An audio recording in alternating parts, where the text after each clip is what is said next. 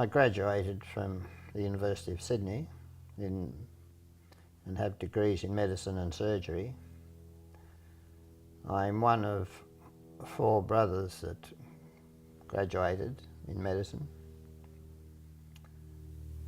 I worked for 2 years in Australian hospitals and 6 years in English hospitals. And then in 1957 returned to Australia and commenced a medical practice in a town called Collarenebri, which is 500 miles northwest of Sydney, virtually in the middle of nowhere. And I was the only doctor in this huge area. Before I left Sydney, my mother's next door neighbour told me that she had been a nurse at the Collarenebri Hospital.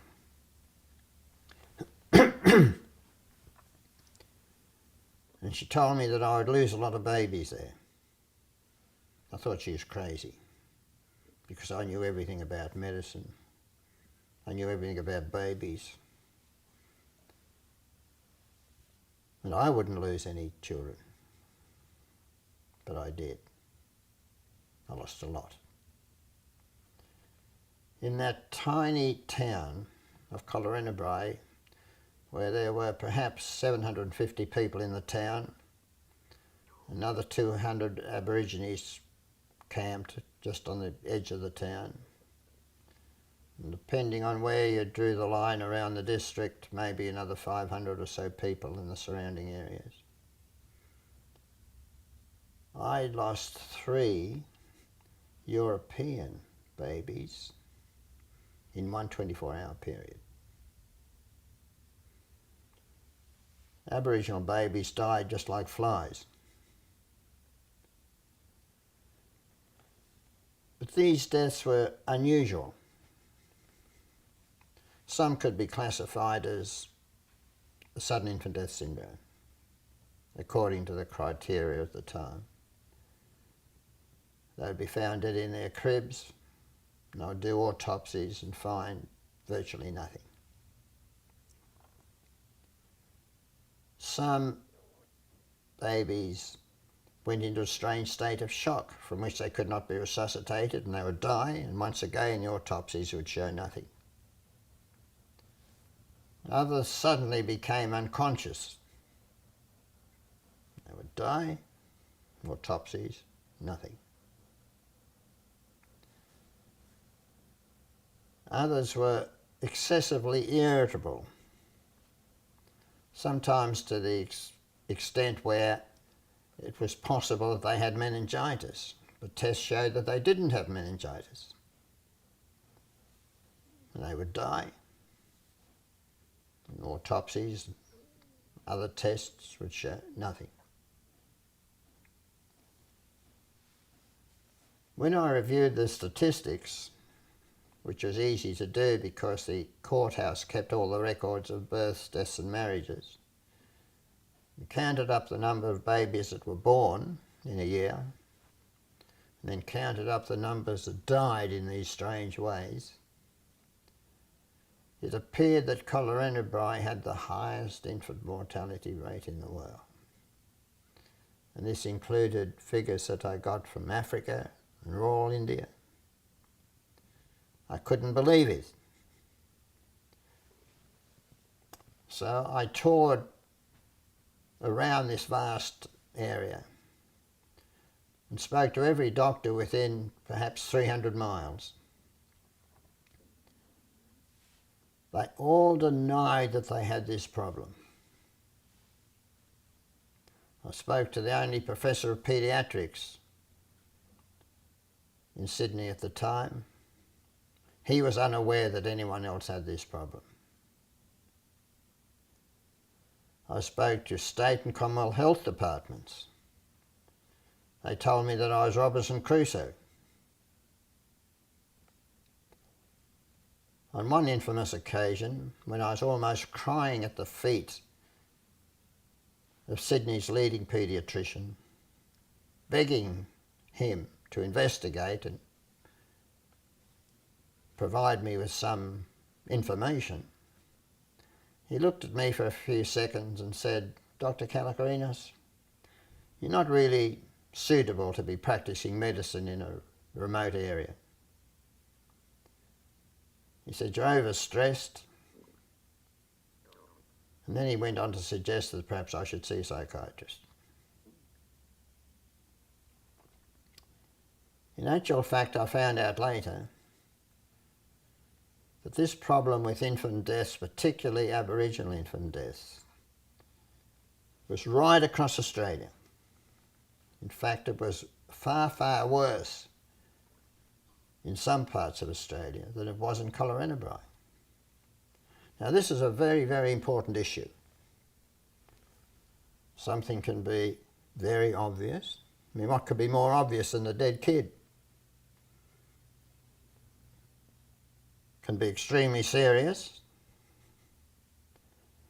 and its existence not only be ignored, but denied. And unless this is understood, it is impossible to understand what my problem was. Now, I knew that these other places were having infant deaths too. Yet when I spoke to doctors, their response was almost universally hostile. So I was left to handle the problem by myself.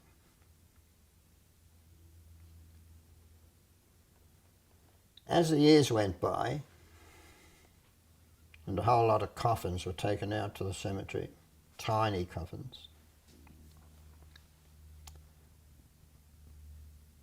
I observed one important thing, and that was that infants that died in these strange ways had not been totally healthy before death.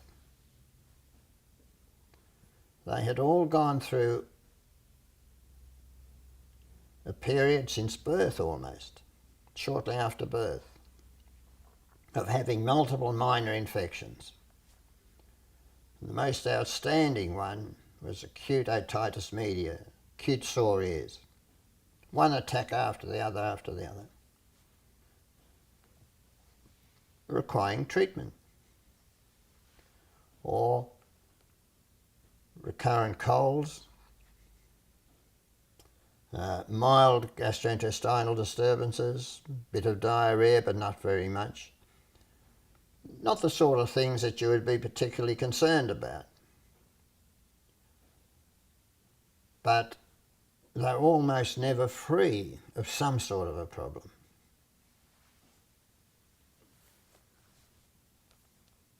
And I couldn't understand why this was going on. With the Aboriginal kids, the running noses were obvious. Their bowel motion smelt vile.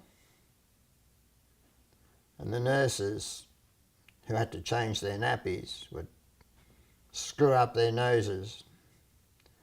And they all thought, and even I thought, that this was a particular characteristic of Aboriginal babies. They just stunk. And of course, years later, I found out that that smell was due to gastrointestinal problems. It was a combination of inability to properly digest food, abnormal bacteria, abnormal viruses, intestinal parasites, and broken down red cells from minute hemorrhages that occurred in little parts of the gut. But that was later. So from 1957, 58, 59, 60, 61 and 62, there's almost a continuous procession of tiny coffins out to the cemetery.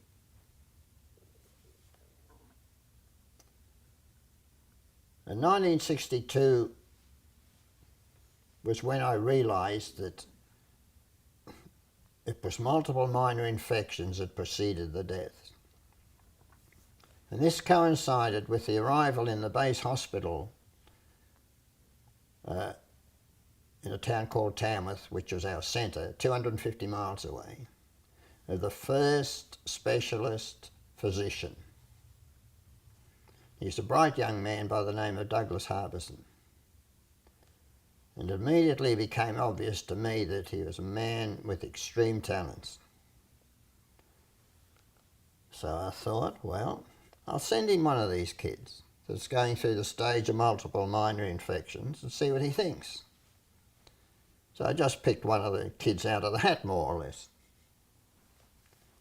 And I sent him down. Douglas must have examined him with a microscope, because he observed the roots of some of the hairs, not all of them of course, just a few here and there, little minute hemorrhagic spots like little bruises. And he thought to himself, now what can cause that? The only thing that he was aware of was scurvy. So he gave this little boy an injection of vitamin C. A few days later sent him back to Collarenebri with a note, a letter that I still have. When I read this letter, I was confused. Because how could it be scurvy? I had been supplementing that little boy with more than the recommended daily allowances of all the vitamins for months. And any 5-year-old at school could tell you that a few lousy milligrams of vitamin C every day prevents scurvy. So how could he have scurvy? So I thought, well, maybe Dr. Harbison is not as clever as I thought he was. But it went in there and kept going round and round in my head. But I thought, no, it's not scurvy. But I did notice that there was a dramatic change in that little boy's appearance and in his behaviour. He was different, more like a normal child, whereas before he was a bit grisly and not real happy and miserable. Not a lot, but just. And that bothered me. So 1962, 63, 64, more deaths.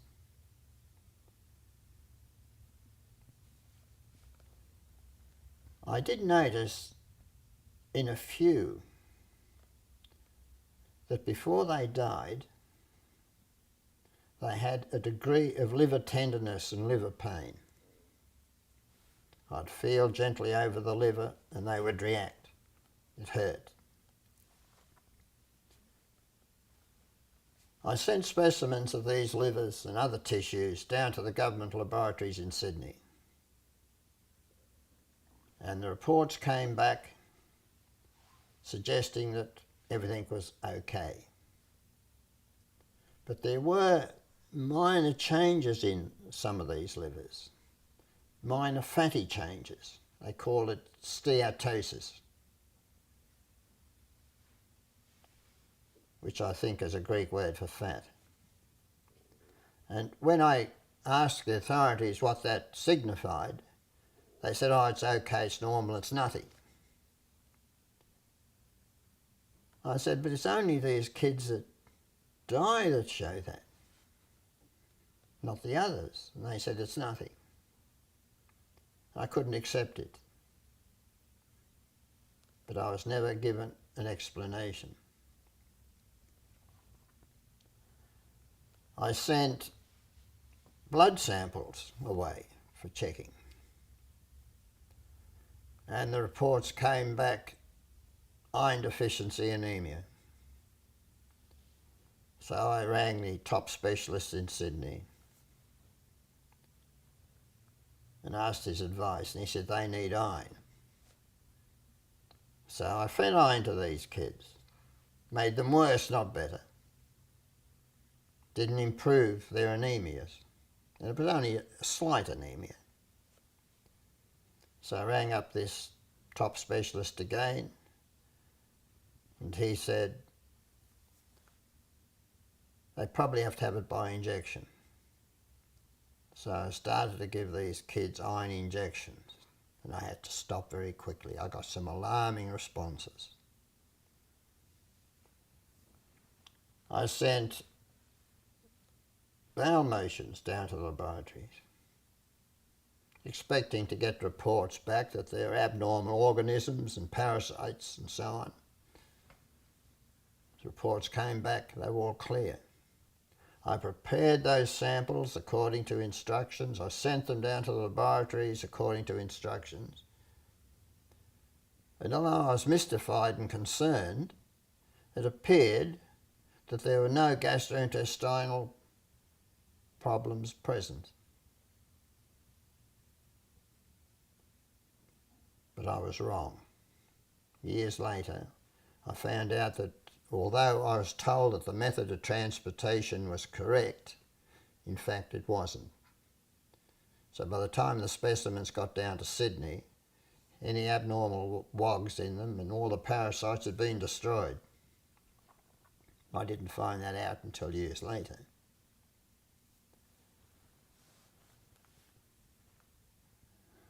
So at the end of 1964, I became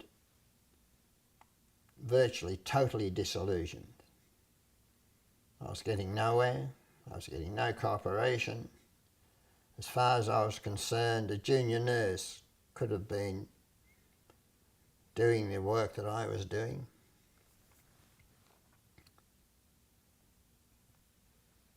And this corresponded with a meeting with a young Greek boy named Peter Christianos. And he told me his name, and he told me then that his father had just found £3 million worth of opal in a place called Collarenebri in Central Australia. And I thought, that can't be true. Nobody ever finds £3 million worth of opal. But it was true. His father had come out to Australia with his family of young boys, and he'd read sometime when he was young about the gold fields in Australia. So he thought, well, I'll go and dig for gold. And in fact, he was a remarkably intelligent man. So he set about this in the correct way. He went to the mines department in Adelaide. He could hardly speak English, but they were able to explain to him that the days of gold mining were over. But they said to him, there's a place called Collarenebri, 600 mile up the track, Central Australia, and people are finding opal there. Perhaps you should forget about the gold and go and mine for opal. So that's what he did.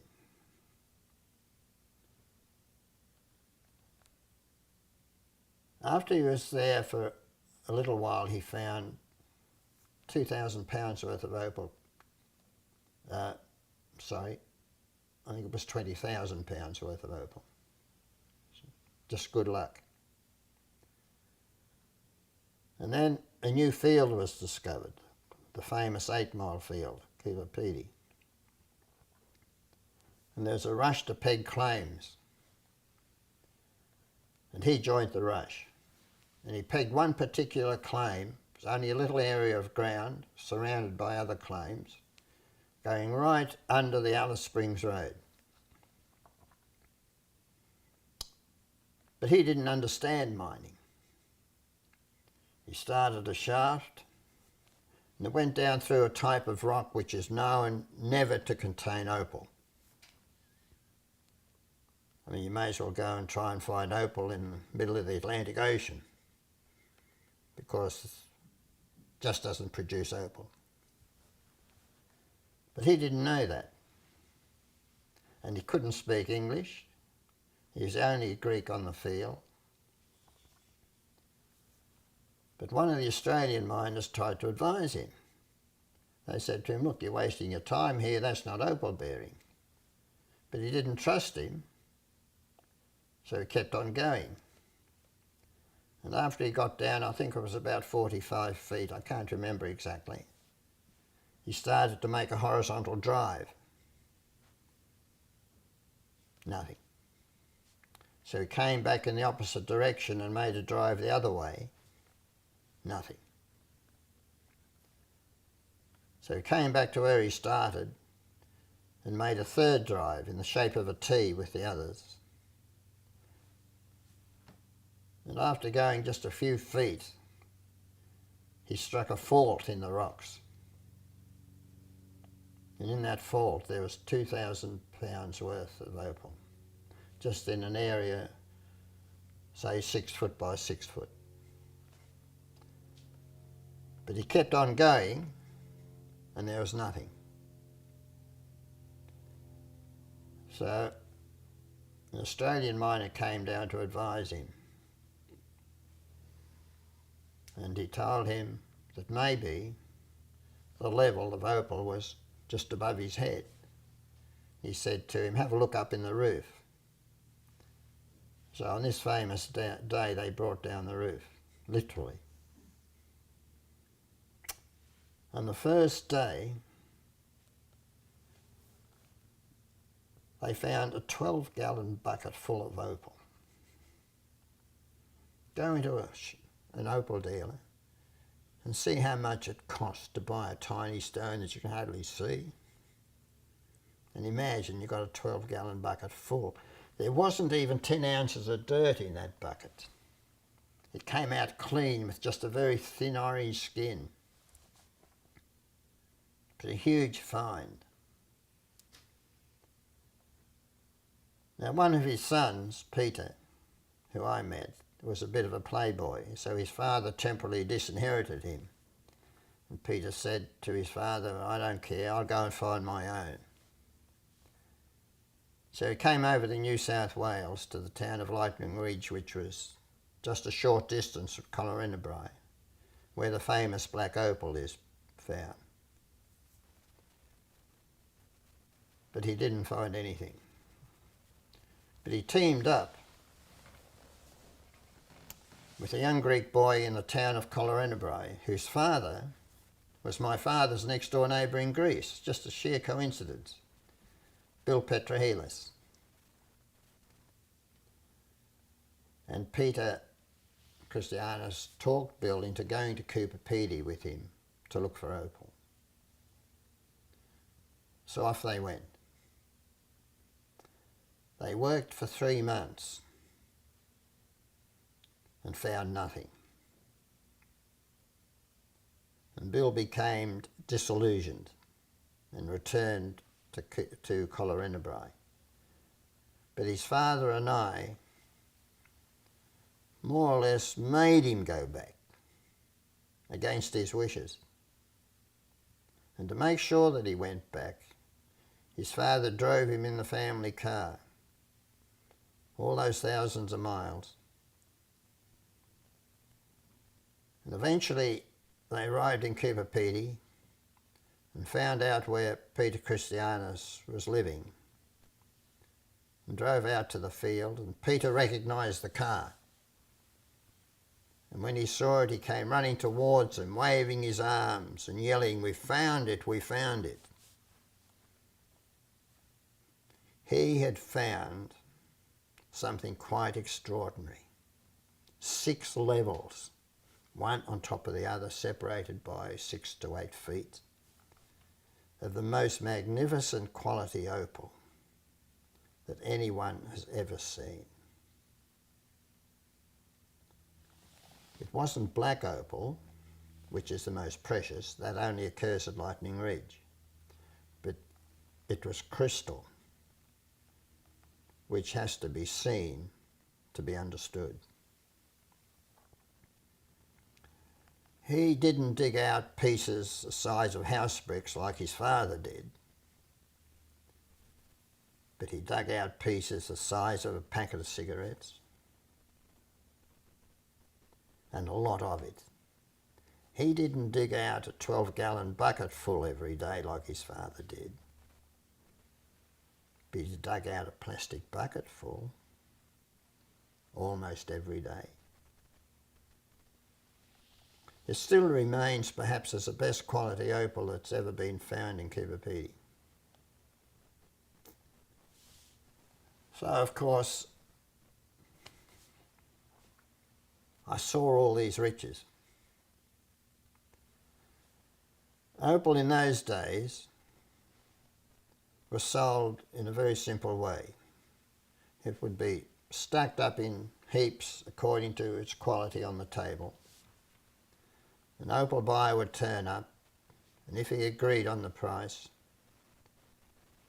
he would empty a suitcase full of money onto one end of the table and scoop the opal into the suitcase, shake hands and have a cup of coffee, and that was that. The money was never really counted. It was still in his bank wrappers. Everyone just took each other's words for it. And once or twice Bill came back to Collarenebri and he showed me some of the opal. He told me about all this money. Well, it was too much for me. I decided that I would throw up medicine forever and become an opal miner. I need to go to Coober Pedy and see if it was a feasible proposition. And I flew over there. Now I had an advantage of having an education, and I could count up to 10. So I counted all the opal miners on the field, and then I counted the numbers that had struck it rich. And it turned out that almost every second miner struck it rich. And when I say struck it rich, I mean a lot. You know, there were about £100,000, which is equivalent to $200,000. But this is going back, of course, to the 1960s, when that was a lot of money. So I thought, this is a crazy situation. All you have to do is go to Coober Pedy, you dig a hole in the ground, you've got one chance in two of striking it rich. So Bill and I decided we would form a partnership with two other young Greeks in Coober Pedy. But it took me 6 months to organise my affairs and wait for the worst of the hot summer to pass. But when I arrived in Coober Pedy, I got a bit of a shock, because the reason why every second miner had struck it rich during my first visit was because a new field had been discovered and it was extremely rich. So every second shaft bottomed on opal. But by the time I got there, that field had been worked out and no new field had been discovered. So the chances of finding opal had diminished somewhat, from 1 in 2 to 1 in 1,000 or less. Now, the Greeks have an expression that describes what a man does when he's in that sort of situation. But I'm afraid I can't tell you what that expression is because it's extremely rude. And we didn't actually do that, but the Greeks sort of broadened the meaning of that expression. It really means that we are a bit stupid, that our luck is out, that we don't have any other alternative, It's a complex word which is hard, a term which is hard to translate properly. So we worked for 3 months. And all we did was move dirt from one part of Australia to another. Not a very profitable thing. And I felt that I would be forced to return to civilization with my tail between my legs and face all the criticism from my family and friends who told me, look, you're crazy. Throw up medicine to go to Cooper.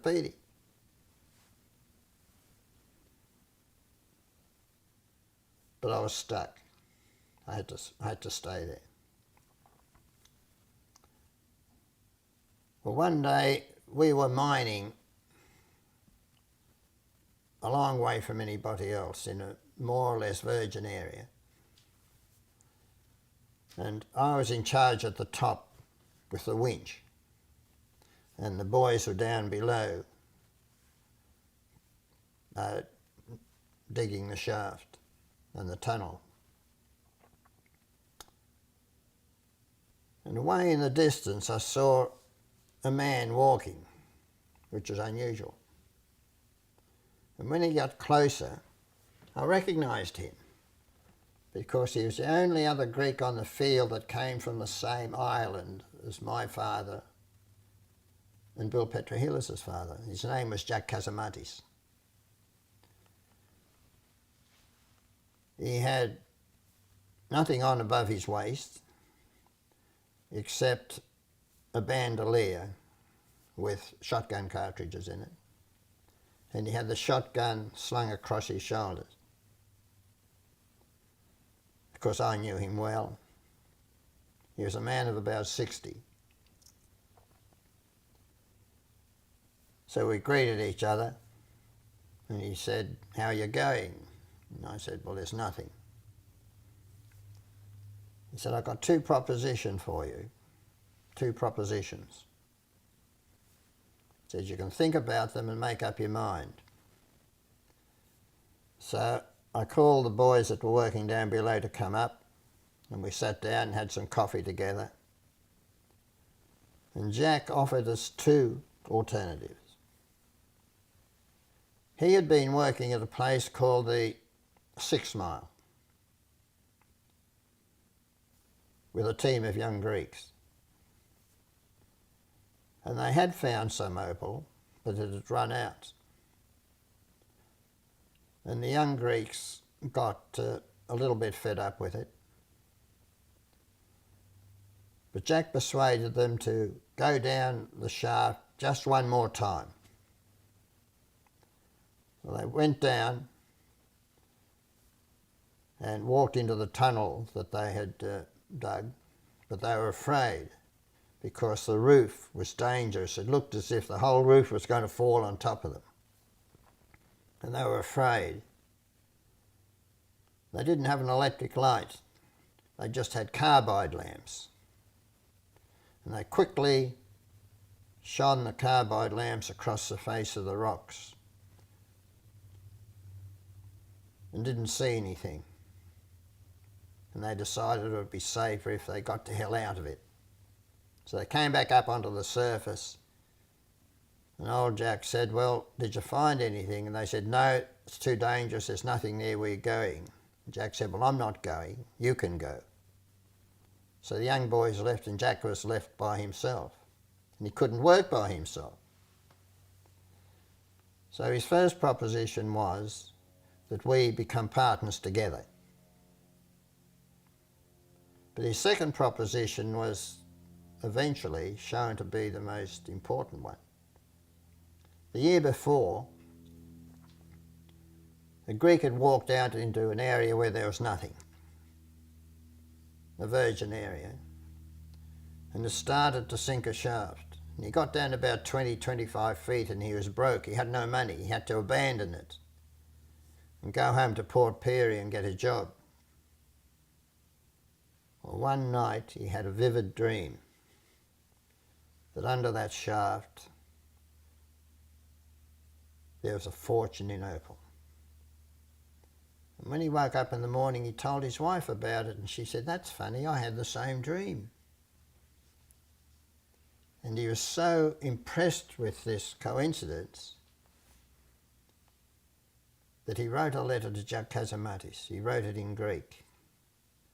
And the letter said, "For God's sake, go out there and finish that shaft, it's full." So Jack took us out to that place, this half-finished shaft in the middle of nowhere. It was hot, and the flies were bad. Told us a story about this Greek and his wife having a dream. And of course there was me once again with my education and 2 university degrees. I didn't believe in superstition. I thought it was a bit of a joke. And I knew that a couple of years before, a German miner had had a dream. And he pegged out the claim, and he didn't want to share the riches with anybody else, so he cleaned out the whole claim himself alone and found nothing.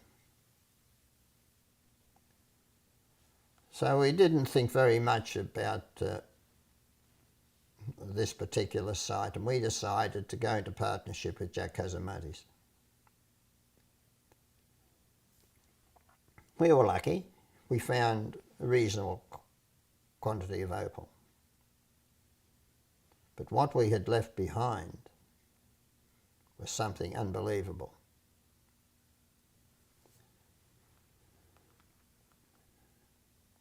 At that stage, I was going back to Sydney for a short break via Adelaide, and I was going to stay in Adelaide for a few days.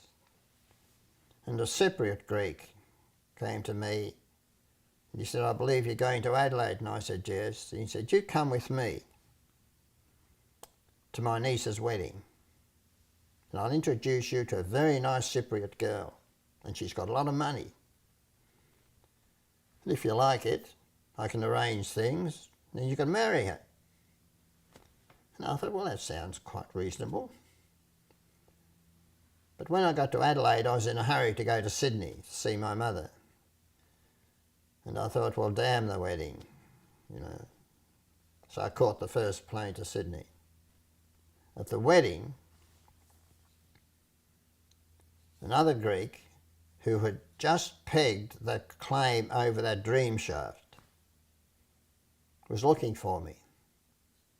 And he said, "Where's the doctor?" He said, "I've just pegged a claim that I don't want. I want to give it to the doctor." Of course, the doctor wasn't there. He was in Sydney. I've often thought about it since. If I'd gone to the wedding, I would have had the girl, I would have had her money, and I would have had the opal. I'd probably be as miserable as hell. And everything else that's happened in my life would never have come to be.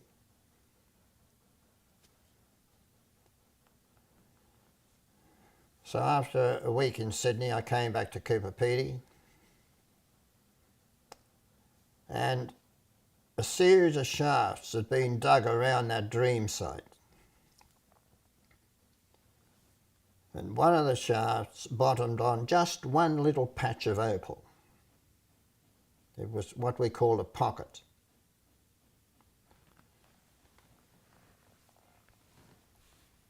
And this patch, the miners that sunk that shaft over this patch of opal came from the Greek island of Mytilene. But they were joined by another Catherian from my father's island by the name of John Penartus.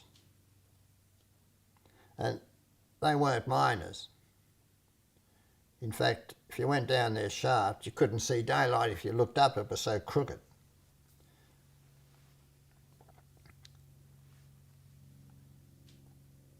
And they got down, I can't remember exactly, it might have been 30, 40 feet, and they didn't understand the rocks. So this fellow Catherian, John Penartus, came to me for advice, to me and to Bill. And we said to him, all right, we'll come out and have a look at your shaft tomorrow. And we intended to do that. But the next day a busload of tourists arrived in Kupapiti, and they were rare in those days. And on that bus were some young girls. And being gentlemen, of course, and being Greeks, we were obliged to entertain the visitors. So we didn't go that day, we intended to go the next day. But John Pronaritus couldn't wait. So he got another Greek to come down and have a look at the shaft. This Greek's name was Bill Undernadis. He's a very experienced miner. He went down the shaft and he went crazy when he read the signs in the rocks. I won't go into the details how he did that, but he read them very accurately. He became extremely excited because he knew beyond any question of any doubt that somewhere just not too far away, might have been 20 feet, might have been 100 feet, there's a huge fortune in opal. He could hear the opal screaming at him from under the ground. But his problem was to get a share of it, because where he estimated the opal to be was pegged by other Greeks.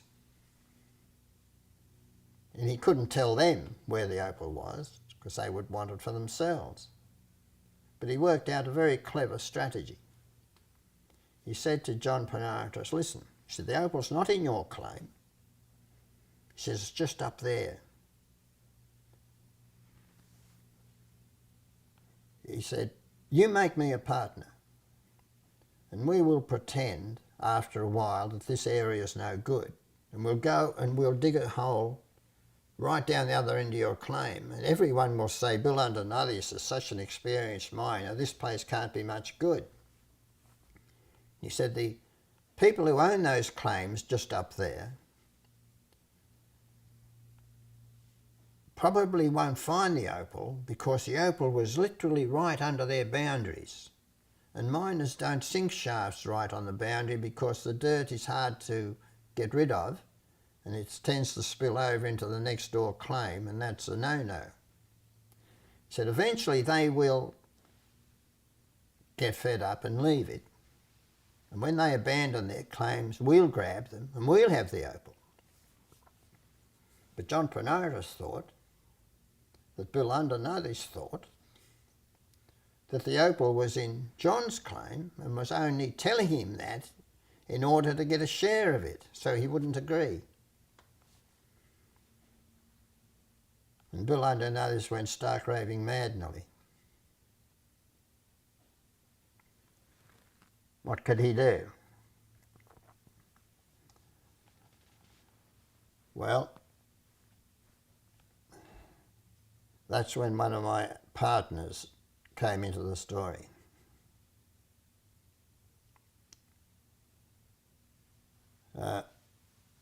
He eventually teamed up with 7 other men, 8 altogether, and they illegally drove a long tunnel underground into where they estimated the opal to be. But the problem was, when they got there were huge chunks of opal just hanging on the wall. They couldn't dig it all out because they had to work in a very narrow space, and they couldn't pull the dirt to the surface to clear the drives, because Aborigines, who by divine right were noodling, that is, searching through the dirt, would see the opal traces in the dirt and know that something funny was going on. And furthermore, time was running because there'd been a dispute as to who owned those claims. And dispute was going to, was in the process of going through the courts. And it was obvious that the court would soon decide who legally owned those claims. So there was the opal sitting there, great chunks of it, and they had to leave most of it behind. And when they dug out as much as they could,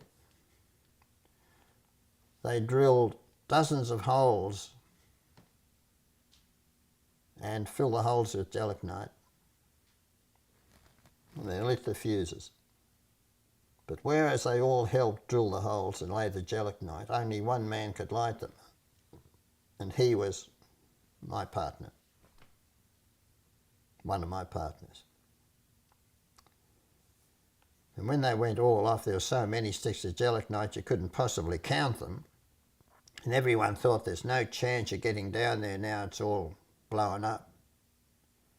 But he knew differently, because in the narrow confines of the drives, only one man could work. And the hero who volunteered to do that work was my partner, one of my partners. And as he dug the opal out, it was sewn up into pillowcases, because thieves don't trust thieves. But he very cleverly hid the opal in the dirt at his feet and put rocks in the pillowcases instead. Well, you can imagine the scene one night after they thought they'd blown everything up. This bearded band of pirates, because that's what they looked like, gloating over the pillowcases full of opal. When they opened them up, rocks came out instead of the opal.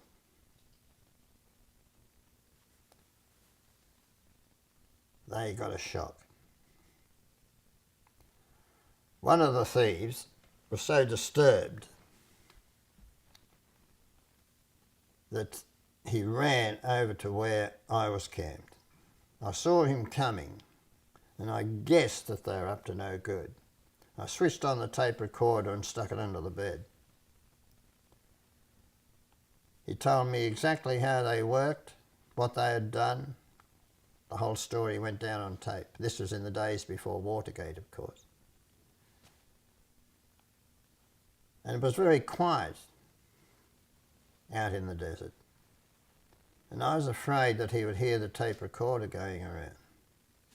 And if he found the tape recorder, he would have stuck a knife in me real quick. Would have been the end of me. So every time he finished talking, I used to start talking real quickly and very loudly. I've still got the diagram that he drew, actually, even, and the tape recordings.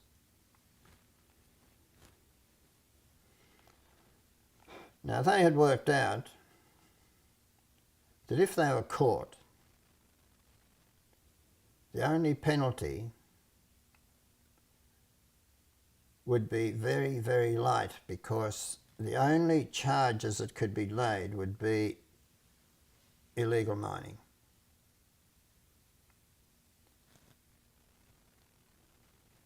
But when the whole thing was finished, and they were actually arrested, I had to hand all the evidence that I had over to the police. Otherwise, I could have been charged as an accessory. I had photographs, I had diaries, and I had tape recordings. And in view of that evidence, they were not charged with illegal mining, but they were charged with conspiracy, which is one of the most serious crimes in the book. So it looked as if they would go to jail for a long time.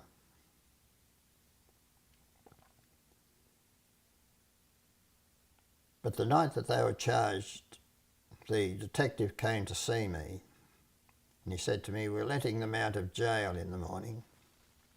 You will have to look after yourself."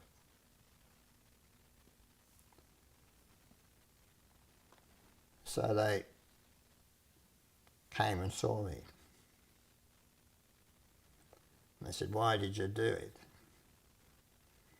Well, I was a bit cocky at the time. And I said, well, for several reasons. First of all, you shouldn't have done what you did. And secondly, I want the story.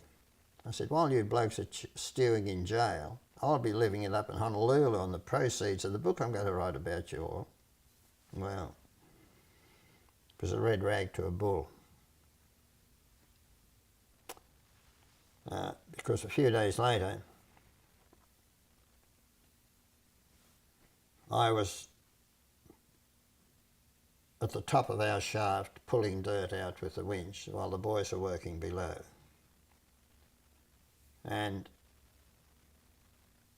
some of the robbers drove up. One of them walked across to me and said, "Are you going to give evidence against us?" And I said, "Yes." And he said, "We'll kill you for that." And I said, "I don't give a damn what you do to me." And they said, "We'll go to Sydney and we'll find your mother and daughter and we'll kill them too."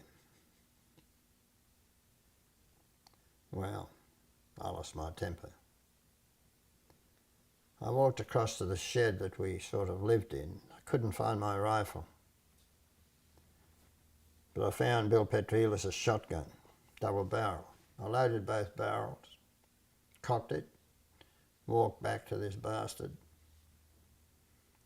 stuck the barrel in his bare belly, screamed at him and told him to get out of my sight. I found out later that they were ringing my mother up in Greek and making threats to her. Well, he just stood there. Then I thought, well, there's no witnesses. So shooting would be too good for him anyway. I decided I'd throw the gun on the ground and strangle him. But he grabbed the barrel and we had to fight. We had to fight over the possession of the shotgun. Why it didn't go off, I'll never know. I honestly think that the guy upstairs was watching and looking after me. But during the scuffle, I ended up with 6 fractured ribs and a ruptured kidney. In the meantime, the boys that were working down heard the rumpus. They rang the bell, which is a signal for me to bring them up on the winch. But of course I couldn't answer. And Bill Petrielis, climbed the rope. It was nearly 100 feet, all the way up the shaft. And other miners heard the rumpus too, and they came running and separated everybody. But I was so disillusioned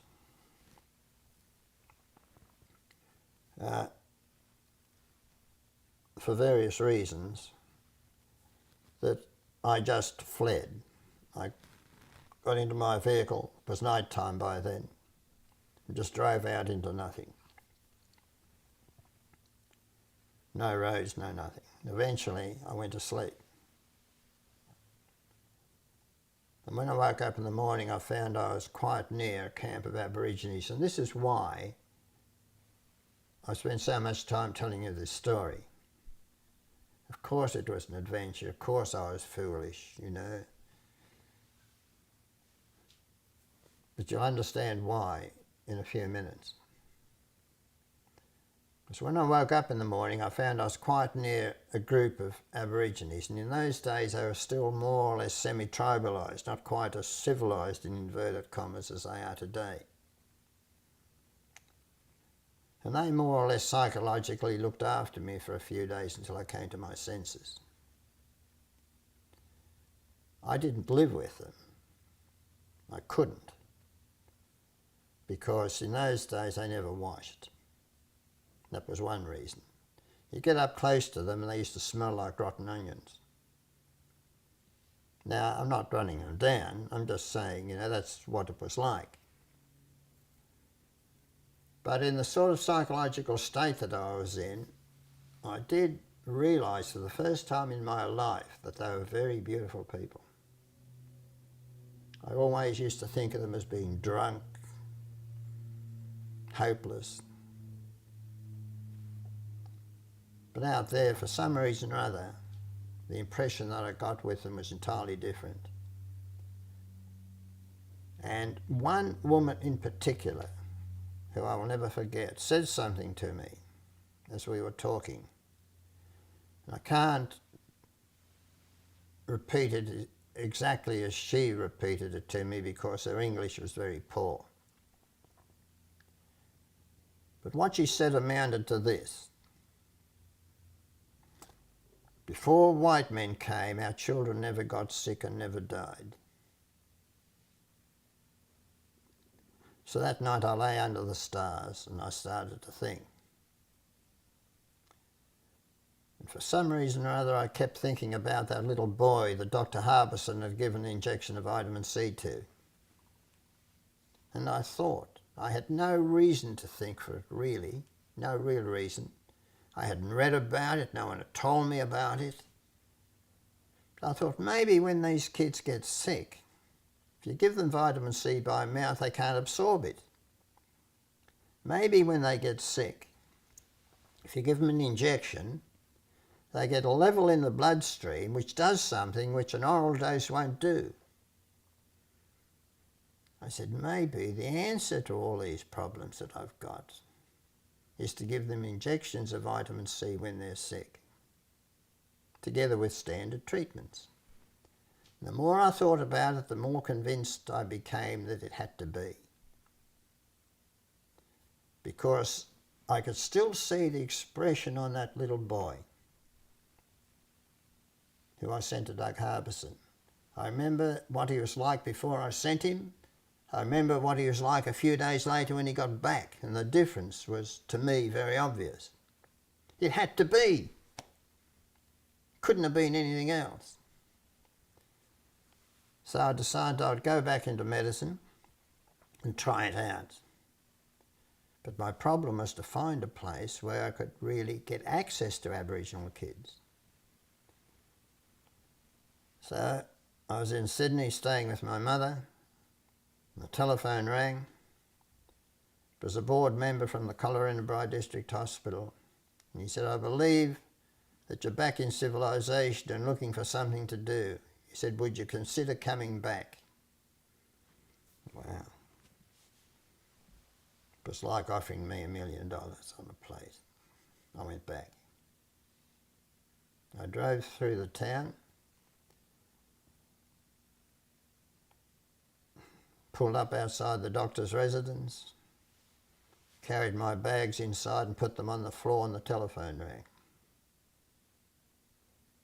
It was a grazier about maybe 40 mile out of town. And he said, I've got little Mary so-and-so here, an Aboriginal baby, and she's got meningitis. What will I do with her? A very astute man. And I thought this has to be it, because I'd seen so many of these kids that looked as if they had meningitis but didn't, and they died. So eventually little Mary arrived in the hospital. The head nurse was a very efficient girl, and she immediately set up the instruments for me to do a spinal tap, a lumbar puncture. But I said to her, no. So I'm going to give an injection of vitamin C first, and I'll wait for maybe 20 or 30 minutes, and if there's no improvement, then I will do a spinal tap. But this girl didn't know me,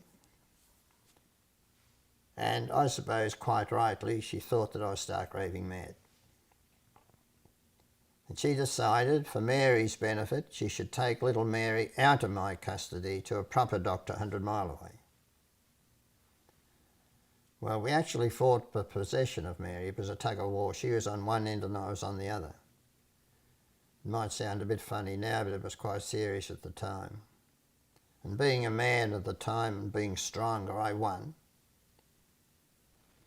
So in went an injection of vitamin C. Now, the Greeks have a principle called the Greek principle that you may not be aware of. It states, if 1 ounce does a bit of good, 2 ounces does twice as much good, and 3 ounces does 3 times as much good. So I waited, I don't know how long, it could have been a minute. Couldn't see any change, so he went another injection. And then another one. And then another one. And when I used up all that side, I started on the other side and put more in the other side. But somewhere between maybe 20 minutes and half an hour, little Mary was normal. I had performed a miracle. Now, I knew straight away. Straight away I knew. I didn't have to do 10,000 double-blind crossover trials. I knew with that one case that I was onto something extremely important. Why did I know? I knew because during the years I'd sat by those kids, I'd held them in my arms when they died. I did the autopsies on them. You know, the looks on their faces haunted me. I tried everything. And here was a dramatic response. We went from having one of the highest infant mortality rates recorded to the lowest mortality rate in the world overnight. We lost no more infants from these strange conditions.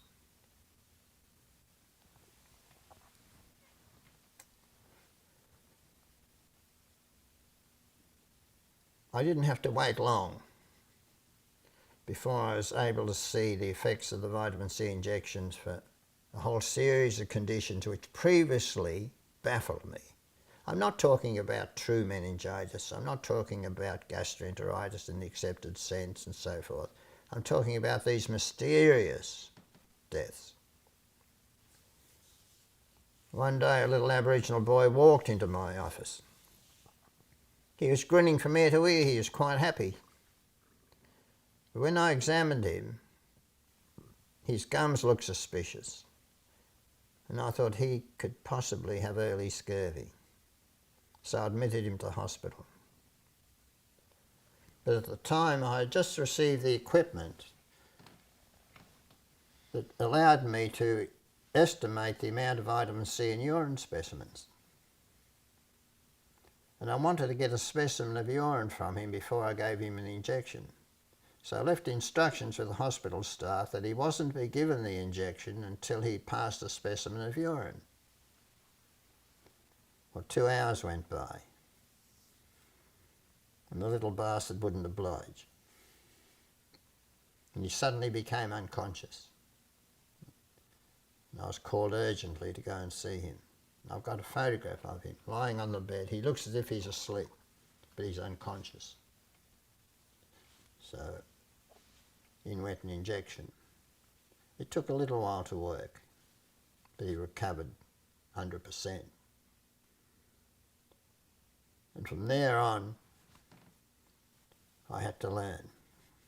I thought that I had made an original discovery, because every doctor, all these specialists and everybody else at the Department of Health told me that I was crazy. And yet I was achieving the result. Years later, I found that at least one other doctor in the world had beaten me to the gun by a long way, and that was Dr. Klenner from America here, from North Carolina. He had been doing the same sort of work as I did, and if anything he was ahead of me, but I wasn't aware of that at the time.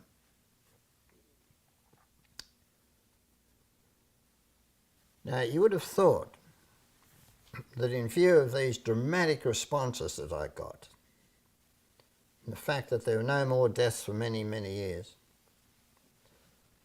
that everybody, including the authorities and everybody else, would sit up and take notice. But in fact, the reverse happened. The authorities, and even my own hospital staff, became very hostile. They resented the rapport that I had developed amongst Aborigines. They resented the success that I had. They resented the reputation that I developed, not just in Australia, but also overseas. They resented the fact that all I could think about and talk about was injections of vitamin C. And one night, I delivered twin Aboriginal boys. And before they went home, I made absolutely sure that the mother had everything that she needed to care for them.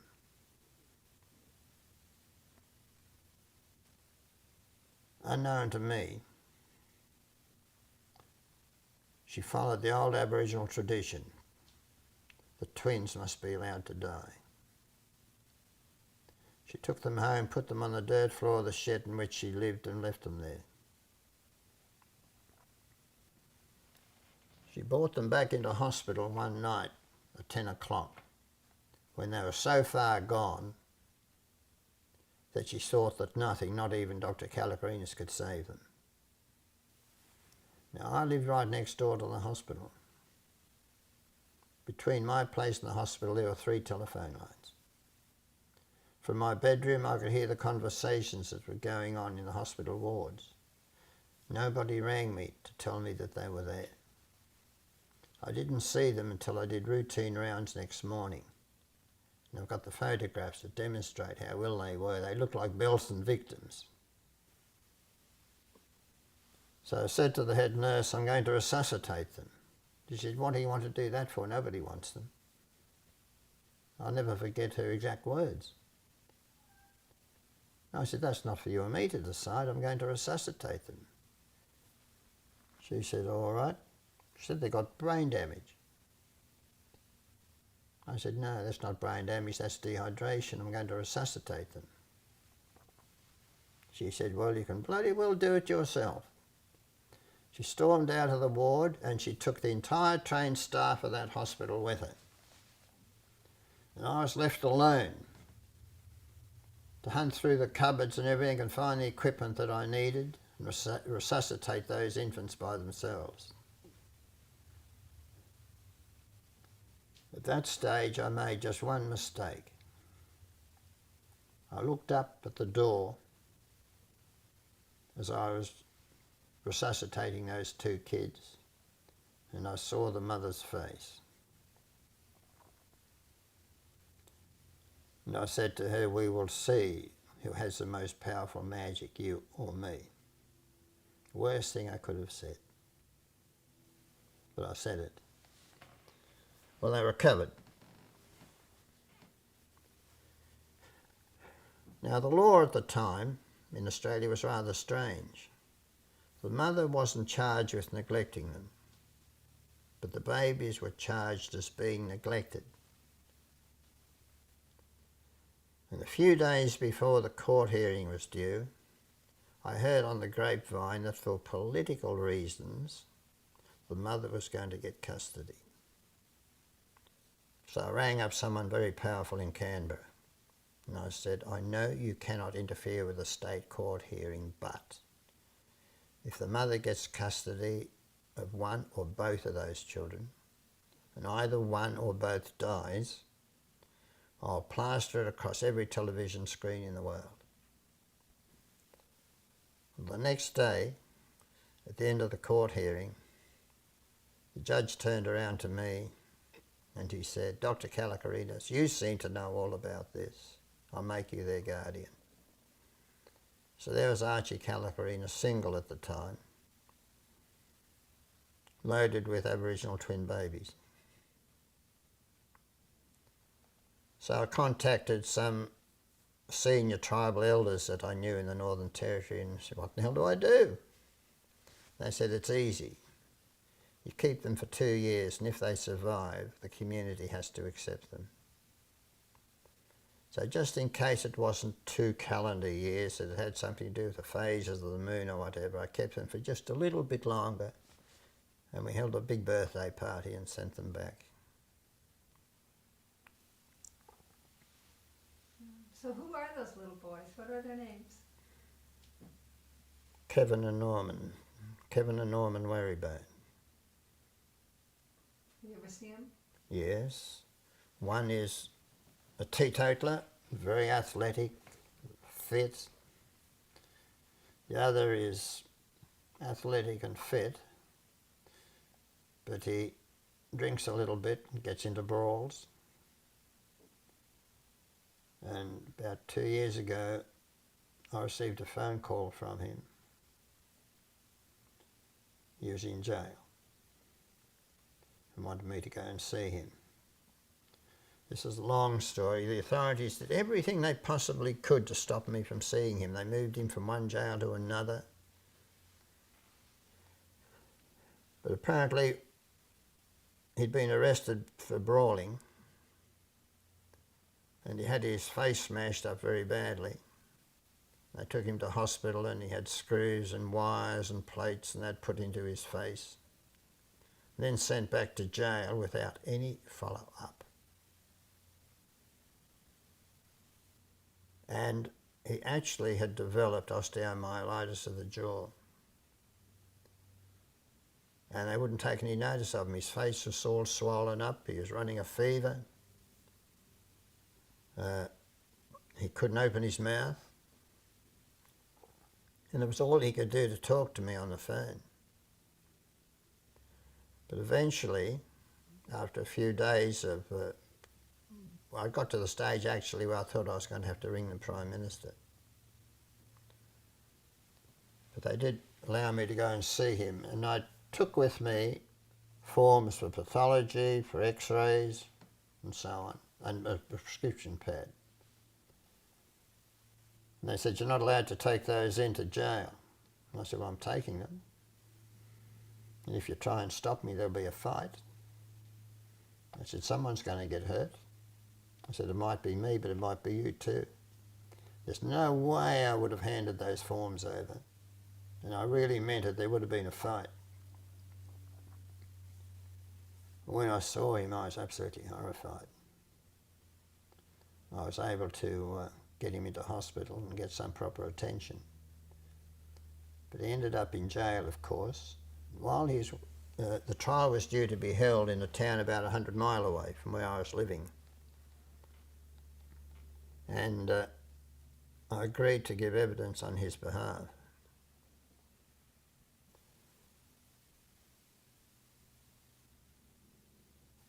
And I discussed the matter with the judge.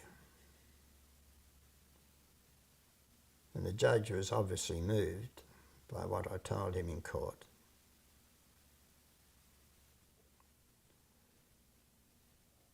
And he arranged that the sentences would expire on the day of the court hearing. So he would walk out of jail a free man.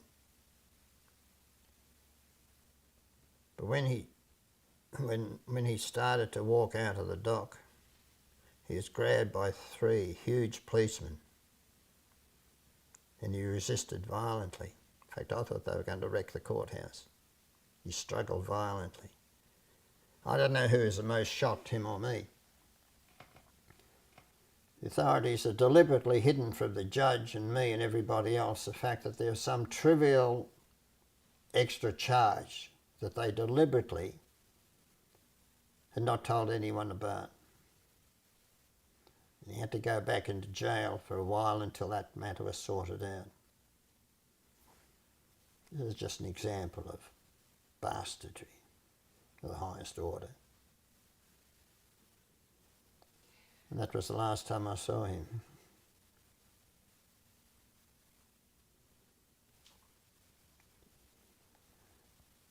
Now, I talk about those things because I believed when I was a medical student that I was going to save lives, and that was my duty.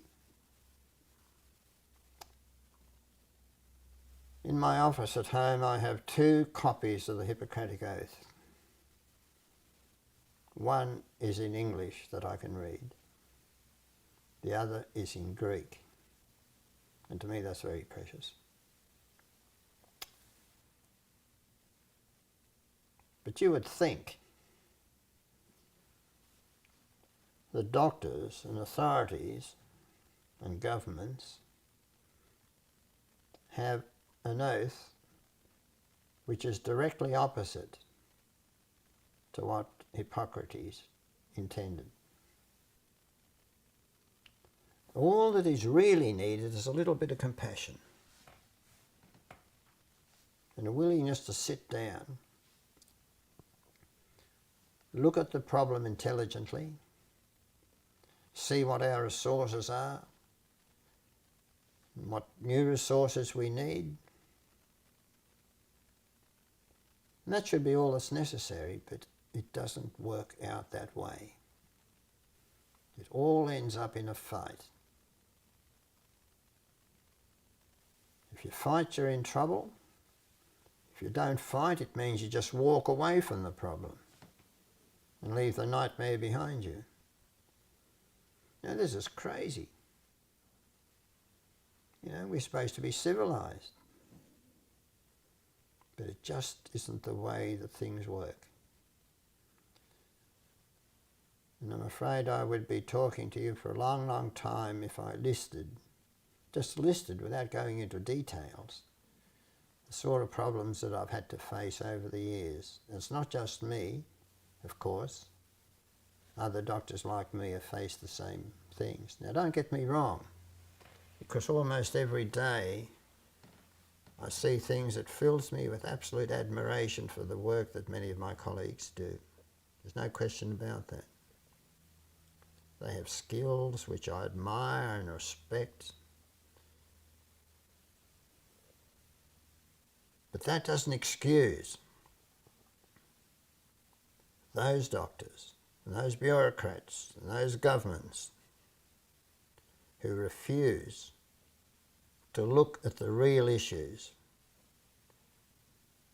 and make it very, very difficult indeed for any doctor or any person who tries to offer solutions to a lot of very, very serious problems.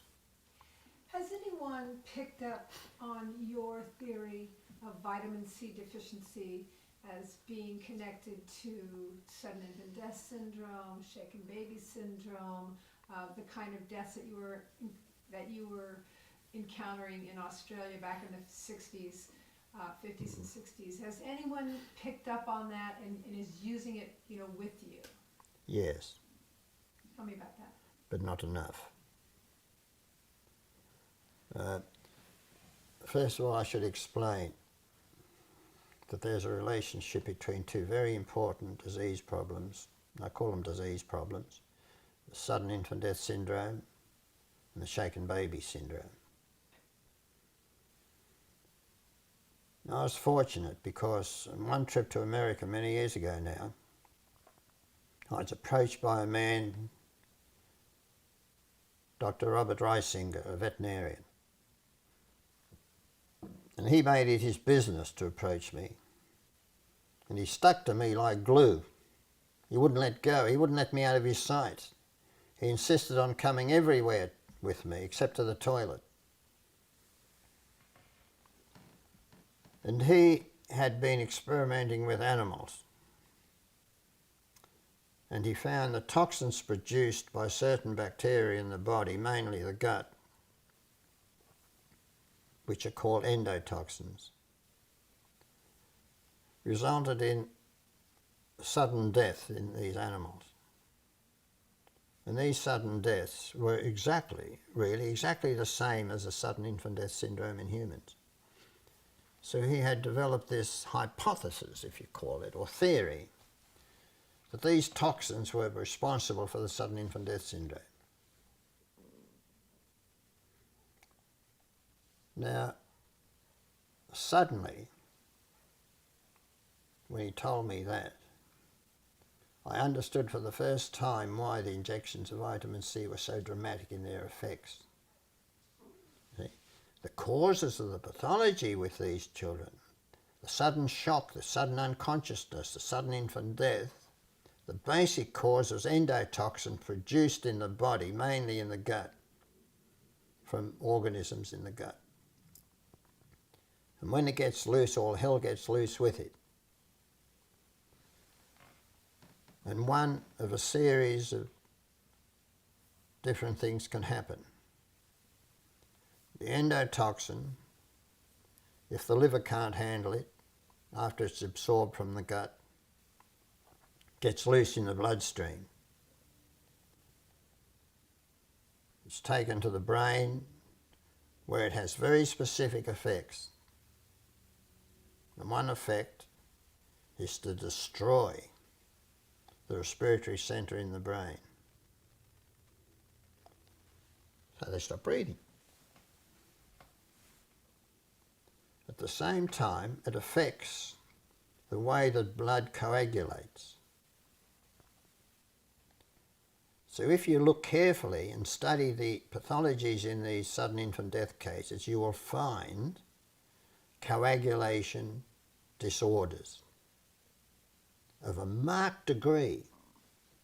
You will find little hemorrhages here and there. The whole thing fits together perfectly. So when I gave the injections of vitamin C, the blood level is such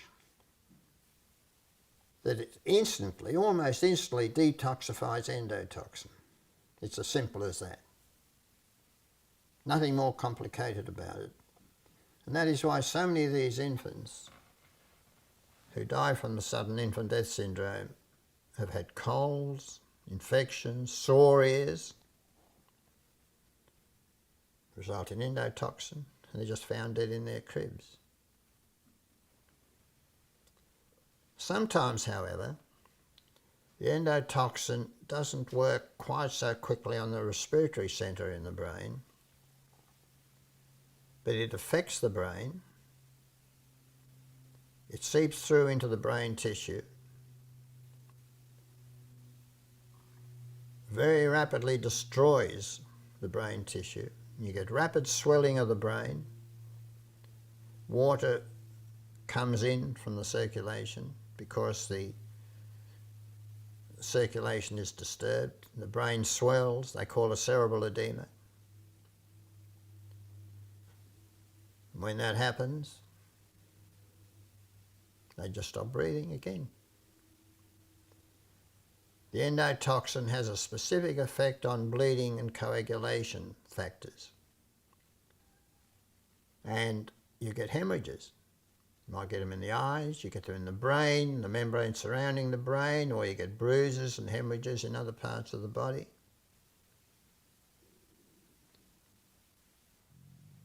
And they die.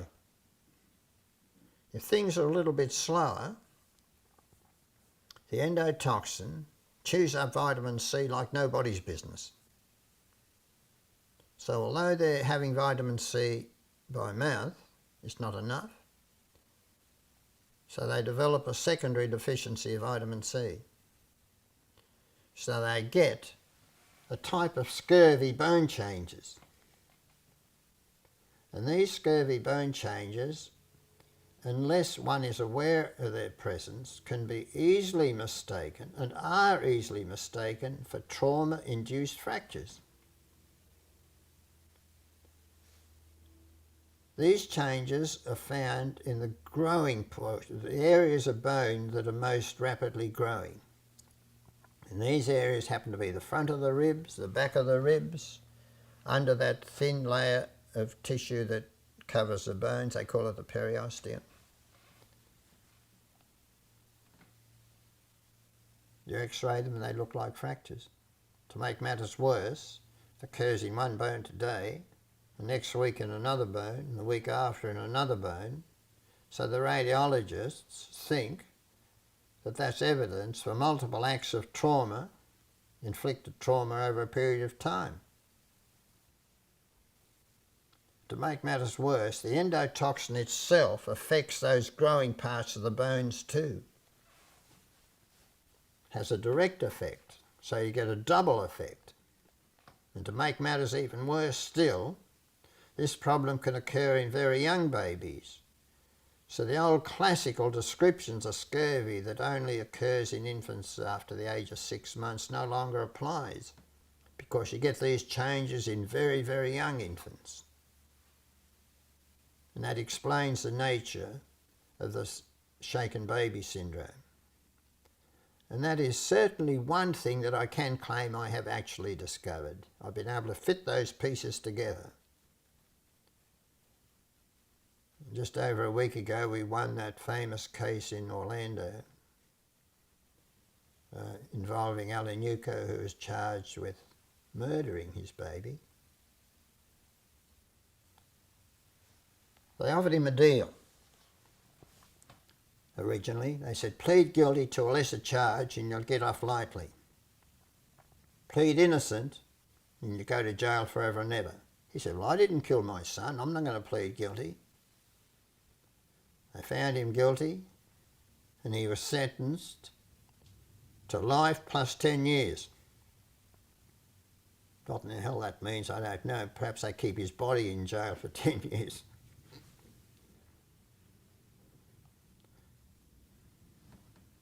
They picked the wrong guy. A remarkably intelligent man. Instead of moaning and groaning in his cell, he set to work. He studied medicine.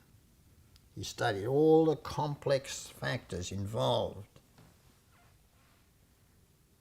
and worked them all out. He made contact with experts all over the world.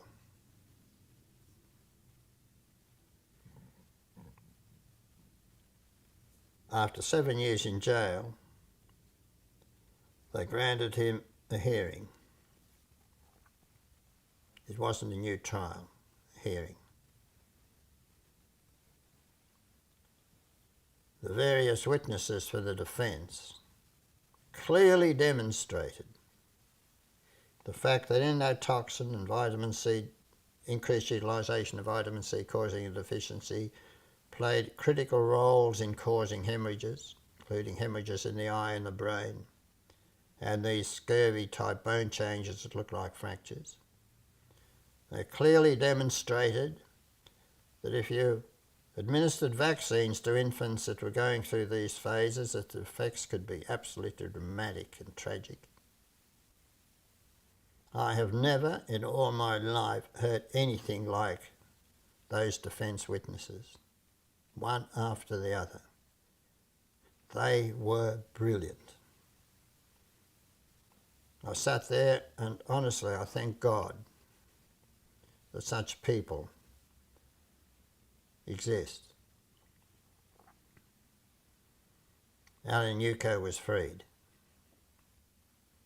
He went back to the jail to collect his things. The other prisoners gave him a standing ovation.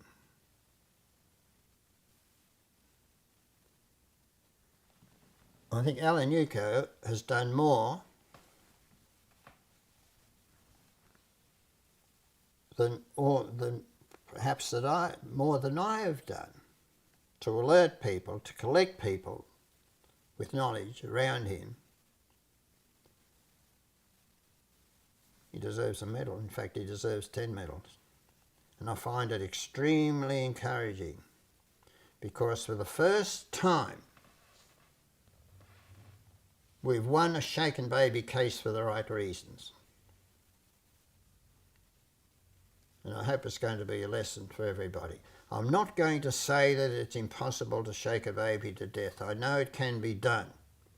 But I've investigated more than 40 cases intensely, and I mean intensely.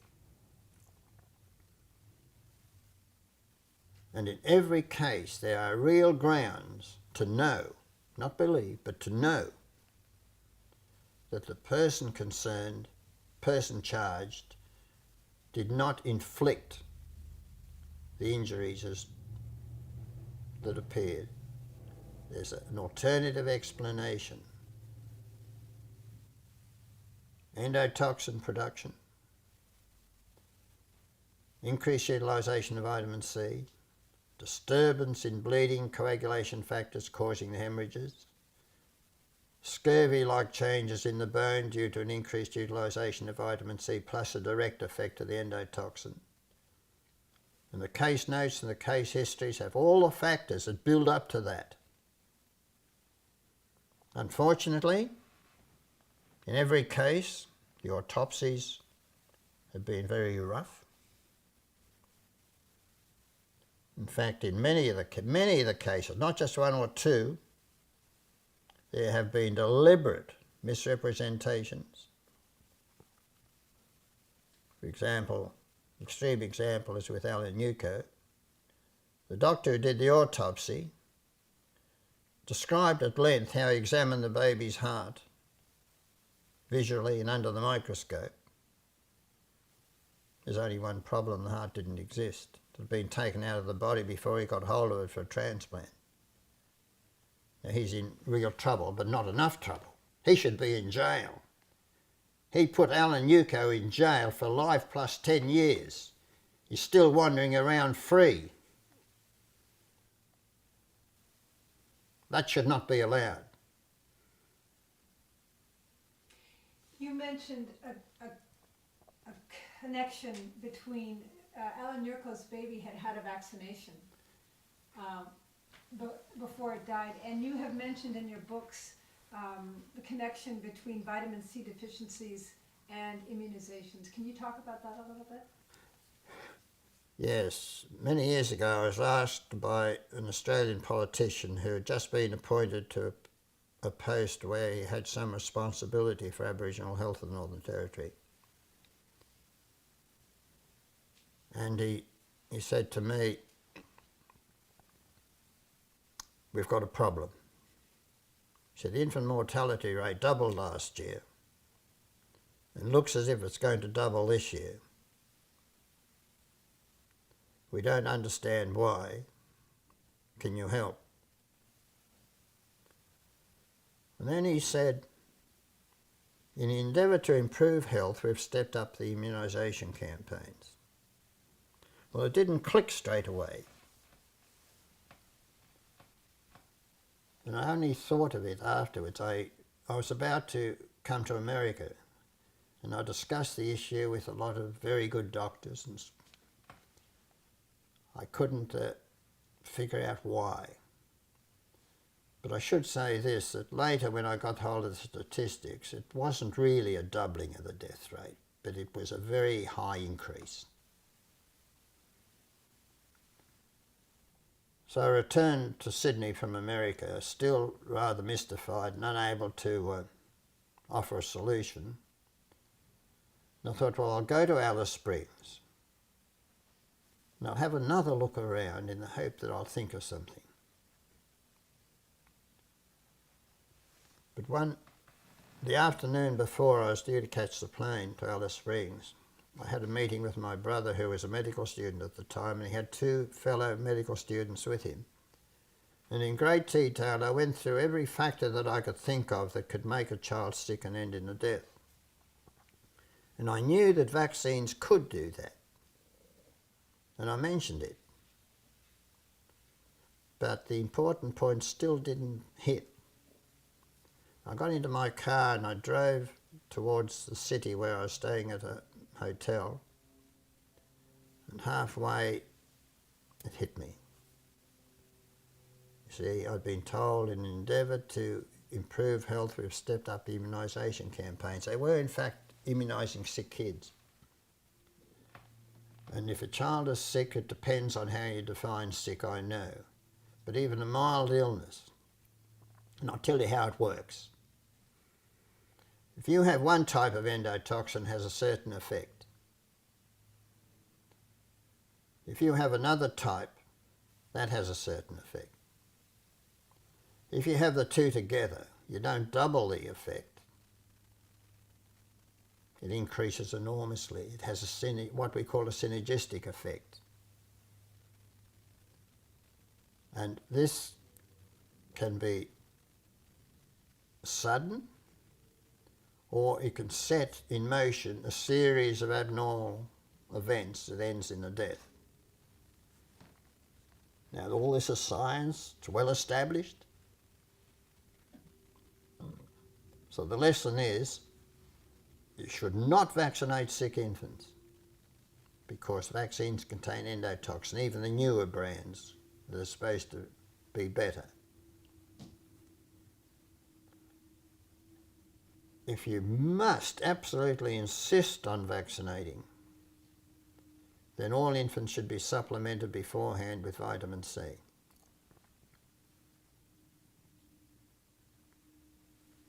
So the role of vaccines is complex. It may result in a very rapid death, or it may result in a death. It may set in train a series of events, of abnormal reactions in an infant that lead to death, say, in 2 to 3 weeks' time. But you can see all these factors, you can study the files and so forth in the children, and you can see how it builds up. So, yes, the vaccines are potentially very dangerous. Now, that doesn't prove the vaccine should not be administered, of course, and I'm not going to say they shouldn't be used.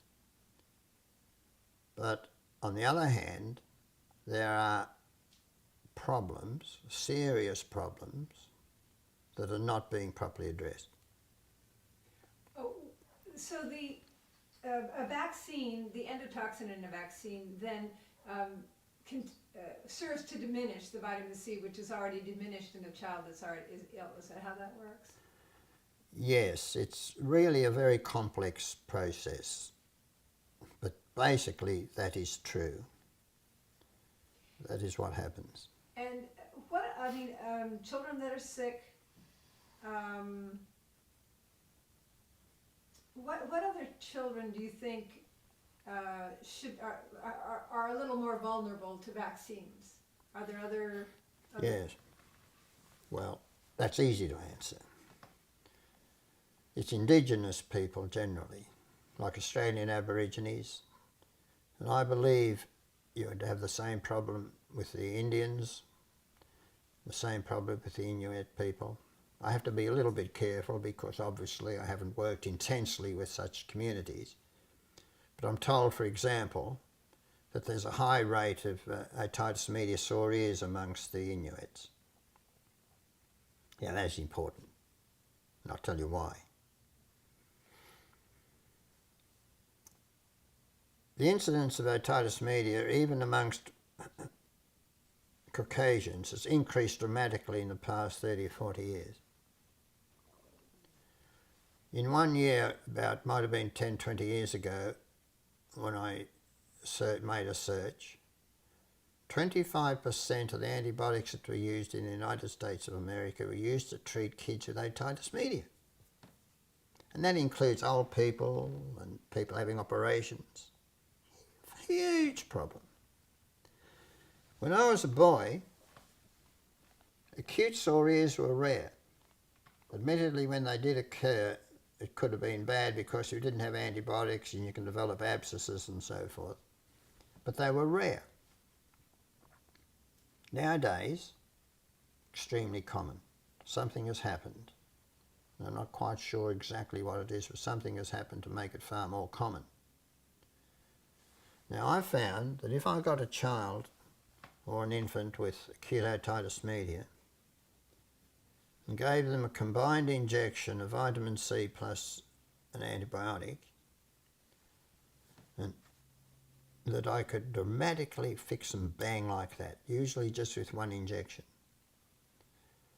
If I got them real early, say within an hour or two of the onset of symptoms, they'd be normal children in 10 minutes, whereas before you couldn't console them, they'd be screaming, they wouldn't eat, they wouldn't drink, they were just impossible to deal with.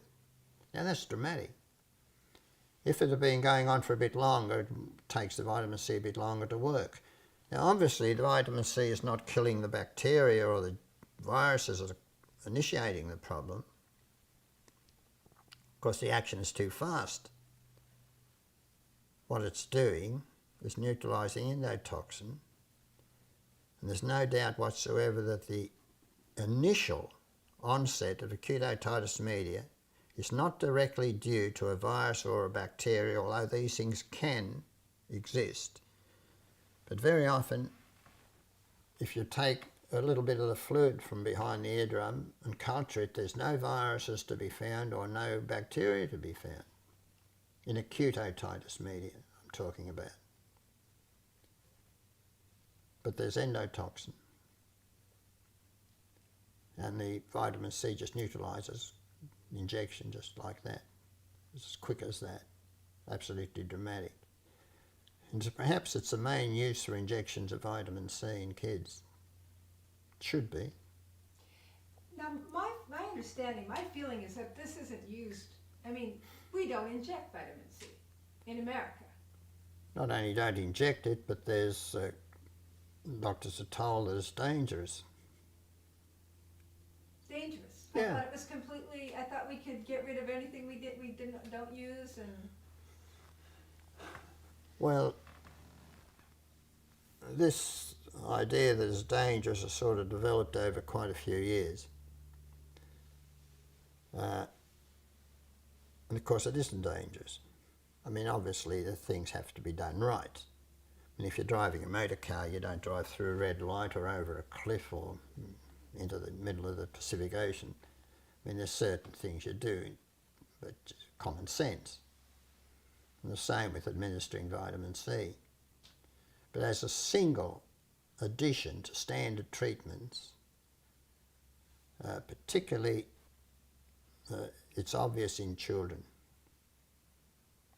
where the effects can be absolutely dramatic. Any viral infection you like to think of. If you give intravenous vitamin C, provided the patient's immune responses are still reasonable. In other words, if you're in the late stages of HIV/AIDS, nothing is going to help the patient. But if immune responses are okay and you give intravenous vitamin C early enough before irreparable damage is done to the tissues, and that's important, it's got to be early, it's magic. It should be standard. And doctors, in my opinion, doctors who advise against it should be charged with criminal negligence. All right, they're following what is accepted, and maybe that is an excuse in court, but it's still negligence. I've demonstrated to doctors. I've had unconscious kids, given them the injection with other doctors standing around and say, here, look at this. A few hours later, the kid's sitting up in bed talking. And they've still gone away hostile. So are these intramuscular injections or intravenous? Both. In an emergency with a tiny kid where it's sometimes hard to get into a vein quickly, you can give it intramuscularly, and there's a special technique that doctors need to know about, because by itself it's very irritating and so forth, but they can be taught how to do it. It's easy. But most commonly now you could just do it intravenously? Well, if you can get into a vein, but you must be very careful, and the trouble with babies is the veins are so small and the solution can be a bit irritable. You need to know how to do it. But every doctor can be trained. It's just a matter of knowing how. Yeah, we're not talking brain surgery here, No. but something just as dramatic. We talked about otitis media, and it is a huge, huge problem here. And otitis media is a marker, because it's a marker that there's endotoxin around. In the infamous Australian nanny case, Louise Sullivan case in the Old Bailey, when the baby was admitted to hospital, the ears were examined and they were normal. A few days later, when the baby died and an autopsy was done, they found mucopurulent material in both middle ears. Now, that's the only case that I've come across where an examination of the middle ears have been made. You see, the fact that it was normal when the child was admitted is significant, yes, but it's far more significant to know that within 2 days there was a otitis media present. They only found it because they looked. Because who would think of looking after, you look to start with and you wouldn't bother doing it again? So this was the recent case, Louise Sullivan. Oh, that was quite a few years back, 4 or 5 years back. Yeah, to me that's recent for some Yes. reason. Yeah, yeah. And was she found guilty of shaken baby, or? I'll tell you a bit of dirt. Tell me about it. Well, Scotland Yard had problems. In their ignorance, they couldn't explain what initiated the adverse series of reactions in the brain unless they introduced an element of anoxia, lack of oxygen. But there hadn't been a period of respiratory arrest or cardiac arrest. So they thought that Louise must have suffocated the child as well as shook him. But the forensic evidence wasn't there for suffocation. But mind you, usually in true cases of suffocation there is really very little evidence, forensic evidence, although there can be. So they thought of a devilish plan. They thought if they softened her up psychologically first and then claimed that they had evidence of suffocation, she would confess. So they sat her and her father down round the table and they produced all the gory colour photographs of the autopsy. And although they didn't put them directly in front of Louise, they put them on the table, one after the other. They put one down and say, you killed this child, you did this. And the next one would go down, you did this. And Louise was a child's nanny. She loved the baby. She went into a state of utter shock, and so did her father. Then having softened her up in this terribly cruel way, they said to her, we have re-examined sections of the lungs and we can prove that you suffocated the child as well as shook it.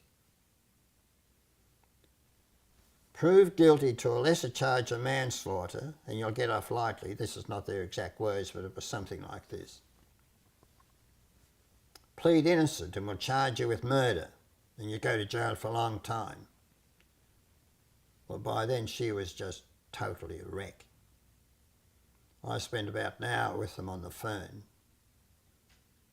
but it was obvious that if something wasn't done and done quickly, there'd be nothing left of Louise.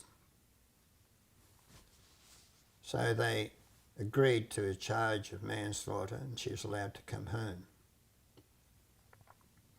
When she got home, I said, look, I need to see those reports on the lungs because the original reports on the lungs were that the lungs were clear.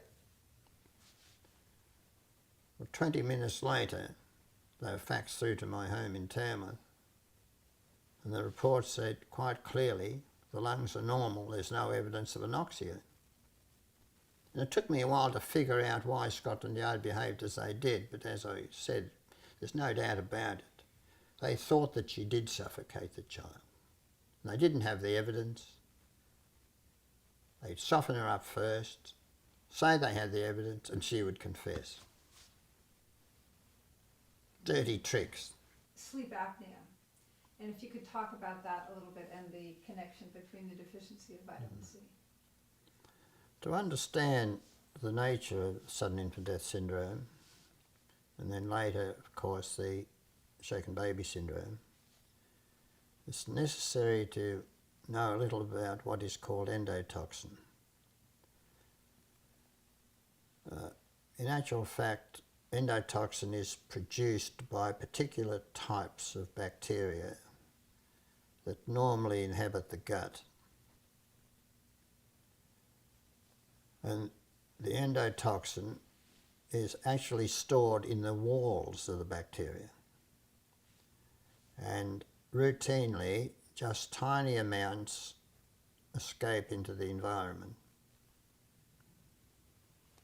But But under certain conditions you can get an excessive production of endotoxin, and a lot of it can get into the environment, in the gut.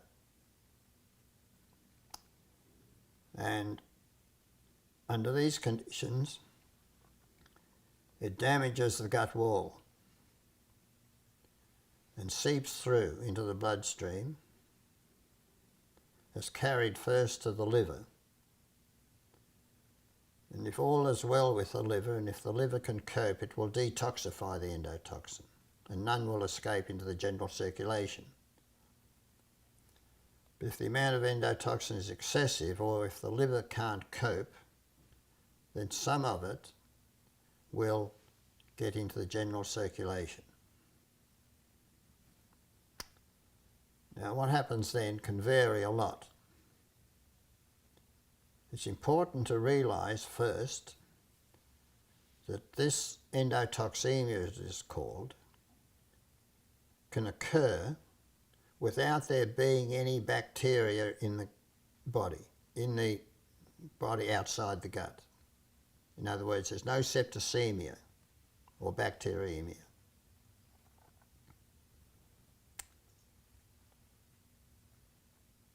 Now, the endotoxin, of course, will then travel right throughout the body.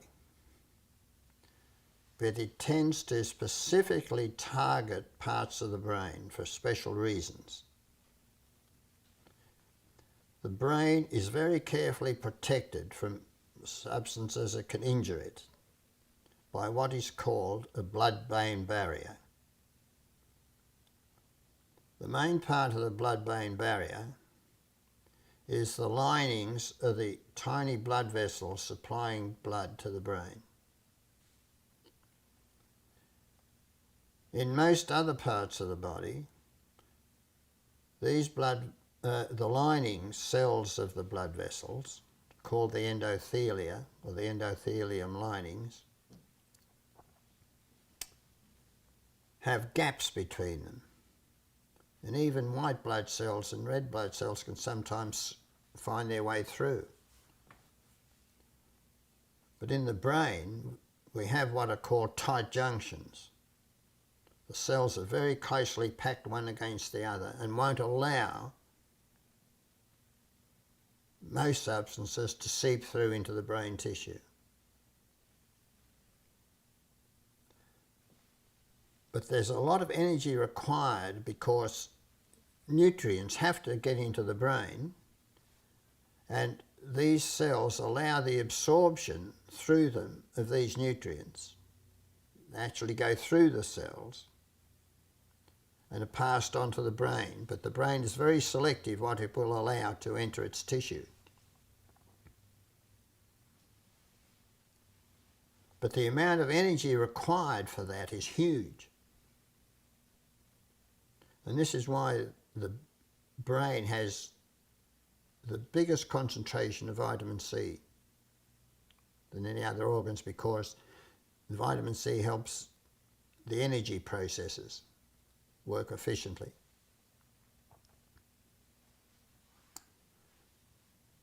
There are in the cells of the body little dots that are scattered throughout the cell, can be seen under the microscope, and they're called mitochondria. And these are really the energy factories that produce all the energy.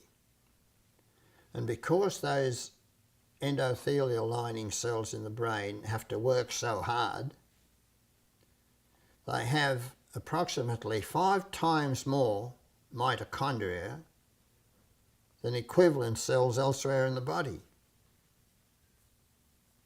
5 times more in number and 5 times more in volume per cell. But unfortunately, endotoxin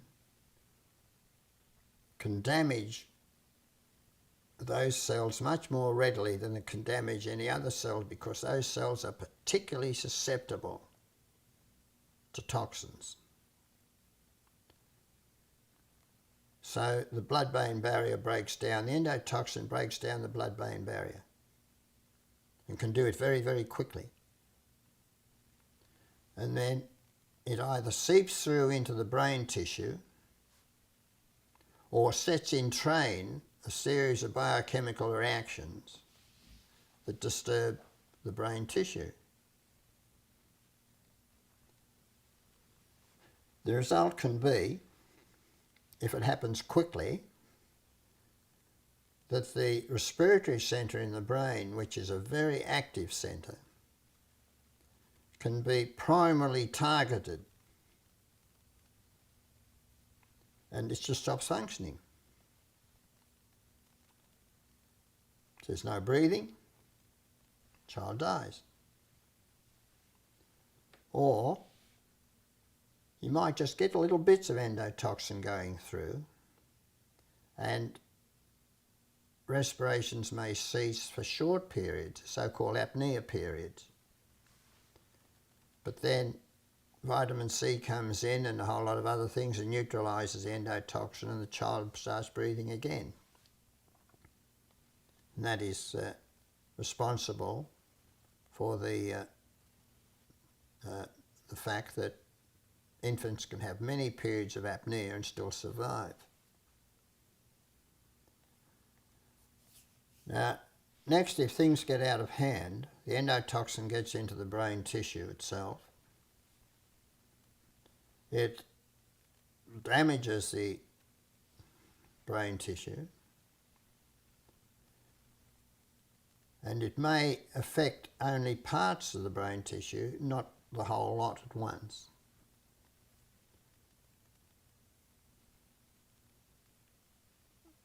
It sets in motion a series of abnormal chemical reactions that are vaguely called free radical reactions.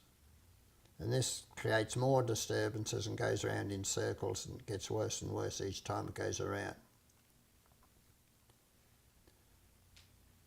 Then one important feature of the blood-brain barrier is that it restricts the amount of water that can get into the brain. But when the blood-brain barrier breaks down, a lot of water gets in, so you get brain swelling, cerebral edema. And when that happens, you're lucky to survive. And this can happen very quickly. The brain swells up, you get increase in intracranial pressure, the brain is pushed down through the hole in the base of the skull. There's a respiratory centre right there where it's pushed through. It can stop functioning. And a whole lot of things can happen. At the same time, the endotoxin causes disturbances in coagulation bleeding factors, so you can get bleeding into the brain, or you get bleeding into the tissue surrounding the brain, like the dura, the coverings of the brain. And the retina.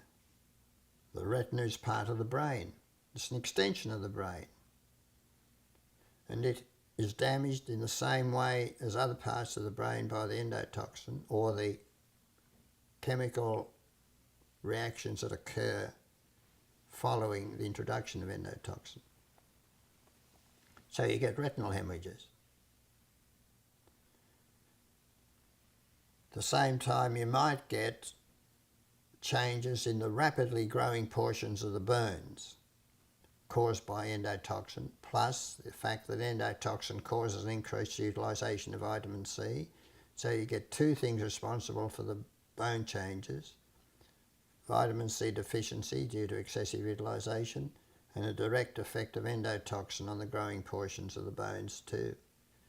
So you get those changes which I've spoken about already, which look like fractures. If you treat a child with sleep apnea with vitamin C, does it stop the effect of the endotoxin and therefore is a child Yes. no longer vulnerable? It's dramatic. Now, many years ago, in the early 70s, I gave a lecture in the, I forget what they call it, Institute of Nutrition or something, Mexico City. And after my lecture, a research paediatrician stood up and said that he'd been working in a native village where 200 babies were born during the year. And out of those 200, at different times through the year, 60 were brought to the clinic by the Indian mothers who said, "My baby's sick." Nothing could be found wrong with them, so they were sent home. All those 60 babies, at different times through the year of course, died suddenly and unexpectedly at home. SIDS. This doctor asked me if I thought that vitamin C would help. And I said something to the effect, "Well, you'll soon find out." 12 months later, I was asked to go over there and lecture at a big conference.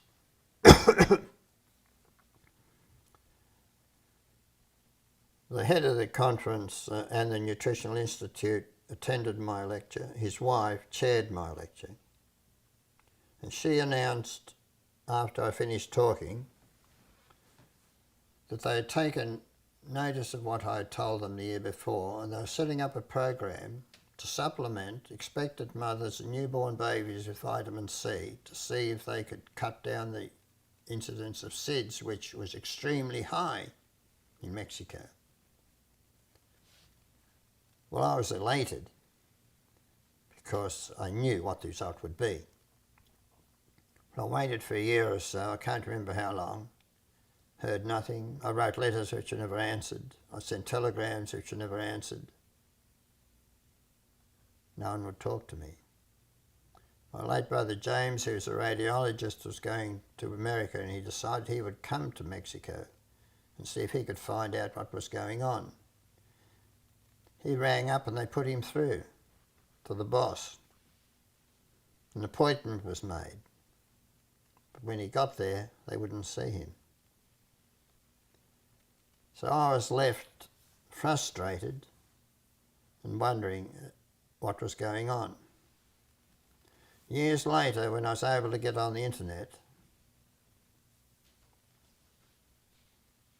I typed out SIDS and vitamin C. And I found a letter that had been sent from a paediatrician in Mexico to a professor of medicine in America who was in charge of the infant apnea program. In other words, you could say the SIDS program. And this paediatrician told him that since he had started to supplement expectant mothers and newborn babies with vitamin C, that SIDS had disappeared. And that's the word he uses. And you can see it today if you look it up in the internet under Google, type out SIDS and vitamin C. Now you would think that that professor would sit up and say, "Hey, this is really something. Disappeared." But no. He ignored that.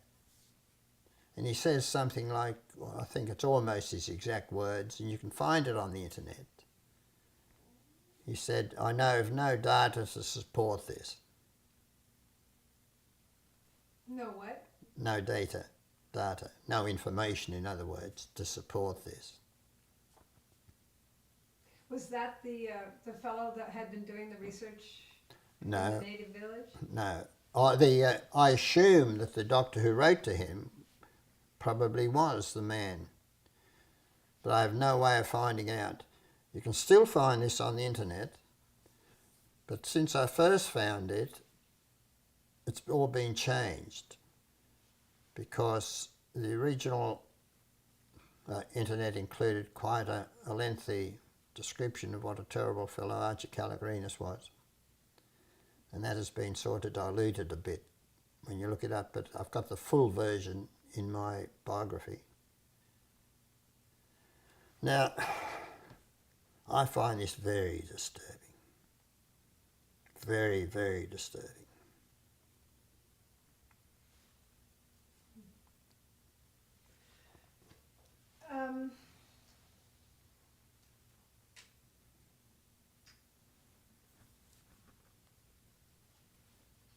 One of the first trials that you became involved with was the Nancy Young trial. And I wanted to know if you could tell us a little bit about that, and how important do you think the television documentary was that came out during that time? That's important. Nancy Young was an Aboriginal woman living in the western districts of Queensland. An Aboriginal settlement that could only be described as a disaster. One of her babies got sick and died. And before the autopsy, Nancy was taken to the mortuary, and the police and the doctors pointed out to her the fact that the baby's body was literally covered in bruises. She couldn't explain it, so she was charged with manslaughter through neglect. That corresponded with a visit to me in Collarenebri of my late brother James, who is a radiologist of great note. And we talked about the work that I was doing, and he realised the importance of it, but he was concerned because I hadn't published. And he was afraid that some other doctor may claim credit for my discoveries. We discussed the issue at length, and eventually James persuaded me to write a letter about my findings to the Australian Medical Journal, and I did that. The legal aid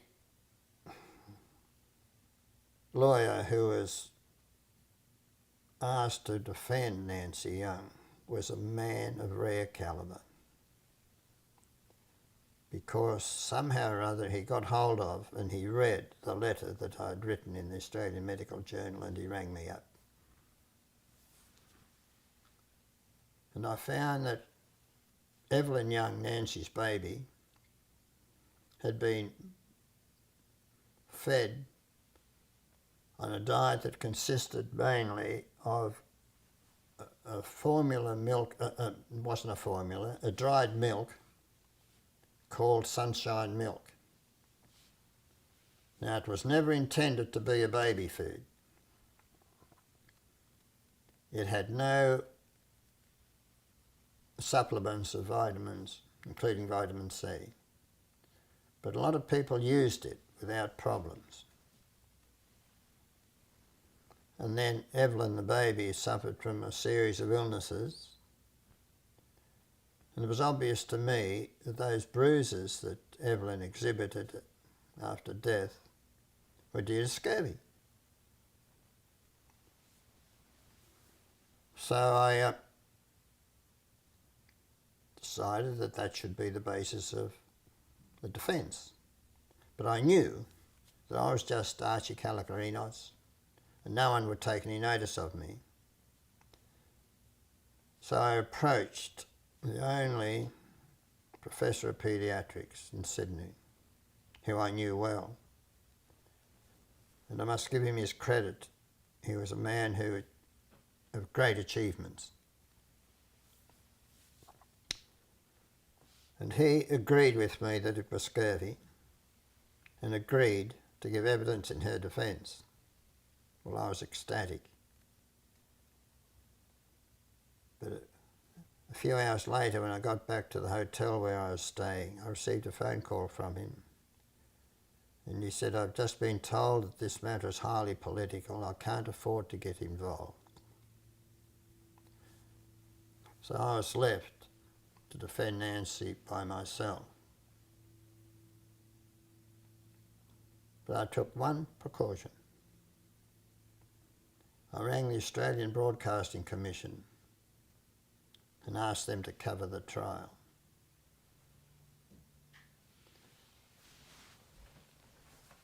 And they did.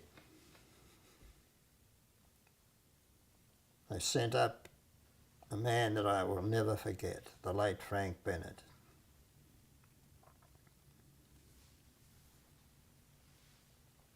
Nancy Young had to actually pay her own train fare to travel a considerable distance from where she lived to where the trial was going to be.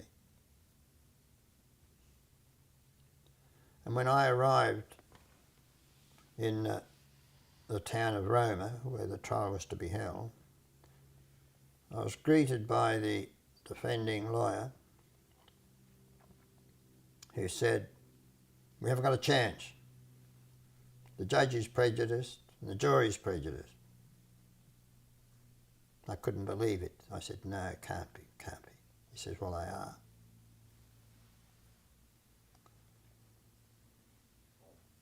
So I presented my evidence. The judge took no bloody notice of them whatsoever.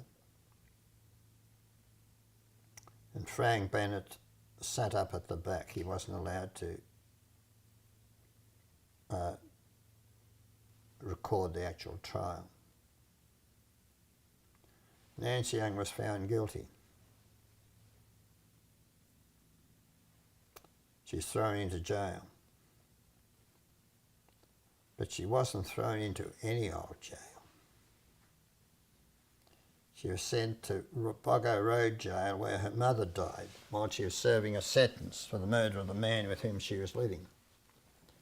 Now, to put an Aboriginal person in an area where the spirit of a departed relative is absolute of hell. I went to the Premier of Queensland, equivalent to the Governor here. I tried to explain the issue to him and I said, "For Christ's sake, get her out of there, put her in any other jail." He wouldn't listen. Within a fortnight, Nancy Young was destroyed mentally and totally forever and ever.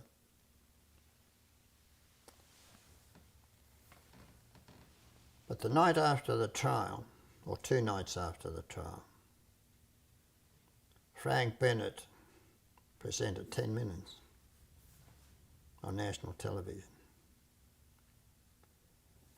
He moved not just the whole of Australia, he moved the whole world.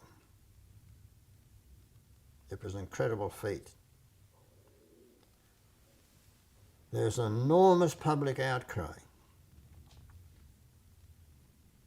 In fact, there's an international outcry. The government became afraid. They banned rescreening of the program.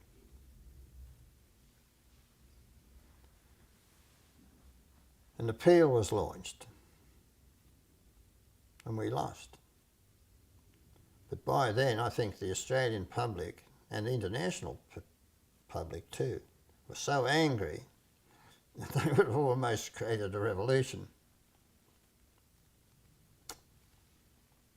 And it was obvious that this had a powerful effect on the government. And they eventually provided Nancy Young with a pardon, which I didn't quite agree with because she hadn't done anything to be pardoned for. But to me, it was an outstanding example how one man, Frank Bennett, who died shortly afterwards,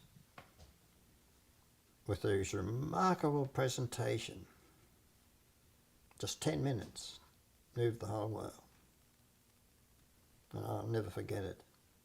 What was the point that Frank Bennett made that didn't get made to the jury, I guess? Or what was the difference? There's really no difference. Because I had presented the evidence, he just presented it in a way that showed the whole situation of the Aborigines and what a terrible state it was. Nancy Young, for example, had other children. She had no money. She was provided with nothing. Nobody cared. The whole town was racist where she lived. It was a terrible picture. Do you have a copy of that?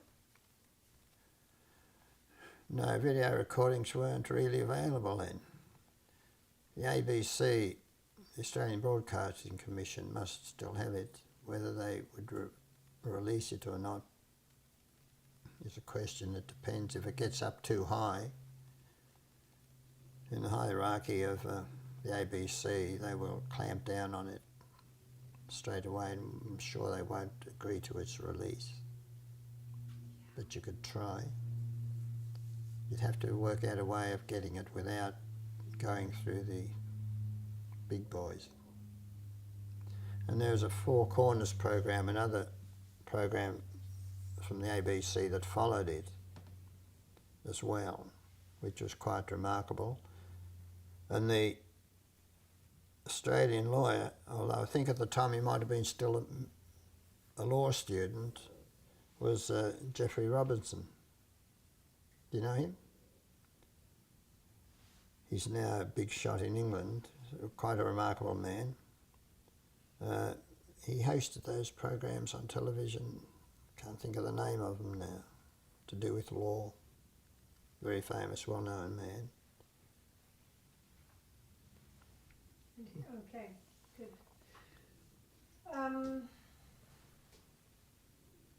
Why do you believe immunization should be delayed with premature infants?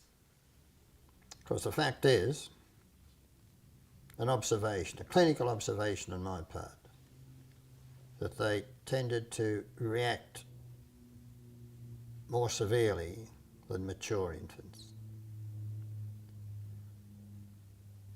It's not just an observation from me. Many of my colleagues have made exactly the same observation. The authorities keep denying that it happens. They say we must protect these infants from these infections and so forth.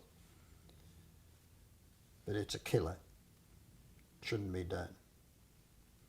Would you start that over again and just say that I believe that immunizations, should be kept from premature, just because you were using the pronoun instead. Immunisations should not be given to premature infants, depending on how you define premature, of course. And they should certainly not be given to infants that are sick, even to infants that have an upper respiratory tract or a fairly simple infection. Of course, the authorities turn around and say, but with the Aboriginal kids are always sick.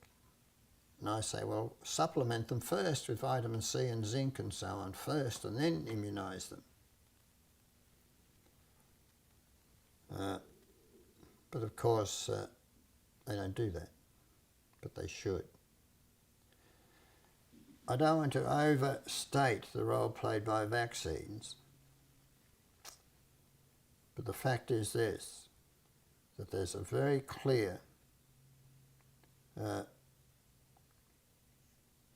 picture that develops almost as soon as a lot of these infants are vaccinated, or a series of abnormal reactions occur in the infant that causes the death of the infant, say 2 weeks after the vaccines are administered.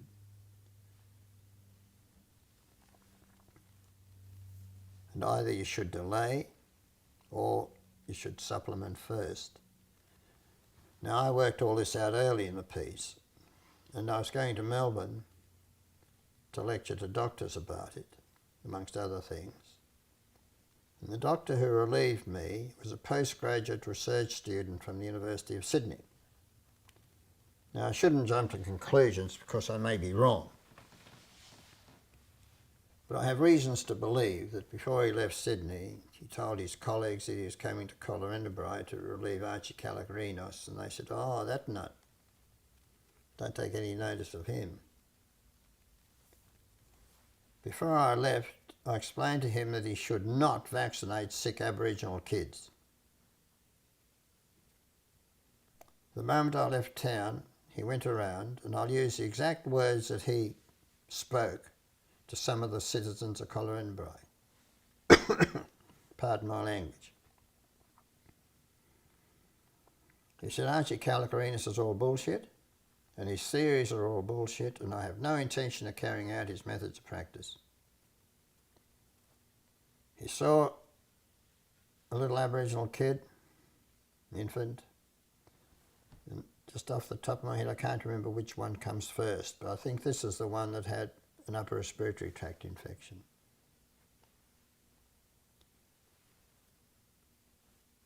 He noted that the third triple antigen was due, tetanus, diphtheria and whooping cough.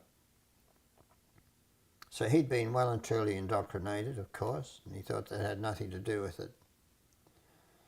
So he gave it. Shortly afterwards, that kid was dead. He saw a second Aboriginal infant, who was the best cared for infant in the district, black or white.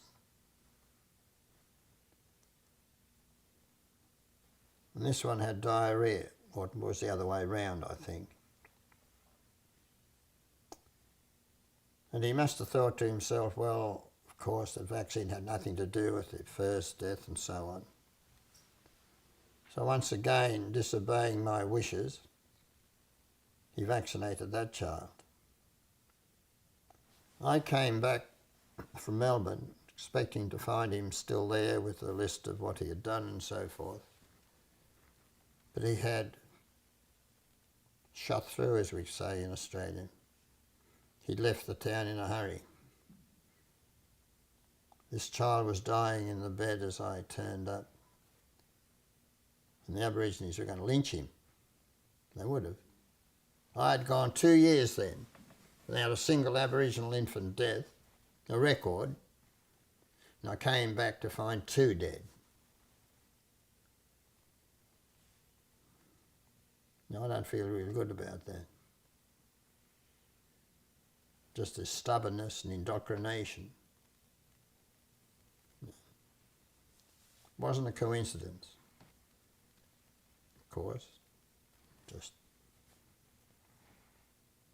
Now, that doesn't prove you shouldn't vaccinate kids, but it proves that you should take care. In sometime around 1976, I think it was, 76, 77, I read in the papers about an extraordinary epidemic in Naples, in Italy. Infants and children were suddenly becoming unconscious and dying, and no one knew why.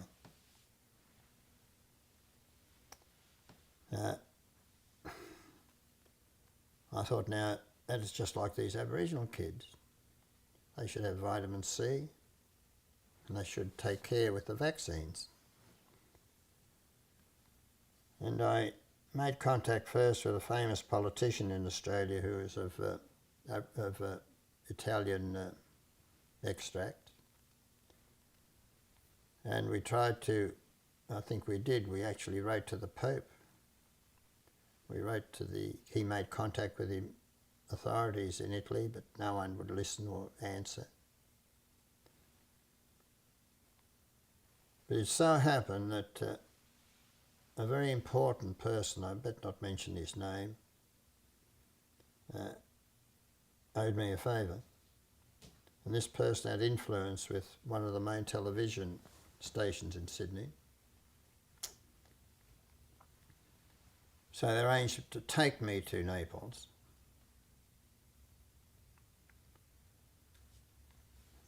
With a television team. And we were given permission to go with the doctors when they made calls to the area in Naples, in the slums in Naples, where when kids were sick. Now, the first place we went to happened to be the home of a left-wing trade union official. And he was living in a cave with his family. And the doctor examined this baby, wrote out a prescription and left. And we stayed to talk to the family. We had an interpreter. And they didn't know, the family didn't know why we were there. They knew we were interested in these deaths because there was a lot of them. But they didn't know specifically why. The father asked me to translate the prescription. Well, it was for an antibiotic plus an antihistamine cough syrup. And he asked me if these medicines were safe, and I said, well, the antibiotic is probably safe, but the other one is dangerous, don't use it. Now, he didn't know specifically why we were there, except of our interest in the condition. And I nearly fell over when he said to me, will vitamin C make any difference? And I thought I was dreaming. I said, how do you know that? He said, we all know in Naples except the doctors. Well, we had a terrible fight. I went to the hospital where these kids were dying. In fact, one died while I was there with the television team, and they recorded it. Just everything was quiet. They wouldn't allow me into the room where the babies were, but I could see through the big glass windows. Everything was quiet. And suddenly there were screams. They just told a mother that a baby was dead. Can you imagine the Italians, you know? It was terrible. I had vitamin C ampoules in my bag. I said, for Christ's sake, give them. Yeah, they're in official packs, pharmaceutical packs. No, we haven't got any, we can't use yours, we don't know if it's safe. And I said, well look, you can get it. Bronson's in California, who supply vitamin C here. They immediately air freighted stocks of this stuff over to me, and they could have got it from Roche laboratories in Switzerland anyway in just a matter of an hour or two. They wouldn't use it. I saw other kids die there. 2/3 of them had upper respiratory tract infections. 1/3 had just recently been vaccinated with triple antigen.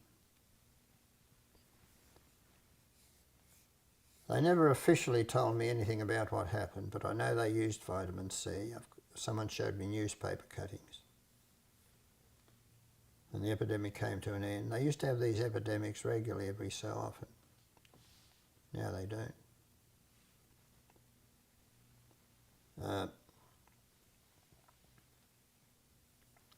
They just came to an end. For many years, they did not use triple antigen whooping cough vaccine in Italy. Now, the latest I heard about a year or two ago was that they would ask the parents if they wished to have the baby to have whooping cough vaccine. If the parents said no, there's no hassle.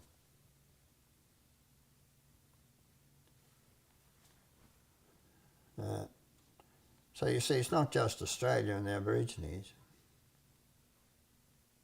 This happens really all over the world. In Glen Innes, as children, we were absolutely safe. We could go anywhere, day or night, not be worried about anything. People cared. They protected children, they protected each other. There was only one sergeant of police and one constable for the entire area. I don't think he ever had much work to do.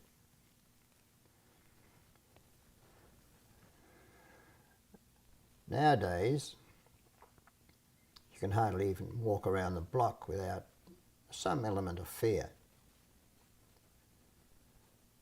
And we're absolutely safe with any of the men, and women for that matter, that we needed to be associated with. Be it our teachers at school, we could go anywhere with them. With the cub master and the scout masters. We belonged to a juvenile lodge. There's never even a hint of any problem anywhere.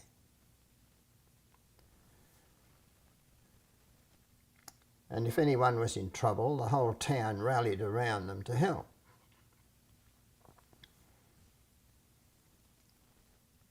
What we weren't told, however, was the fact that perhaps less than 150, well, certainly less than 150 years before, this whole area belonged to the Aborigines. We were not told that every single trace of the Aborigines had been wiped off the face of the earth forever and ever. There wasn't even a boomerang, the remains of a spear. Absolutely nothing to remind us at once that was Aboriginal land. The pioneers built 3 fine churches: Church of England, Roman Catholic Church and the Presbyterian Church. It's hardly an exaggeration to say that they went to church on Sunday morning and went blackberrying Sunday afternoon, which meant that they went and slaughtered Aborigines.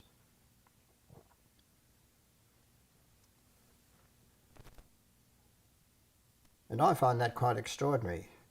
We were not even taught at school about the real history of Australia. It wasn't until my senior school years, when we moved to Sydney and the school had a substantial library, that I read books by the famous author Ian Idris, which detailed accurately what Australia used to be like and the history of some of the Aboriginal people. Now, I find that strange. The good citizens of Glen Innes provided soldiers for the Boer War, the First War and the Second War. They lost a lot of very fine young men.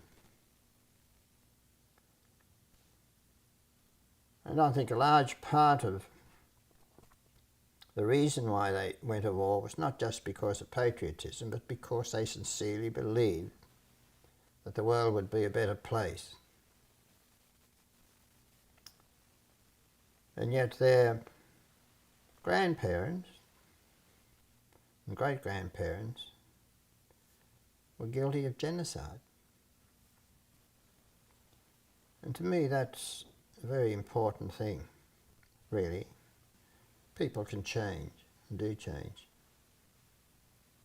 But it meant that my education was really rather lopsided. And I missed out on a great deal, really.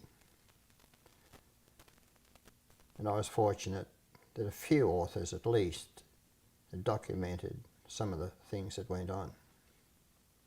Can you talk about how that same sort of feeling, and I would call it racism, that prompted genocide amongst those people and no history left of the Aboriginal people, how did that affect the work that you were doing? And I mean, just, do you think that there was an undercurrent of, well, I'll be frank, an undercurrent of their Aborigines, let them die? Yes, there were many massacres right across Australia. Most of them deliberately never documented. I met Aborigines in Central Australia who survived massacres that occurred after the Second War. That's not long ago. When I first went to Central Australia in 1965, authorities were still rounding up Aboriginal children, sometimes, or mostly as a matter of fact, without telling the parents. If they were with the parents, they would forcibly take them away and take them away sometimes 1,000 or 2,000 miles. And they would be placed into homes. Then when they got a little bit older, the girls would be placed into positions where they were virtually housemaids. The men were virtually slave labour.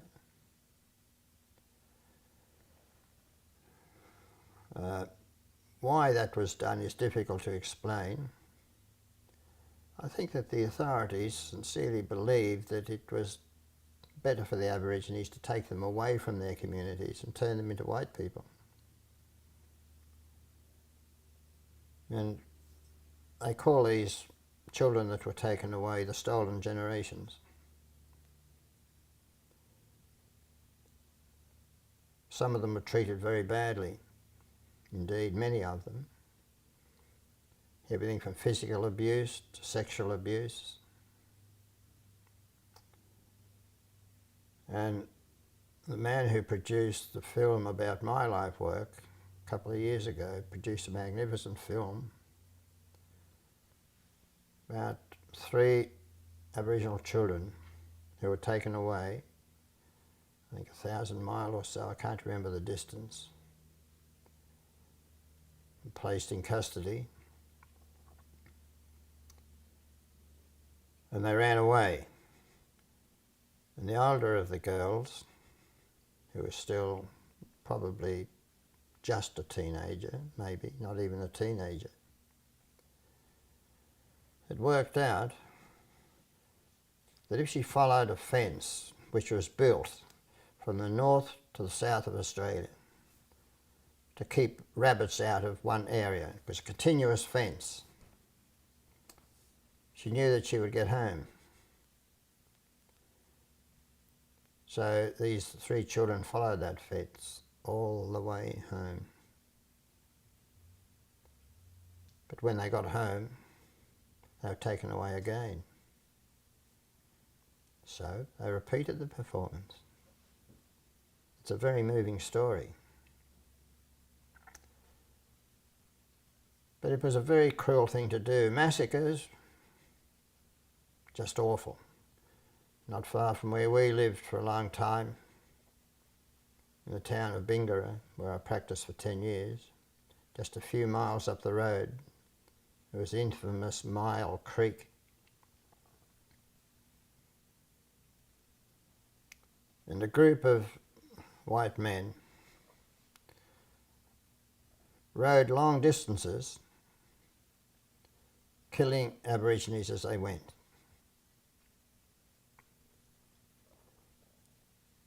But they missed the group at Mile Creek, and they continued on up into the hills, and someone told them about the Mile Blacks. So they turned back. They lured the men away, the fit men, telling them that they wanted them to collect bark for the tanning of hides. And they rode into the Aboriginal camp. They shot a few men that were still there, then tied all the women and children together,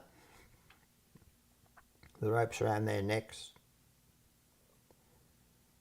and one by one pulled them into the stockyards, the cattle yards. They slashed the women to death with cutlasses, because bullets are too expensive. They bashed the kids' brains out against trees.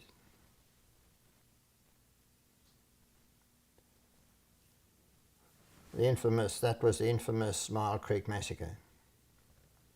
But for the first time in the history of Australia, those responsible for the massacre were arrested.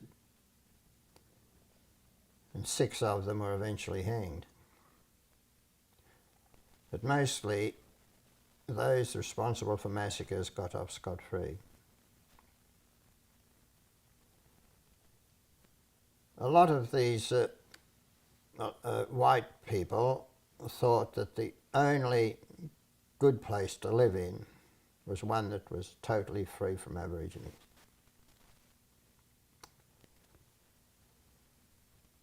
But of course I know that this went on in other countries too.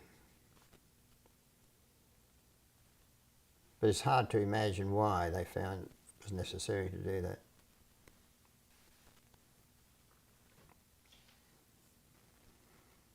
How did your relationship with the Aboriginals, how is it different than that? Well, at first it was compassion to see these little kids dying. And no explained reason, and no one to help me. And in those days, whenever a child died, there would be wailing in the camp. The women would wail loudly for hours. They would wail loudly during the funerals, and I could hear the wailing from my bedroom.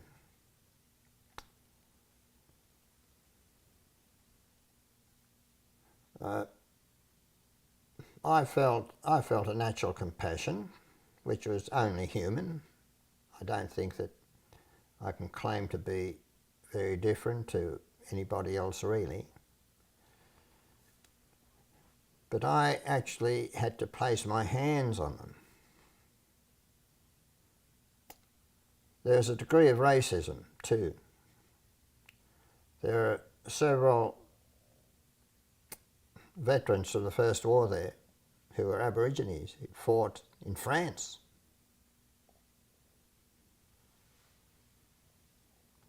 They were not allowed to go into the Returned Servicemen's Club, even on Anzac Day. They were excluded. The Aborigines, when they went to the open-air picture theatre at Collarenebri, had to be seated right at the back of the theatre in a separate area. They weren't allowed to sit amongst the white people. They were not allowed to go into the hotel and drink beer. But some of the leading citizens of the area used to illegally supply them with alcohol in return for money. And that made me very, very angry indeed, because the Aborigines would get drunk and the police would raid the camp and arrest anyone, drunk or sober as a matter of fact, throw them into the paddy wagon and then into the cells.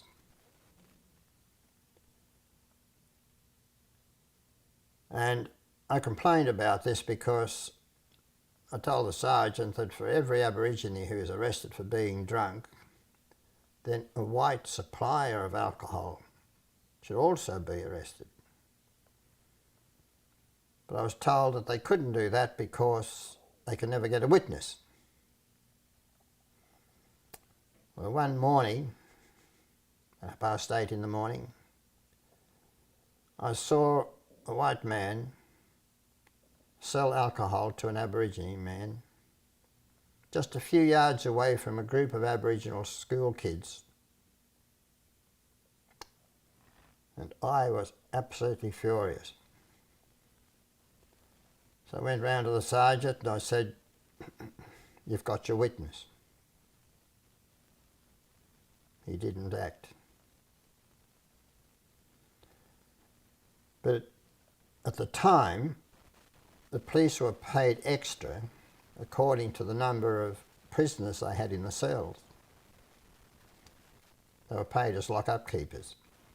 So they used to keep the cells full of Aborigines. And they would raid the camp and arrest anyone drunk or sober, throw them into the cells.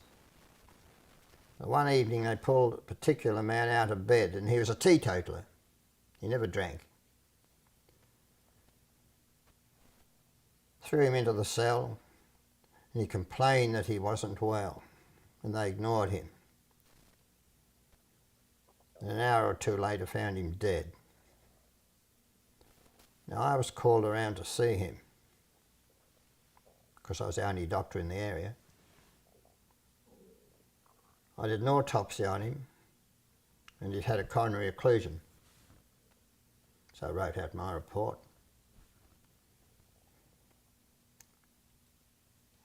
I was pulled out of bed in the early hours of the morning by the inspector of police who'd driven 100 miles from where he was based to try to sort this out. He sat opposite me and he said, "Dr. Kalokerinos, on reconsidering it, don't you think that there was alcohol in this man's stomach?" And I said, "There wasn't." He said, "I am asking you to change your evidence and state that there was."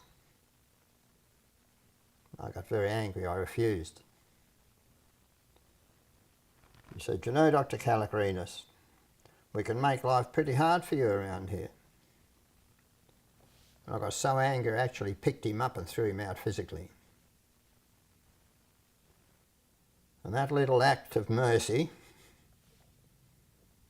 has followed me ever since. And I could sense the hostility in every policeman who ever came to that area. One day I was driving slowly up the main street and I saw an Aboriginal man walking up the street, and two white men came out of the hotel and followed him. And I heard they were brothers. I heard one of them say to the other, "Finish him off." So they ran up behind this Aboriginal man and King hit him. He dropped. By the time I stopped the car and ran across the road, he was dead. I did the autopsy on him.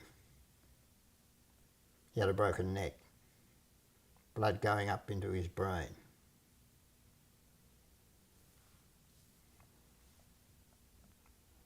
I wrote out the report.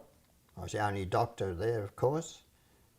I attended the inquest, provided the statement. No one was tried. To make matters worse, the man who King hit him was a trained boxer. And if a trained boxer hits a man in a brawl and kills him, it's not manslaughter, it is murder. He wasn't even tried. I protested, of course, but all I did was to get myself into further trouble. So that really was part of the racist situation that existed in those early days. So,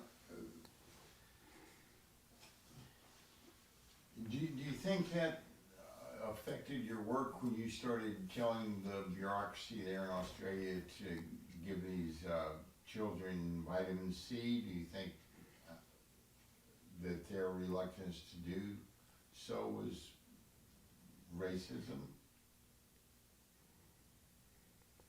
I think that played a role. I find the psychology hard to figure. They were jealous. They were jealous of my achievements. They were jealous of my reputation. They were jealous of the name that I made for myself. I think that was certainly an issue. But why did the Germans kill so many Jews during the war? I mean, it's a very complex issue. Whatever the mechanisms that are involved, I can't speak with authority about them, but I think that fundamentally there's a great similarity between what some of the Germans did to the Jews and what we did to some of the Aborigines. But of course, a lot of white men, elite white men, didn't hesitate when their blood started to get a bit hot to have relationships with a young Aboriginal woman, which meant that the babies that were born were half-castes, using that expression, which is an awful expression, but for want of a clearer word. And that was a bit of an embarrassment to them. And that is partly why they invented this system of taking half-caste children away from the mothers, because it was embarrassing to have white children on one side of the fence and half-caste children on the other side of the fence.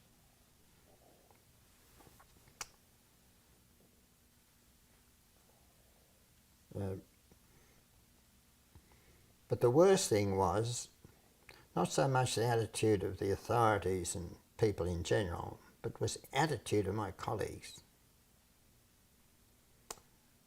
And some of these doctors were obviously intelligent men. I knew some of them very well, and they always beat me in exams at the university. But when it came to Aboriginal illnesses, particularly infant illnesses, they had two problems. They refused to admit that certain terrible, terrible problems existed, such as a high infant death rate, a high incidence of sore ears, and so on.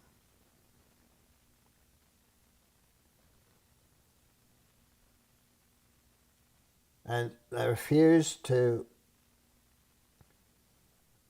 look at the real reason why I was able to achieve this dramatic drop in infant mortality rates.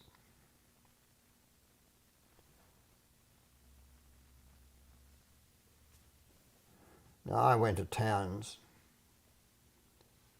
for example, where when I was investigating the problem of otitis media, and the very first place I went to, there were two doctors, reasonable looking men. I asked them, have you got any problems here with Aboriginal children and sore ears? No, we don't have any problem. Like hell. We didn't find a single Aboriginal child with normal hearing. There's an average of one perforated eardrum per child. It's very difficult. I'll give you another example. A 15-year-old Aboriginal girl in a neighbouring town had a premature baby. There are about half a dozen organisations in the town, mostly government organisations, that were supposed to be there to handle welfare. But this girl upset them all. So she was provided with nothing. She took the baby home to the dirt floor shed that was perched on the riverbank.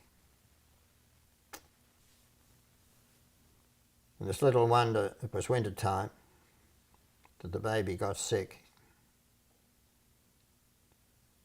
And one night she carried the baby wrapped in a filthy shawl to the doctor. He did not examine that baby. He didn't take a case history, except he heard that the baby had diarrhoea. Had he unwrapped the filthy shawl, he would have seen a baby that was very similar to a Belsen victim. Grossly underweight, dehydrated.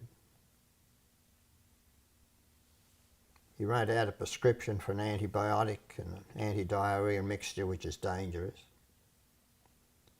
The mother carried the baby home. He died a few minutes later. I was called to do the autopsy. I've got photographs of that baby that I don't like to show. A wizened little thing.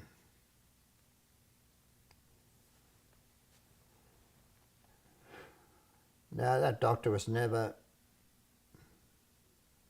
questioned. Nothing was done. And that, I'm sorry to say, is fairly typical.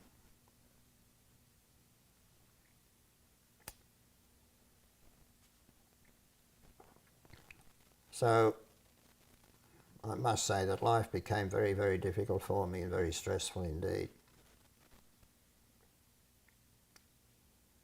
The authorities, instead of investigating the problems in a proper way, became extremely hostile.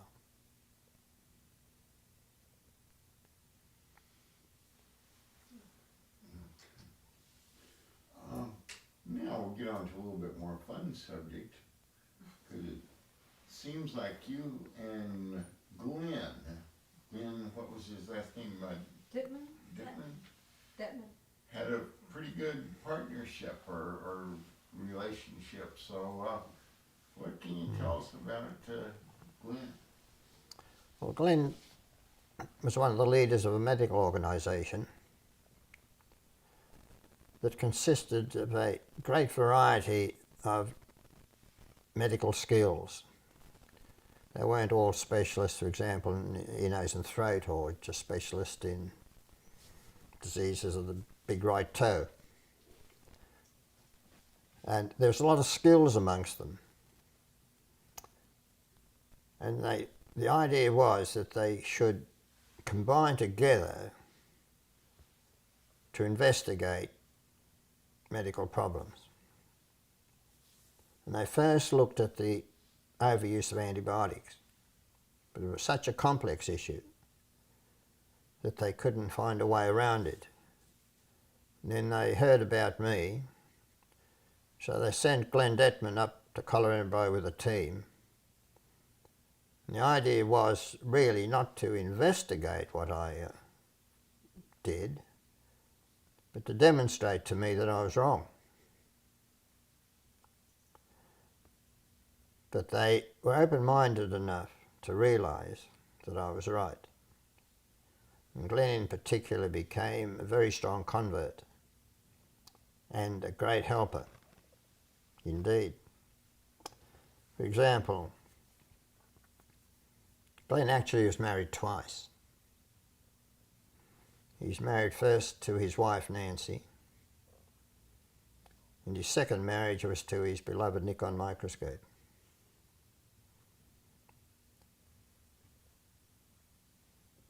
And he decided that he would make a second visit to Collarenebri and medically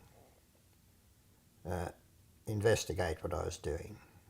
So he brought his microscope with him and all the other gear that was necessary.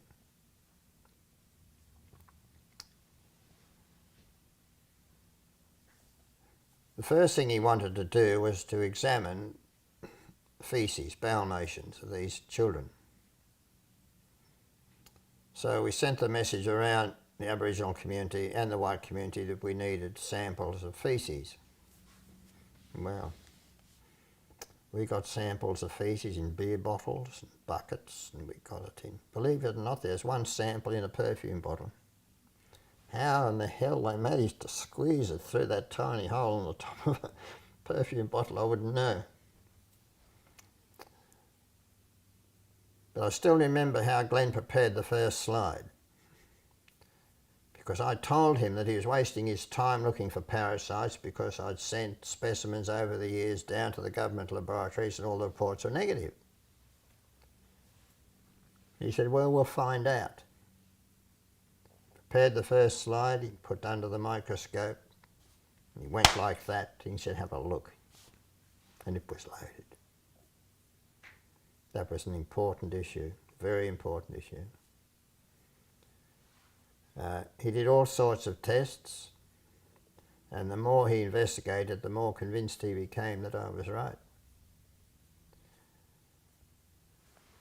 He was a very valuable accessory, if I could use that word, to say the least. He insisted on carting me around the world to see various people that would help. He reviewed the literature intensely, which was not easy in those days without computers. He made sure that we met with and talked with people who had various skills and various knowledge and so on.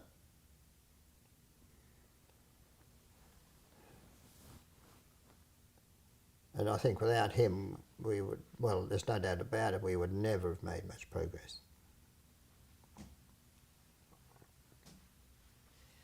Tell us about your relationship with, could I get a glass of water when you come back? Tell us about your relationship with, or what connection you had with Linus Pauling. Well, I didn't know about Linus Pauling initially. I didn't do a specialist course in chemistry at school or at the university either. And I went up to Brisbane to speak to a particular research worker who later became a professor about vitamin C. And he said, well, had you come to speak to me about this a year or so ago, I would not have believed a word of what you said. He said, but there's this bloke called Professor Linus Pauling, who's the most brilliant chemist the world has ever seen. And he's talking about vitamin C. And the fact that he is talking about vitamin C means that we should at least consider it. So we came to America and we met Linus Pauling. That's another great event in my life. Linus Pauling was a man with incredible skills. And he had his heart in the right place. The reason why he became interested in vitamin C is rather important. On one occasion he gave a lecture, I think it was in New York, about recent advances in biochemistry. And he stated during that lecture that he's so excited by these advances he'd like to live to be 100 to see them come through. And after the lecture, one of the audience, a biochemist by the name of Erwin Stone, wrote to him. He said something like this: Professor Pauling, I can tell you how you can live to be 100. You take vitamin C. So Pauling reasoned, with his knowledge, that there was something to it. So he and Dr. Stone formed unofficially a club which became known as the 100 Club. People who take vitamin C are going to live to be 100. But of course, if you die before you get to the age of 100, you're automatically expelled. He got very close to that age. But his knowledge of the structure of the atom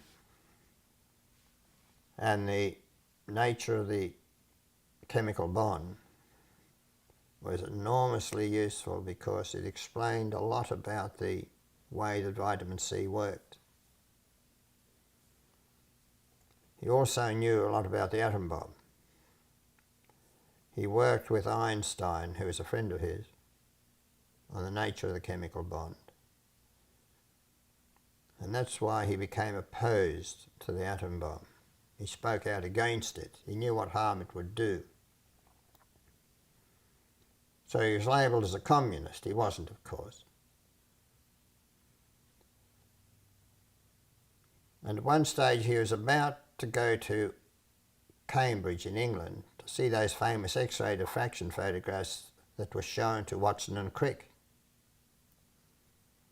But at the airport they took his passport from him and he couldn't travel.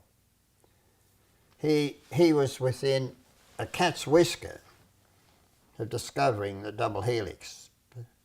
But at that stage he thought it was a triple helix. So Watson and Crick were shown those photographs and they took one look at them and they knew that it was a double helix. But they had one problem. To prove it was a double helix, they had to know the sequence of the amino acids in the structure. There's only one man who knew anything about that. Linus Pauling had discovered it all and had published it in a book. So they hunted around Cambridge and they found one copy of his book. They took one look at it and they knew beyond any doubt that it was a double helix. But in actual fact, in retrospect, it's not just a double helix. It can be a triple helix. It can be all sorts of other funny shapes too. So Linus Pauling was not all that far away from it. But neither Pauling or the girl who took those famous photographs ever got due credit.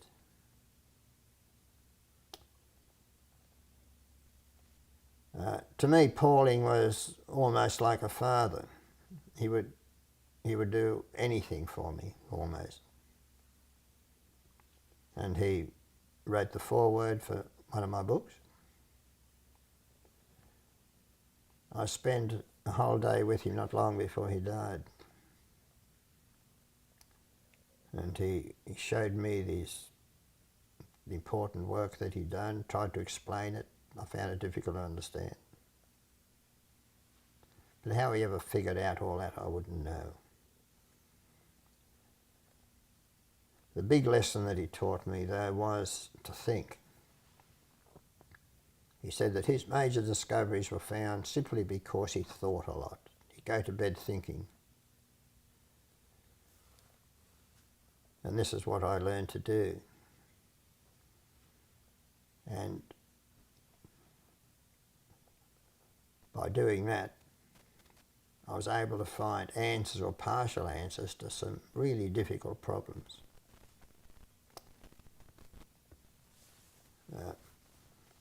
Pauling, in a way, was a god. And I mention that word God because some problems that I've struggled with for years and years have eluded me as far as getting an answer for. But then suddenly, bang, like that, I get an answer or partial answer. Yesterday I was looking at a magazine here that Sandy had. And there's a long article in it about fat cells. Now, a lot of the infants that died under my care and had examinations under the microscope of their livers demonstrated an abnormality called steatosis, which means fatty changes in the liver. But the authorities assured me it was nothing to worry about and couldn't possibly cause death. But I thought it was strange that I only found it in these babies and not in normal people. When I tried to ask questions about it, everyone became hostile. Well, it turns out it's a very important marker, according to the article I read in this magazine yesterday.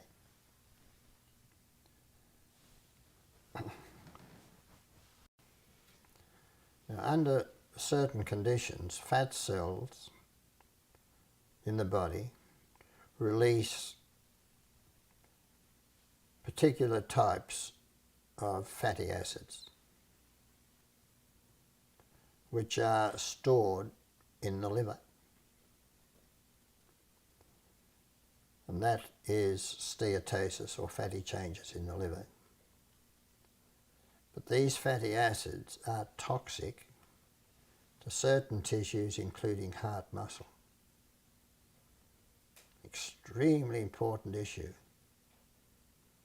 So I've got to go back home now and spend months researching it and asking questions about it, because it could be a very important issue. It has to be important. Since 1957, I've been wondering what in the hell steatosis of the liver is all about. I've looked it up on the internet, I've asked specialists, I've asked biochemists, I've asked all sorts of people. They say it doesn't mean much. But why did I only find it in these kids that died and not in anybody else? So now I know that these fatty acids are toxic to heart muscle. So God knows what else they do. So I'm one step ahead now after all these years, and I find that very exciting. And here at last I read it in a technical magazine. And as I said, it means that I've got a lot more work to do. But I'm one step further ahead. And this has got to prove to be extremely valuable. And it only happened yesterday. Now, I think I can say quite honestly that that sort of thing has happened to me often, and at the very times when I desperately needed to know what the mechanisms involved were. Not just with my work in medicine, but when I became almost obsessed with the beauty and the magnificence and the strangeness of Australian precious opal. And I was trying to figure out, why do we get these changes in colour? And I'd go to bed at night thinking about it. I'd wake up early in the morning, I had it like that. It's not because I'm particularly brilliant, because I know I'm not particularly brilliant. It is just because I bothered to think deeply and long. But it's happened too often for me to even think that it was just luck. A lot of it was due to the fact that I thought and thought and thought very carefully and for long, and thought deeply about it. And although you may not agree with me, I really think that I often got a bit of help from the guy upstairs. And the guy upstairs seems to know things that I don't know. Because at Cooper Pedy, for example, if I'd continued as an opal miner, I would have been rich. I would never have gone back to medicine, ever. But he created a situation where I had no choice. I had to go back.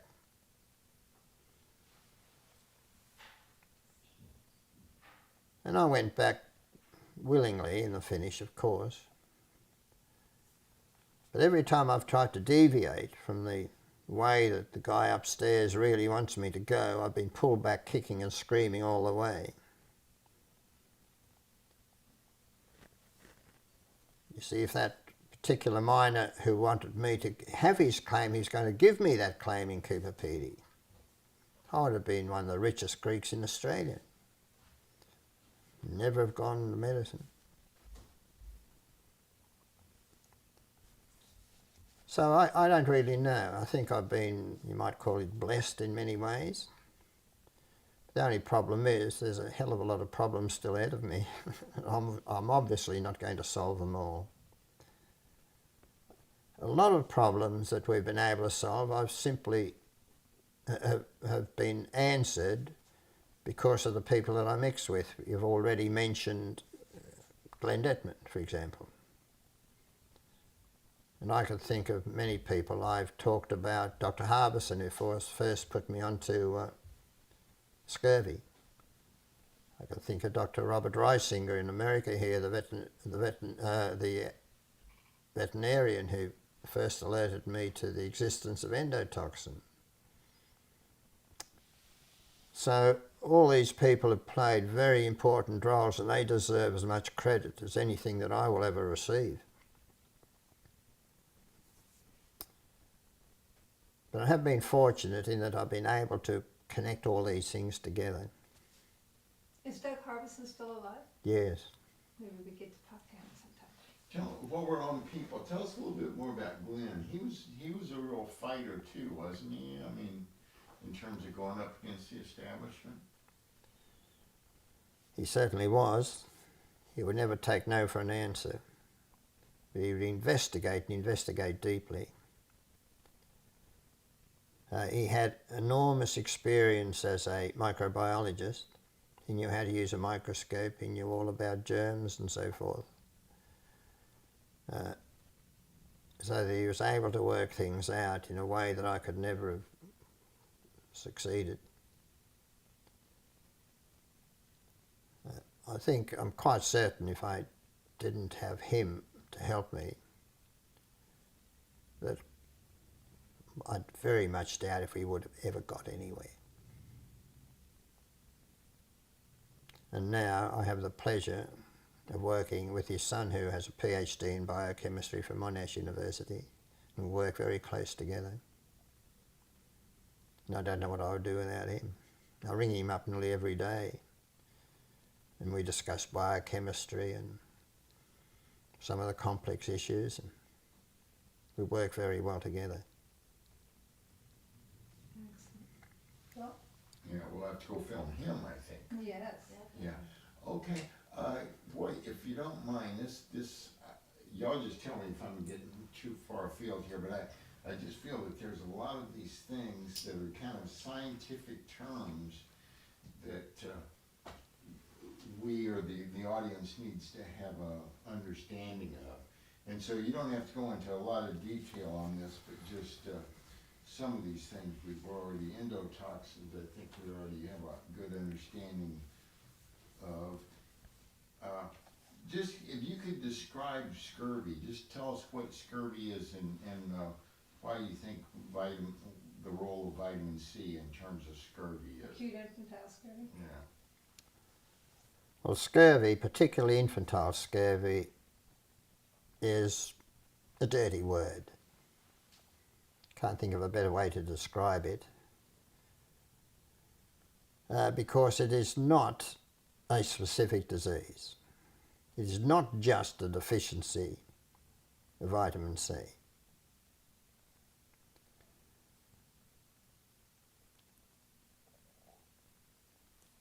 A simple way to describe that is to think. You have an experimental animal, you make sure that it doesn't get any vitamin C in its diet, and it gets sick and it dies, and you examine its tissues. And doctors have always said that what they find in that animal after death is scurvy. But the fact is, long before death occurs, the deficiency of vitamin C interferes with a whole host of things that become involved. And the end product is not just a deficiency of vitamin C. When it comes to the coexistence of endotoxin, for example, endotoxin has some of the same sort of effects as actually vitamin C deficiency has on the bones and the connective tissue. So the end result really is not just scurvy, it is endotoxemia too. And then the authorities will tell you that infantile scurvy doesn't occur until after the age of 6 months.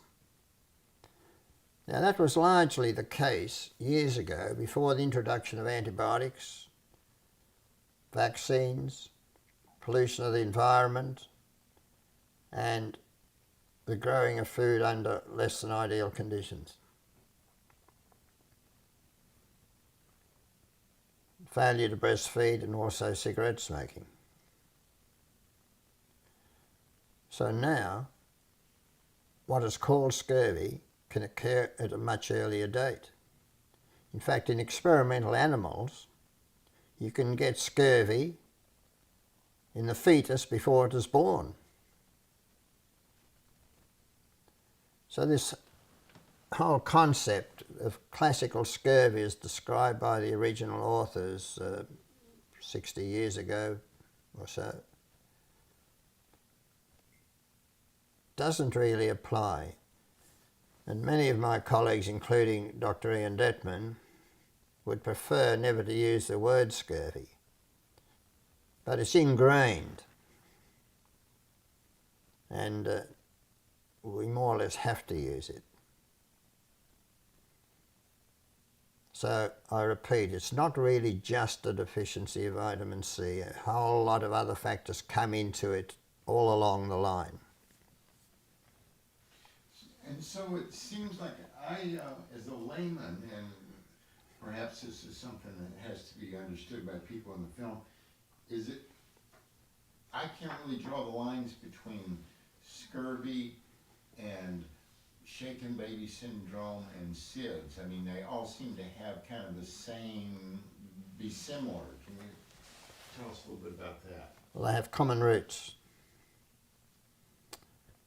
In SIDS, it's usually endotoxin, which finds its way through the brain, the blood-brain barrier, into the respiratory centre of the brain, and stops the respiratory centre from working, either permanently or temporarily.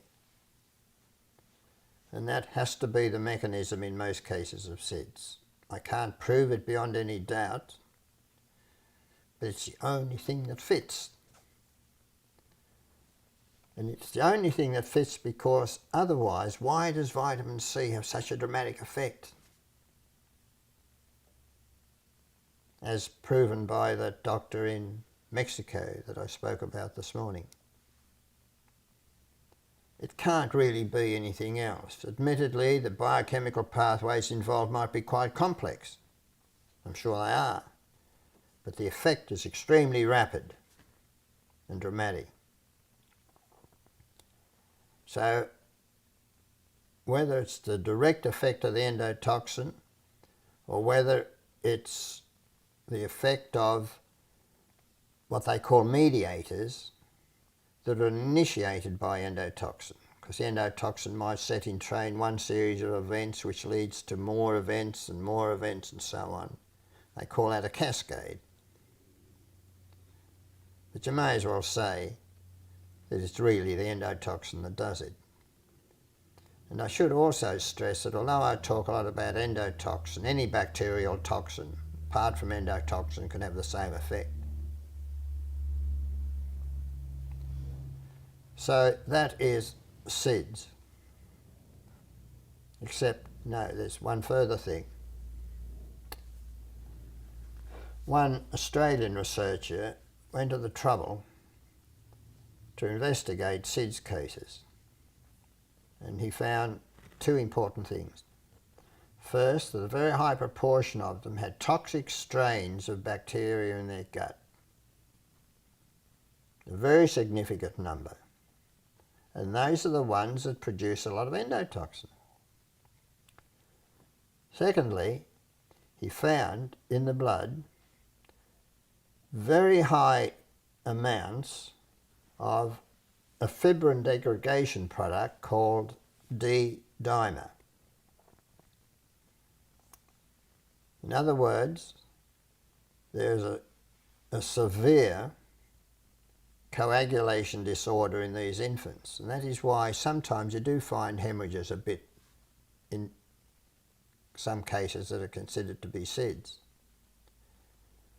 But these figures were extremely high. The normal figure for a D-dimer, I can't remember exactly, might say be 10 or 20. He found levels in SID cases of well over 1,000. Whereas in infants that died in road accidents, he found normal levels. And most laboratories don't go to the end point with D-dimer. They say more than 20 or more than 40 or whatever. So they rarely get a true indication of what it is. So all this is very strong evidence indeed that at least in the majority of cases of SIDS, endotoxin plays a role.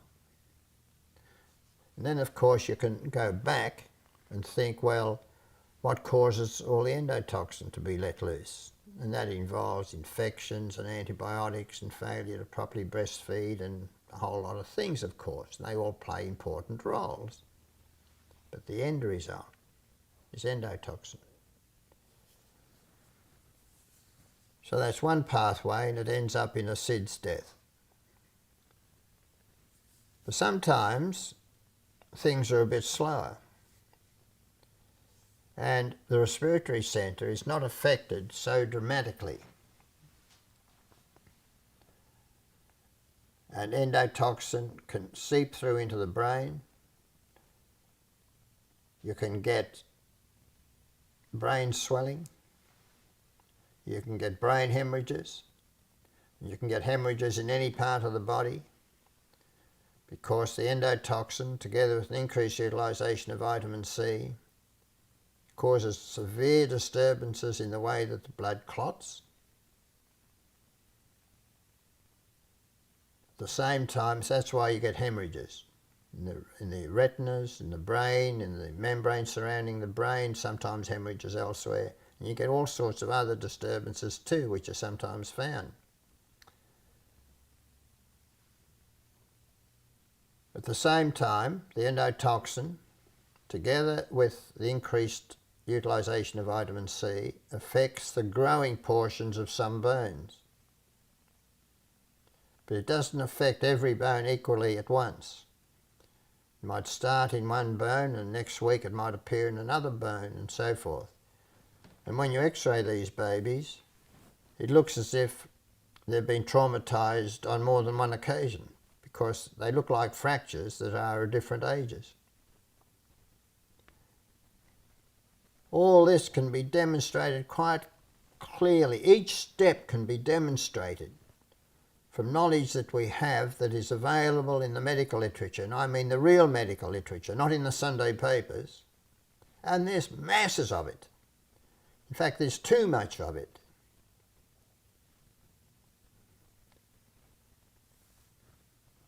And that's obviously the mechanism. And in the 40 or more cases of shaken babies that I have investigated, there are real reasons to know that endotoxin is involved. Despite the fact that very often in a court report, prosecutors will say a previously well baby, it's a heap of rubbish. These babies are never really well. Most of them are sick from day one. Had multiple doses of antibiotics. Have had all sorts of illnesses. And the final insult very often is the administration of vaccines. So it is all there. There cannot be any other explanation. Certainly we don't know everything. If I come back in 1,000 years' time, there'll be a whole lot more knowledge for me to look at. But we know enough. It just has to be. Can't be any way. It has to be that way. And finally, I must say that it's important to keep an open mind, because I realise that it is possible to shake a baby to death. But I've yet to see one. I think those statistics of 40 or more cases where I can explain the pathologies that were found in a way that doesn't involve inflicted injuries is tremendously important. Would you like some more? No, I'm right, thank you. Okay,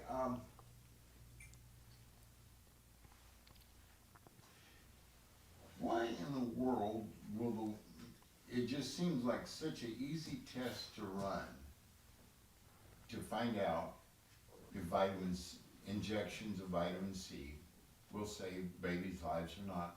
Why are they just absolutely so opposed to just doing what would, be a very simple experiment to prove this right or wrong?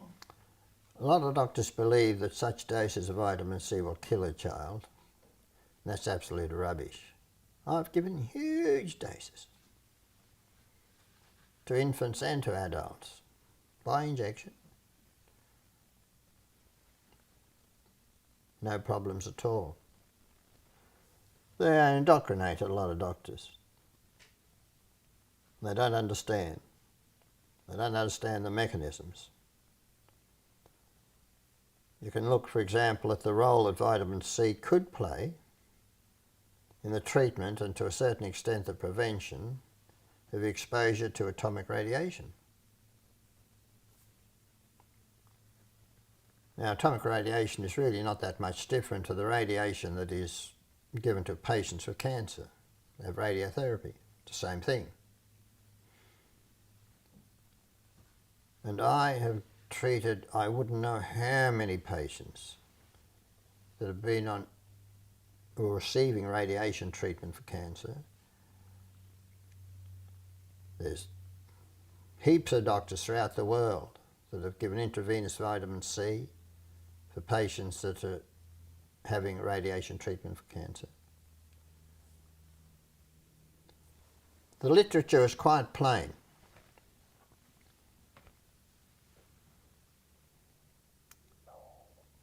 because the only literature that appears to prove that vitamin C doesn't work or is dangerous is obviously faulty, clearly faulty, and hasn't stood the test of time.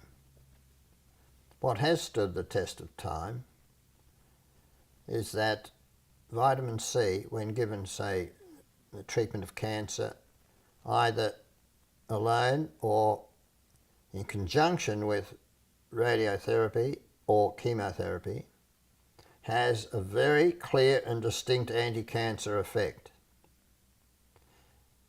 It in no ways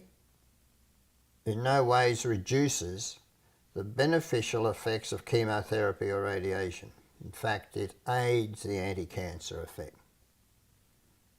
And that is quite clear, and I wouldn't dare say this in public if I couldn't prove it, because the authorities could jump on me and wipe me off the face of the earth. I was going to say my opinion, but there is no doubt whatsoever that it's cruel not to give intravenous vitamin C to such patients. One of the first patients I treated was riddled with cancer. He was told to go home, write out his will and lie down. He came to me. They gave him chemotherapy. He came to me and I started him off on treatment with vitamin C and so on. He did extraordinarily well. Normally with such treatment a patient's hair would fall out, they'd get terribly sick and so forth. Nothing like that happened. And the doctors at the big hospital couldn't understand why. So they had a special meeting and sat him down in the middle of the meeting and offered various opinions as to why he hadn't got severe reactions. And after a while he thought, well, I better tell them. He said, I went and saw Archie Kalokerinos. Well, their action, he told me later, was dramatic. All the doctors got up and walked out. Now that happened about 25 years ago. That man today is entirely free from cancer. If you come to Australia, I'll try to get you to see him. Now it's easy for me, of course, to speak of successes, and for every success I could list a great number of failures. But the fact is that the average person who goes on vitamin C and other antioxidants as a supplementary form of treatment for cancer lives longer, suffers less, and dies in a much better way. So why not use it? It's easy. But doctors are, oncologists in particular, and other doctors are totally opposed to it, more often than not. Some are accepting it, and some major hospitals in the United States here are using vitamin C as supplementary forms of treatment for various cancers.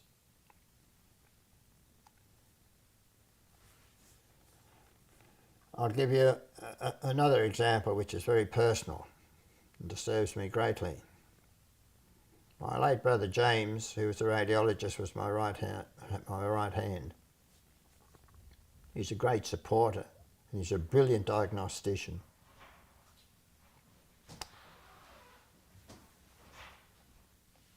He got sick and was suffering from a rare form of arterial disease from which he was soon to die. And he noticed that breathlessness was a problem. And he found that the only thing that gave him relief from the breathlessness was morphine.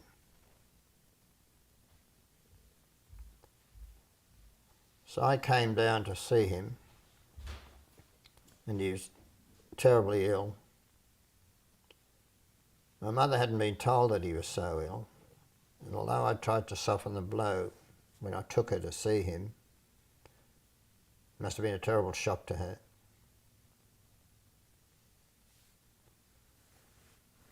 And while we were standing by my brother's bedside, it was all he could do to turn to the senior registrar who had just walked in and ask for another injection of morphine.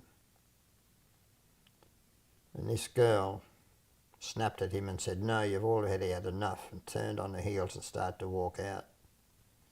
My mother hadn't been there, I would have grabbed that girl and thrown her on the floor and put my boot on her throat. He's going to be dead in a few days. Who in hell cared how much morphine he had? But I happen to know, I just happen to have known a lot about reasons for breathlessness. And I should explain this because it's an important issue. I was faced with the problem of dealing with very violent, drunken Aboriginal men. And many times I was physically assaulted badly. The problem was that to sedate them to an extent where they were controllable was highly dangerous. And although I never actually lost any patients, I had a few close shaves, and a lot of other doctors did lose a lot of patients.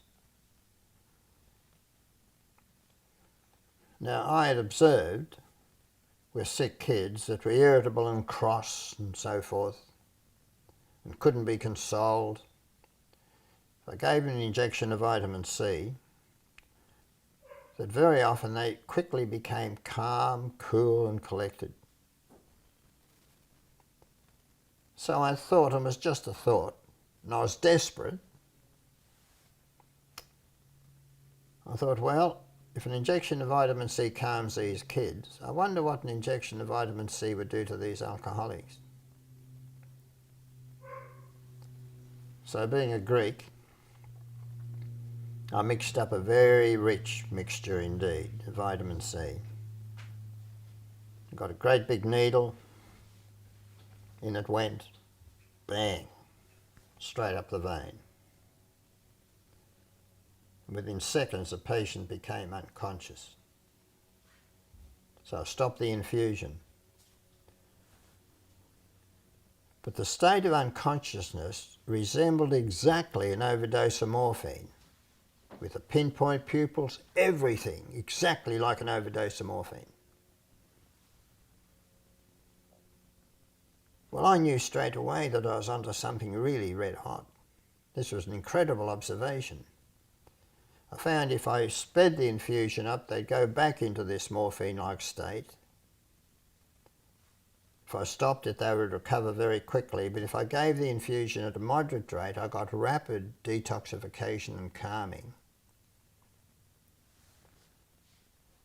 Now, I couldn't explain this action.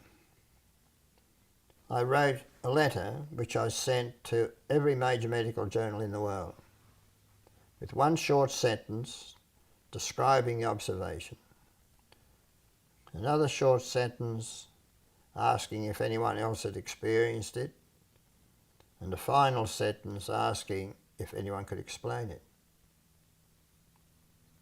None of them would publish it. Well, I was at a conference in America here. During a coffee break, I heard a very English voice speaking across this crowded room. And a few words were said. My ears pricked up, and I walked across and I interrupted the conversation. I found that I was speaking to the late Professor, what's wrong with me? My mind's gone blank. David Horrobin.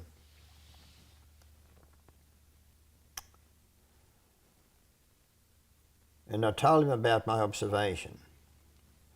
He said that he'd been trying to find a doctor who experienced it because he forecast on theoretical grounds that it must happen. And he gave me what he considered to be an explanation. And whichever way you look at it, it was obvious that the reason why morphine works on the body is not because nature deliberately manufactured the morphine receptor sites in the brain to take morphine. That wasn't her idea.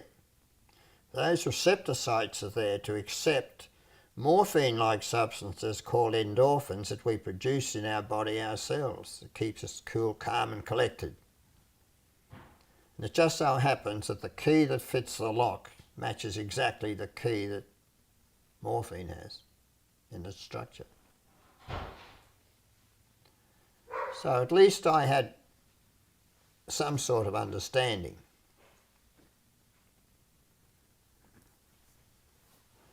Now, at the same time, I read in a medical journal that some children and adults with severe asthma who fail to respond to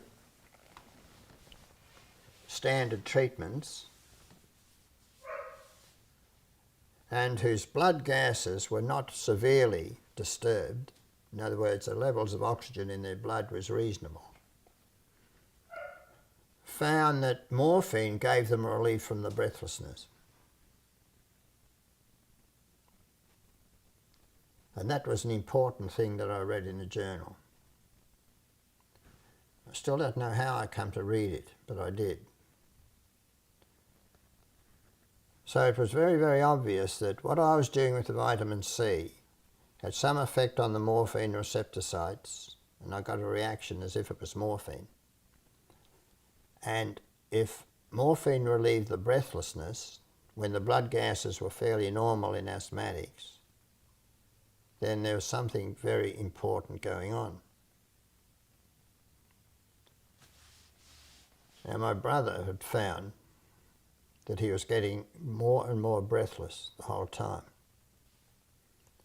And he found that morphine was the only thing that gave him relief.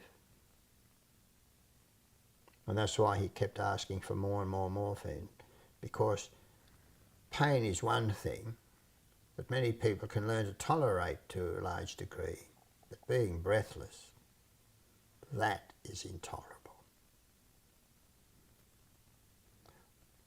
Well, I tried to point out to the doctors who were in charge of my brother's case that I knew a bit about this, and if they would give my brother an intravenous infusion, a continuous intravenous infusion of vitamin C, that he wouldn't need any of the morphine, and his last few days of life on this earth would be far more pleasant. They wouldn't have it. They told me that his blood gases were were abnormal. I had a quick look at my brother's x-rays and I couldn't see anything in the lungs that suggested that he should be so breathless. So Jim died. At his funeral I was approached by a personal friend of Jim's, a professor of medicine, a man who I admire greatly. I went through university with him.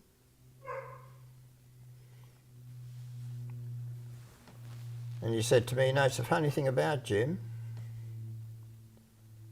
Although he was so breathless, his blood gases were normal.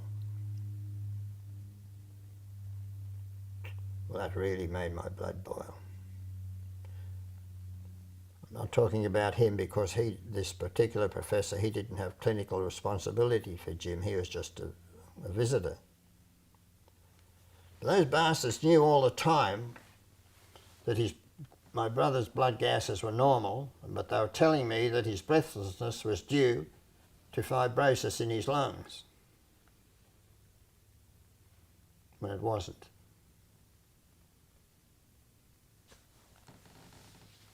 Something that I'll never forgive them for. I'll never forgive them, first of all, because they expanded my brother's suffering, and secondly, because if they'd only have listened, they would have been on the pathway to understanding a whole lot of other things that would benefit many, many more patients later on. Well, this work with alcoholics and intravenous vitamin C led to a lot of work that I did with alcoholics. Provided I had their cooperation I could detoxify an acute alcoholic within a few minutes, safely. But I had to keep the drip of vitamin C going for quite some time, maybe an hour or more. Otherwise they would revert back to the alcoholic state. But it was very safe, and it worked very well. So I then tried it with heroin addicts and others, and it worked equally as well. I also tried it for withdrawal cases of alcoholism and drugs, and found, yes, it worked, it was effective, it was safe, but I had to keep it going for at least 24 hours. And it wasn't always possible to control the patients in that way. So I got a bit disillusioned because I could have alcoholics and drug addicts queued up from here to Sydney. I thought, this is crazy. What we really need to do is get at the big suppliers and stop the supply of these drugs. And that's when I got into trouble that I'd rather not talk about. It became quite dangerous. I don't understand. I mean, I'm not. Vitamin C is a miracle drug.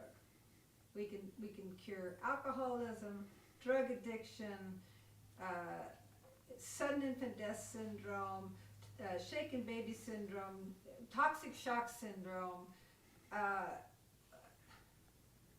An excellent question. An excellent question.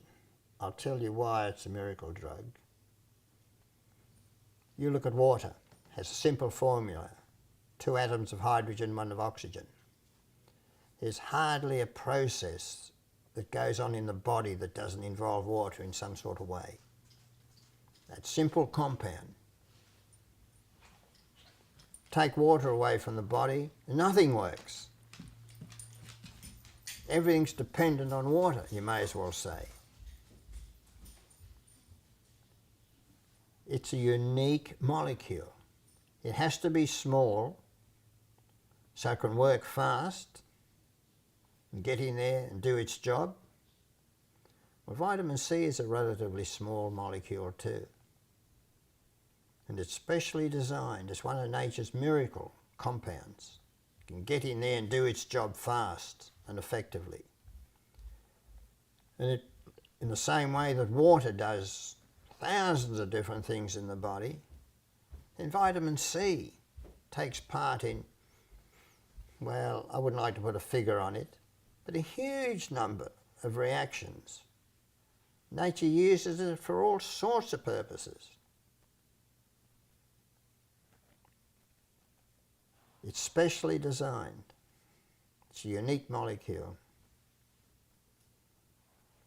Why isn't everybody jumping on this? Because they have been indoctrinated. And obviously one must understand it and know. I mean, if I jump over a cliff and keep swallowing vitamin C until I hit the ground at the bottom, 400 foot down, it's not going to save my life. But it needs to be used intelligently in a proper way. But in many conditions, such as acute viral infections and so forth, it won't work unless you give it intravenously and get a high level of vitamin C in the blood. Maybe, Archie, you can talk about the fact that human beings and only a couple other species are uniquely, Yes. don't produce their own vitamin C. And that's kind of, Yeah, it seems like it's so valuable that most organisms produce it Yeah. themselves. Right, and do you know, and if you know about this, what Yeah, I the do. evolutionary explanation is for why we don't and they do? Now, why is it that only humans and monkeys and apes and a few creatures like guinea pigs and the capybara don't manufacture vitamin C in their bodies, whereas cats and billy goats and so forth, kangaroos, all produce a lot of vitamin C in their bodies. In fact, billy goats under stress can produce huge amounts of vitamin C in their livers, but we can't. Many authorities think that this has been a mutation, that the gene responsible for making vitamin C has been taken out of our bodies. It's a mutation. I think it is probably, and I'm just hypothesizing, I don't really know. But I think it is more complicated than just that. Nature made us in a very special way. We've got huge amount of brain power. We've got the ability to do lots of things that other creatures can't do. And to supply all this power to our brain, nature concentrates most of a huge proportion of the vitamin C that's in our bodies in the brain. And it's not there by chance. Huge amounts are used by the brain, disproportionate to its volume.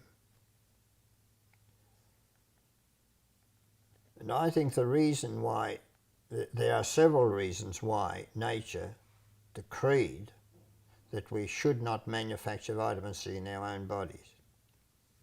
First of all, she decreed that we would get more than what we needed eating fresh fruit and vegetables and fresh food in proper ways. In other words, we would have to live in an unpolluted environment, grow our fruit and vegetables properly and prepare our fruit and vegetables properly. And if we depart from those laws of nature, there's a penalty to pay. If we had in our system the ability to manufacture vitamin C, I hypothesize, and this is just an hypothesis which may be far from correct, that would take a lot of extra energy that would not be available for brain power. So it may not be just an accidental mutation. It may be deliberate. And it certainly is a fact that if we depart from what nature intended us to be and do, there's a penalty to pay. So if we continue to pollute the earth, if we continue to eat rubbish,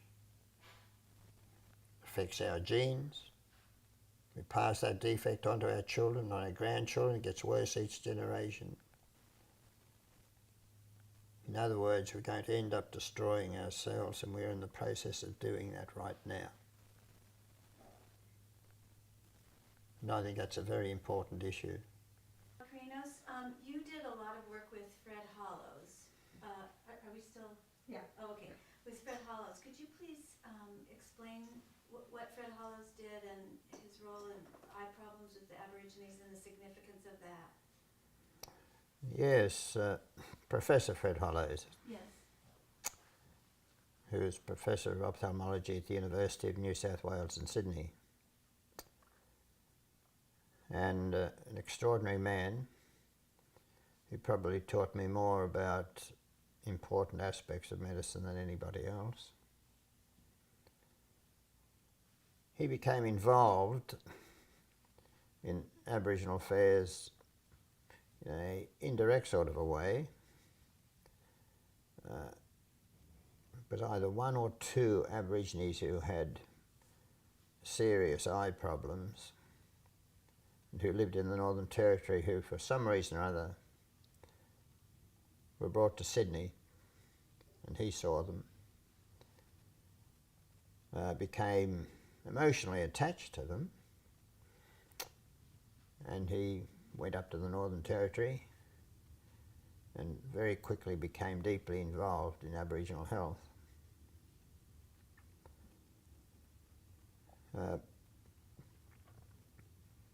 He told me quite a bit. So I decided that first of all I should just see what the situation was with eye diseases amongst Aborigines in the Northern Territory. So I went up there and started to count. And I was very distressed indeed by what I found. First of all, the number of blind Aborigines. Very, very high. And in the first community, I simply counted the numbers that were blind, counted the total number of individuals in the community. Then I looked at statistics that came from overseas.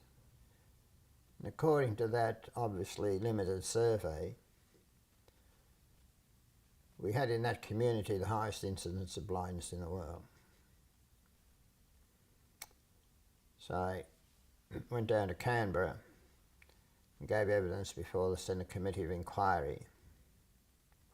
And there was an enormous public outcry. And it was decided that by the Australian government that they would investigate. And Fred Hollows was chosen to head the team. They couldn't have picked a better man. He would not allow anything to obstruct him. I remember one example. He did quite a few eye operations at the Alice Springs Hospital on Aborigines. And then he kept touring around Australia looking at Aboriginal eyes, and eventually came back to Alice Springs. And he confronted the superintendent of the hospital and said, "I need to do some more operations here." The superintendent said to him, "No, I won't let you. The nurses complained last time because you made them work too hard." So Fred said, "Okay, if you don't allow me to use the hospital, I'll set up an army hospital right outside the front door of the hospital with television cameras and the works." So the superintendent had to capitulate.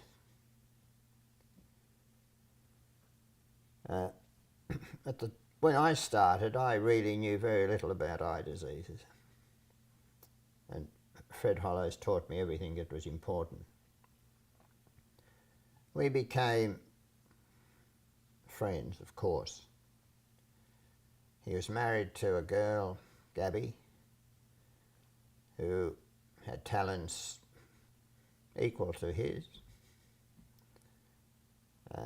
It was a very, very good team. Now, it was the evidence that I presented to the Senate Committee of Inquiry that started the trachoma, which is the eye infection program, off in Australia. It was to be headed by Fred Hollows. And I naturally thought that I would be part of the team. But I was told by Fred that some of the state governments had insisted that if I was part of the team, they would not allow the team into their states. So I was excluded. This was a great disappointment to me for several reasons. I had a role planned for myself. I wanted to train a group of individuals in each community, big or small, to recognise the horrors of trachoma, which is the eye infection that sends people blind, during the early stages. And the treatment is very simple. Nowadays, for example, one tablet of a special antibiotic can cure trachoma.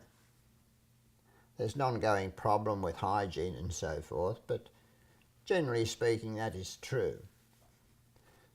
And I could have trained a 5-year-old kid to recognise trachoma in the early stages and treat it.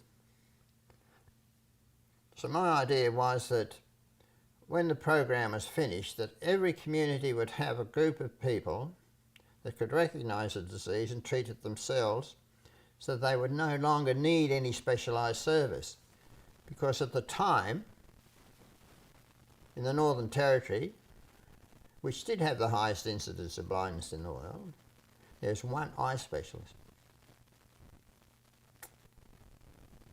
So this rather disturbed me.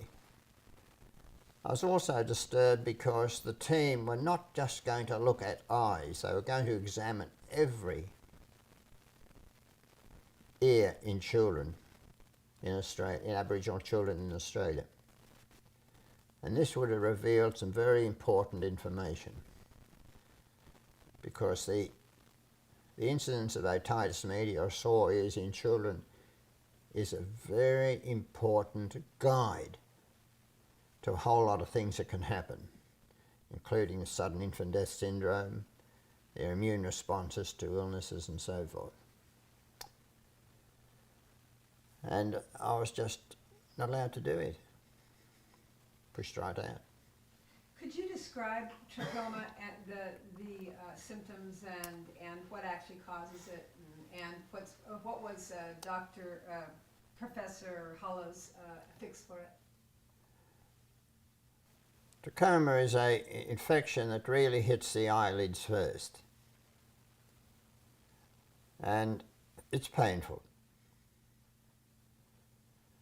And then after some years, the eyelids scar and they turn inwards, so the eyelashes rub on the cornea. Now you may know what it's like to have one eyelash rubbing on the cornea for 1 minute. Imagine having all the eyelashes rubbing on the cornea all the time. And I've got one picture of an Aboriginal woman in that terrible state.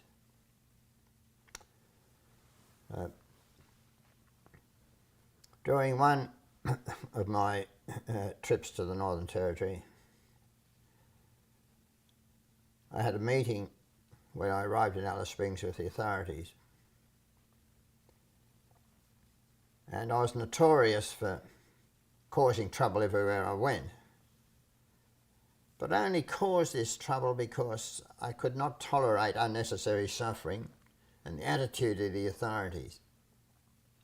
And I just couldn't walk away from suffering which could be fixed. But they persuaded me to try and not have any fights for a fortnight. So I headed off to a particular settlement called Santa Teresa, which was quite a distance from Alice Springs. And I had with me an Aboriginal friend who acted as my interpreter. Helmut, his name was. And Santa Teresa was run by a Roman Catholic priest. Now, don't get me wrong, some of my best friends, the finest people I know, are Roman Catholics. But Father Clancy was not one of them.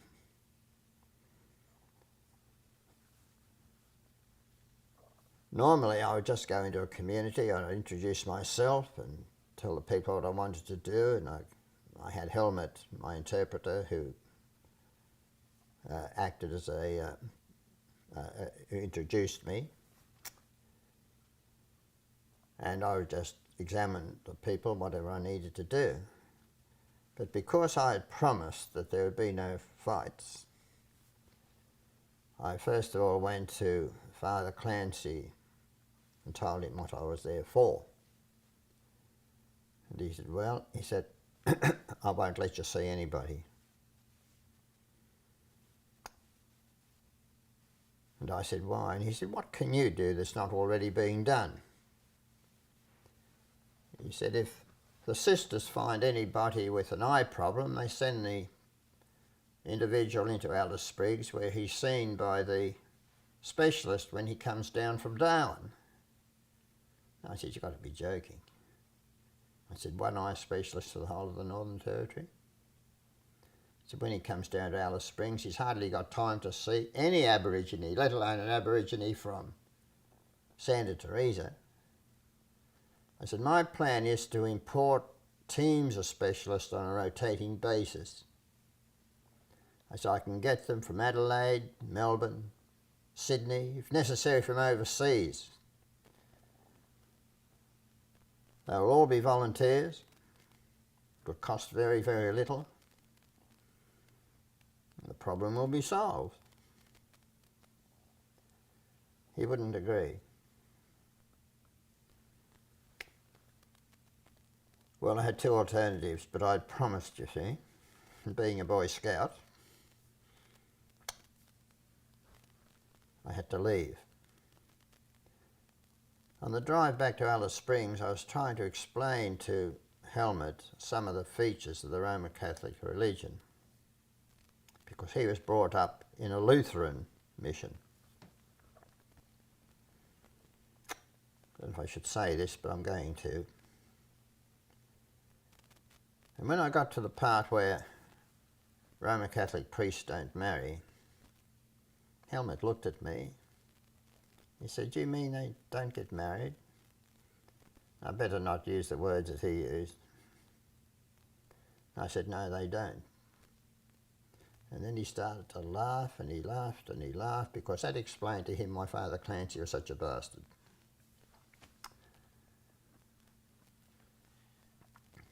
Now, some years later, a couple of years later, I was in Alice Springs for another meeting with the authorities. And when the meeting was finished, they said, well, we're all packing up. Most of them are going back to Melbourne and Sydney. They said to me, what are you going to do? And I said, well, I'm not going back now. I'm going to, tomorrow, I'm going to visit the Todd River. Now, the Todd River was a dried up river passing through Alice Springs, and there's only water in it during exceptional rain. But because it had a sandy bed, Aborigines who didn't have anywhere else to stay used to camp in that bed. And they included a great number of Aborigines, men and women, who drank fairly heavily and were fairly violent. It wasn't really a safe place for any white stranger to be in. So the authorities said to me, that will be a very dangerous thing to do. But I had a young Aboriginal man who was part of that community that I'd got to know, and he was going to come with me and introduce me to everybody, and that's what made the difference. Now, had I gone there by myself, I would have been greeted with hostility, no cooperation. But because I was with that young man who was part of the community, and I was introduced by him, it was a different atmosphere. There's a bit of humour in it too, actually, because really I still had a lot to learn. And everywhere I went, I was surrounded by groups of Aboriginal children who were smiling and laughing and happy, and I thought, gee, these people like me, you know, it must be my personality. I found out later that they were talking to each other with sign language. And unless you knew, you wouldn't even know that they were talking like that. And what they were telling each other was, come and have a look at this bloke. He's worth looking at. Because you see, they'd never seen a person with a nose like mine before in their lives. And they thought it was the funniest thing that they'd ever seen.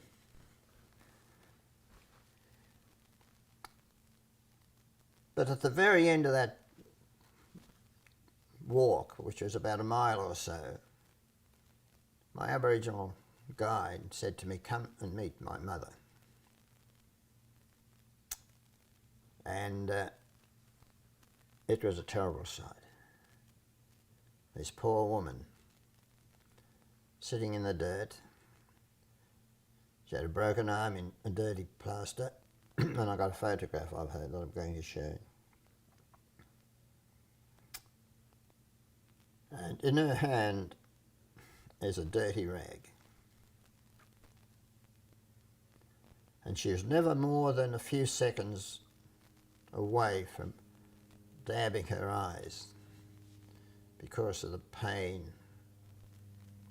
and the irritation of trachoma. Terrible suffering. To make matters worse, when I talked to her, I found that she was at Santa Teresa when I visited there. And had I seen her in such a state, there's no way I would have left Santa Teresa without her. I would have brought her back to Alice Springs. I would have rung the Prime Minister. I would have had her on an aeroplane, flown her to Sydney, and dumped her in front of Fred Hollows and said there, and he would have dealt with it in the proper, efficient way. But that poor woman had suffered, I can't remember exactly, maybe 2 more years of unnecessary suffering. And I find that hard to tolerate in a country like Australia, because it's not as if Australia didn't have the facilities to deal with this problem. It's not as if there are millions of these people.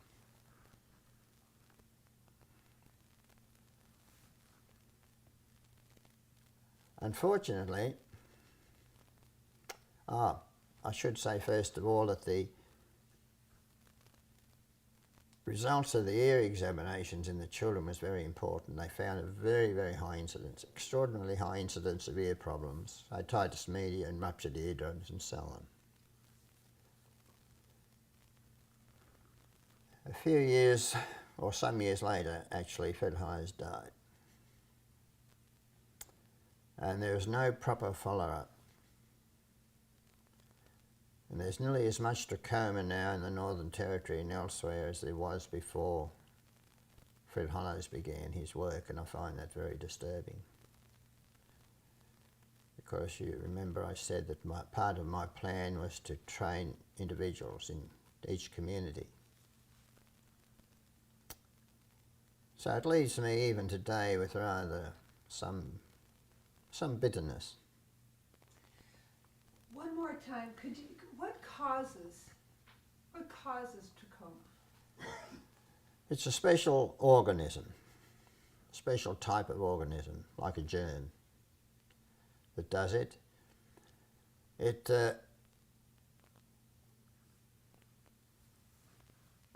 There's a very important role of poor hygiene too. It's not just the organism,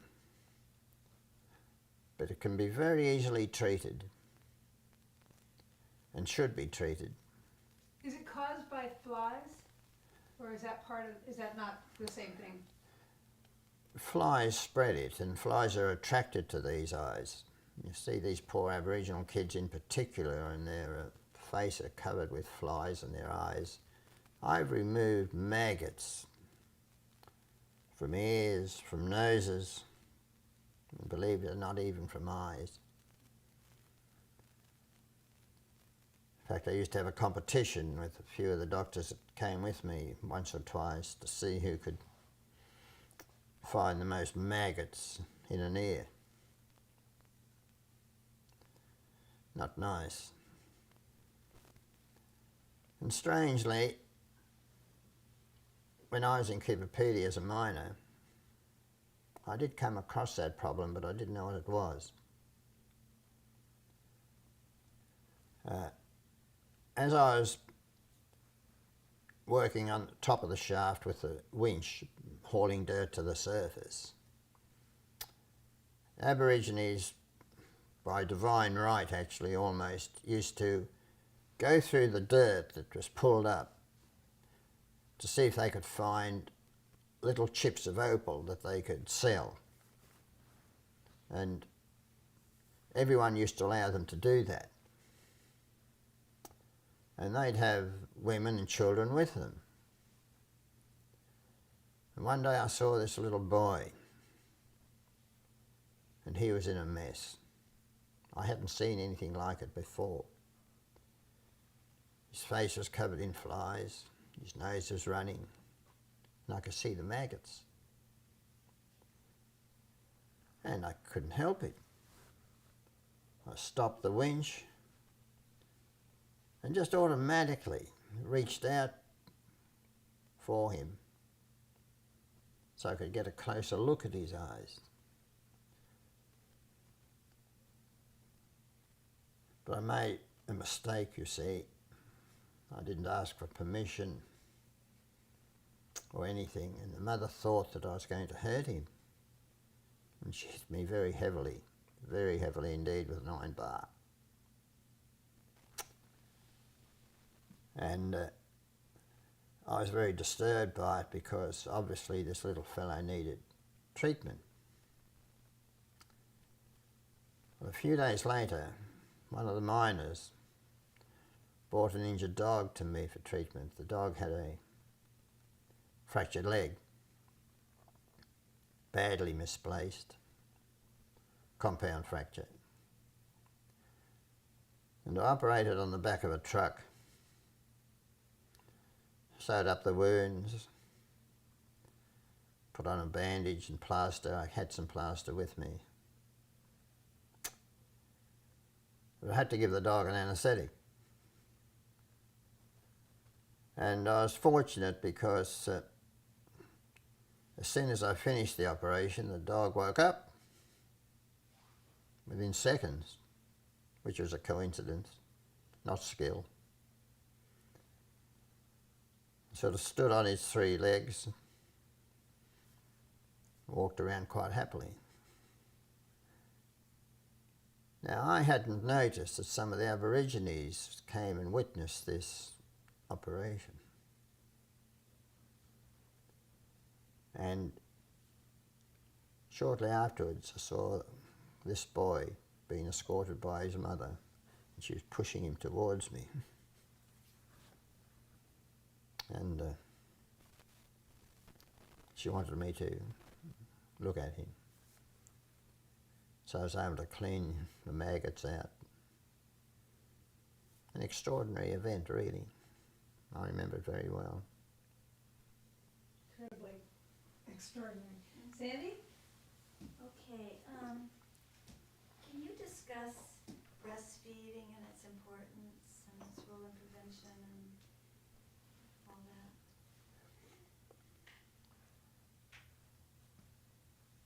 that? Dr. Glenn Detman, not a medical doctor, he was a medical technologist with a doctorate,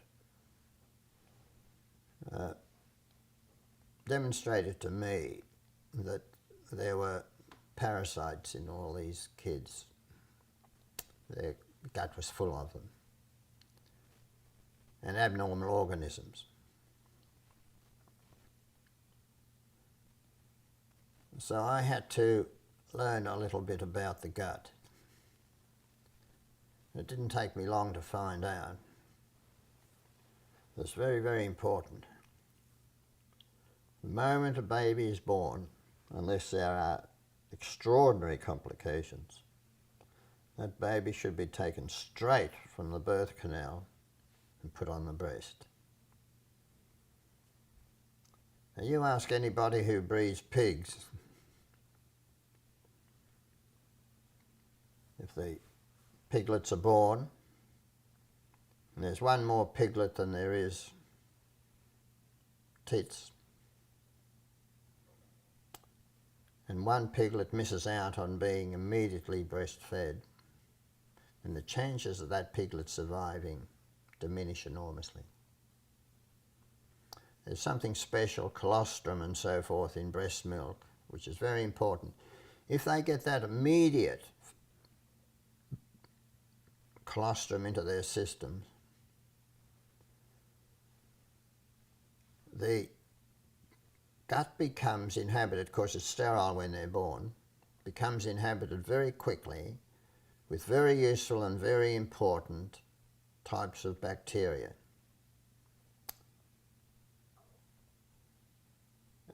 If breastfeeding is not immediate and not proper, and even sometimes with a human infant, just one drink of water is enough to spoil it. The gut becomes colonized mainly by E. coli organisms, and that's bad news.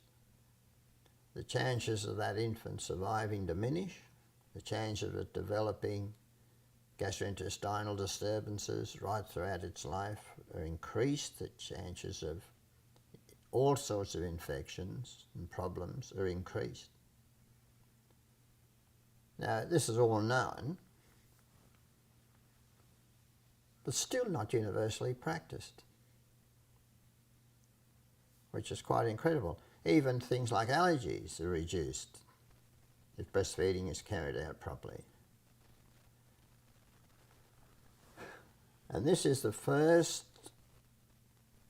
thing that we can do to any newborn infant to maximise the chances of that infant being healthy for the rest of its life. Where do those E. coli organisms come from? Well, we all have them in our gut. We don't even know where the good organisms come from, believe it or not. They are actually either in the mother's teats or even perhaps in the breast milk sometimes. But they're not there before the baby's born. They just appear like a gift from heaven. Maybe in the last few years they have sorted that out, but I haven't come across any information that provides this. They're the lactic acid type of bacteria, the same family of bacteria that is used to produce yogurt.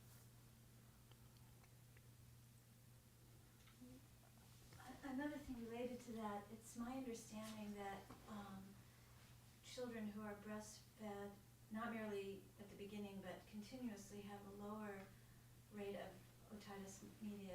Are you aware of that, and can you talk about that? I'm very aware of it, indeed. Much lower, you see their immune responses are better, and the incidence of things like otitis media, any disease you like to mention, and some people think even in later life the chances of them getting cancer early and heart disease early and so forth are reduced. I can't claim to be an expert in that field, but that is apparently what it is.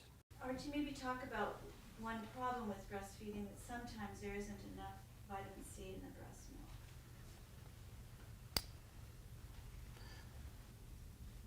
milk. When I first became associated with Glenn Detman, we tested literally thousands of urine samples of vitamin C content. And we weren't really surprised to find that in a substantial proportion of people, there's almost no vitamin C in the urine. We rarely found an Aboriginal person who had any substantial amount of vitamin C in the urine. So Glenn then tested mothers from a reasonably elite part of Melbourne. And I think there's one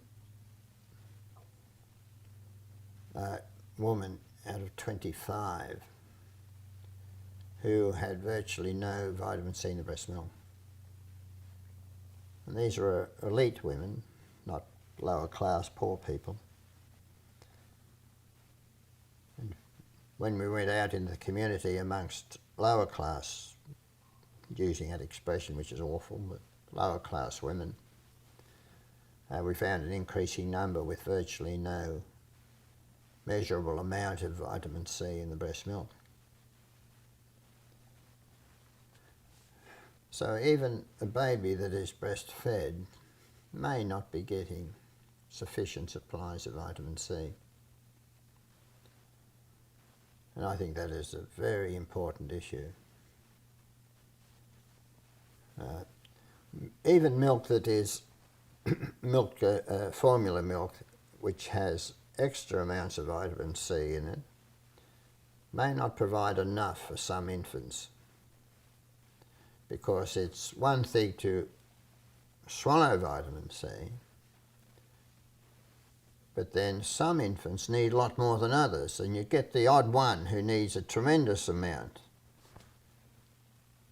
So the fact that an infant is breastfed fed on formula milk, which contains vitamin C, doesn't necessarily mean that there is sufficient vitamin C.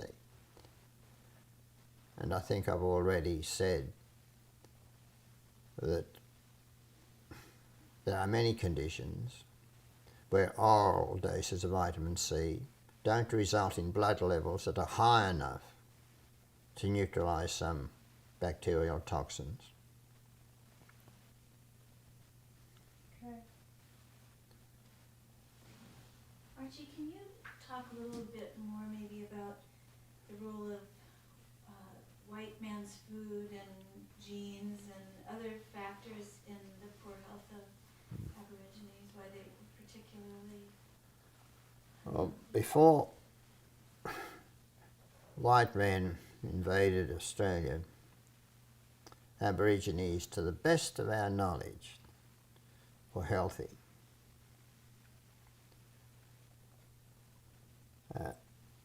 Within a few weeks of contact with white people, they started to suffer from a whole lot of diseases which are unknown to them. TB wiped out thousands. Ordinary measles just went through them, killed them off like flies. Ordinary colds and flu wiped them out. Smallpox just went through them. They just vanished. They did not have the immune responses that white men had developed over a period of time. And I should mention sexually transmitted diseases also. The initial effects of this were awful.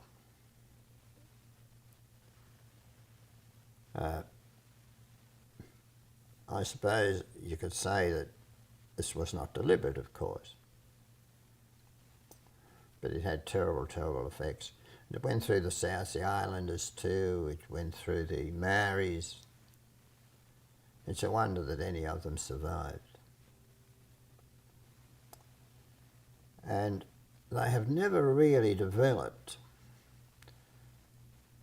strong immune systems against these various diseases. Even, if I can use the awful term, half-castes and quarter-castes. Even a lot of children that have got so little Aboriginal blood in them that you'd swear to God they weren't Aborigines. They still don't have the immune responses that the average pure Caucasian infant has. And unfortunately all that has been neglected. See, if these Aboriginal kids get sick often and often and often, and everybody thinks, and I used to think, that it was because they were not properly cared for by their mothers. And it looked that way. But it isn't necessarily the mother's fault. These infants just are more susceptible to problems under the best conditions. Now, we raised the Aboriginal twins that I spoke about under perfect conditions, in inverted commas. But we raised them in the hospital as if it was their home. We used to take them out and do all sorts of things. But in the hospital, they used to mix with other Aboriginal kids and Caucasian kids. They'd all play together. As far as I know, they probably ate each other's poo.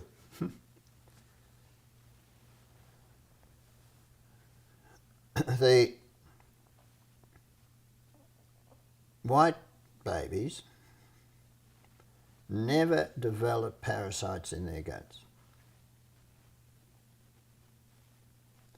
The Aboriginal babies and kids, even the twins, continuously got parasite infections. Now, this is an important observation. It shows that even under the best of conditions, the immune responses of these Aboriginal kids are not the same as white kids. Not because they're inferior, of course, just that their immune system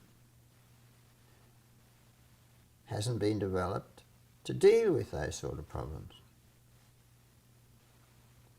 So the Aboriginal twins, Kevin and Norman, they got ear infections, they got sicknesses, they got bowel disturbances, they got bowel parasites, just the same as Aboriginal kids that were living on the reserve.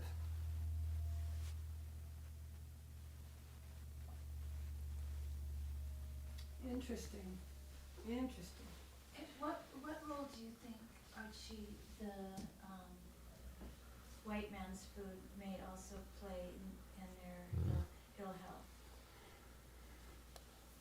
The role that, well, what happened when Aborigines stopped eating their natural bush tucker, fresh foods, and ate white man's poison, which of course is white flour and white sugar, is very important. In the early 1950s, the renowned British ophthalmologist Dr. Ada Mann did a survey amongst Australian Aborigines, and her work was perfect. And she noted a very high incidence of trachoma, but a very low incidence of cataracts. Now, when I did my survey in the early 70s, which is 20 years after Dr. Ada Mann, I was shocked to find a very high incidence of cataracts. Now, only one thing had changed, and that was their diets. When Dr. Ada Mann did her survey, they were still living off the land to a large extent. When I did my survey, they were living off supermarket junk.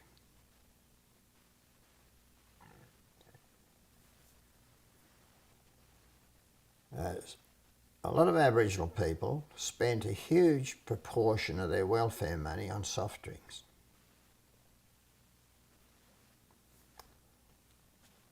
Now, this is one thing that Fred Hollows and I disagreed violently about. He said that the increased incidence of cataracts was due to the effects of sunlight. But you see, the sunlight was there 20 years before, just the same. And certainly sunlight plays a role in the development of cataracts. But the only thing that had changed in those 20 years were the diets. Now, I did another survey up in northern Queensland, and there were three groups of people, really. Well, two to start with. There were South Sea Islanders and there were Australian Aborigines. And amongst the South Sea Islanders, there were two groups. Some of the Seventh-day Adventists, and there were a lot amongst them, were very careful with their food, and they ate enormous amounts of fresh fruit and vegetables and very little in the way of refined carbohydrate. Some of their relations were either not vegetarians or they ate a lot of fresh fruit and vegetables, but also huge amounts of refined carbohydrate in the nature of white flour and sugar. And there's a huge difference in the incidence of cataracts and diabetes. I did a huge survey amongst diabetics, and I was shocked to find an extremely high incidence of diabetes amongst those that ate a lot of white flour and sugar. And this proved to me that even if you ate a lot of fresh fruit and vegetables, if you also ate a lot of refined carbohydrate, white sugar and flour, that it wouldn't prevent the development of diabetes. And I think that was an important survey. But the Minister for Health in Queensland at the time issued a statement claiming that diabetes was not a problem amongst Aborigines in the Northern Territory. So help me God. was one of the highest incidents of diabetes in the world. But that was his way of overcoming the problem. He said Archie Kalokerinos is crazy, diabetes is not a problem in Queensland. As if when you moved across the border there was some God come down from above and protected the people.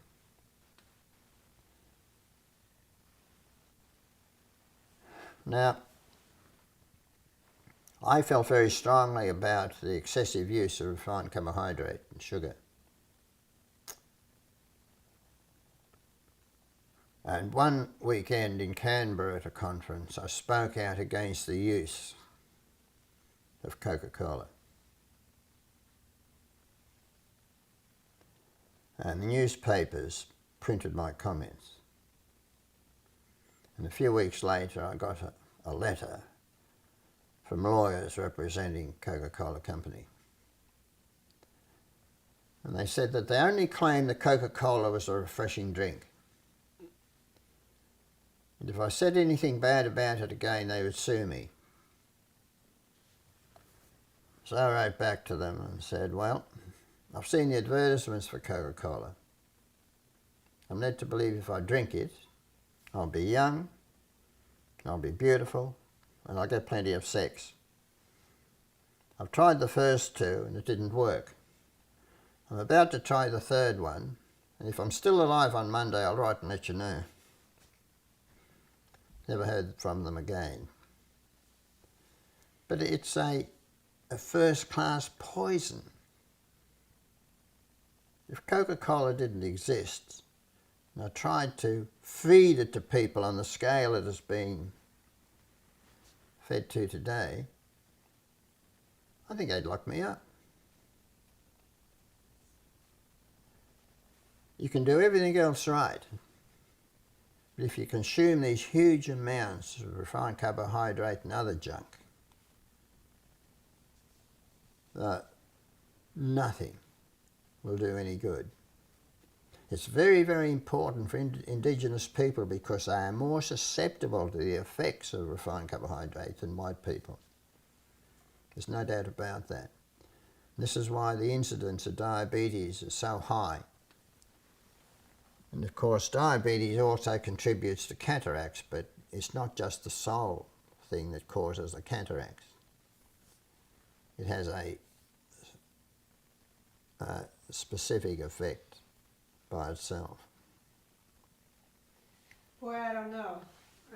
What about, I think something like, they estimate that a third of American white adults are going to end up being diabetic, within the next 20 years. And that's because of Coca-Cola. That's right. They should be hung, drawn and quartered. Yeah. And alcoholism and all the various things you've observed. Let's look at zinc first. When I start to administer vitamin C to infants, there is a dramatic response, and the sudden deaths and unusual deaths came to an end. But what surfaced was a series of other problems. And the most obvious was rather strange. A lot of infants, mainly Aboriginal, but a few whites, were not malnourished to look at or even to measure. But when attempts were made to feed them, there'd be a screaming match. And believe it or not, I've seen tiny infants throw food up as high as the ceiling.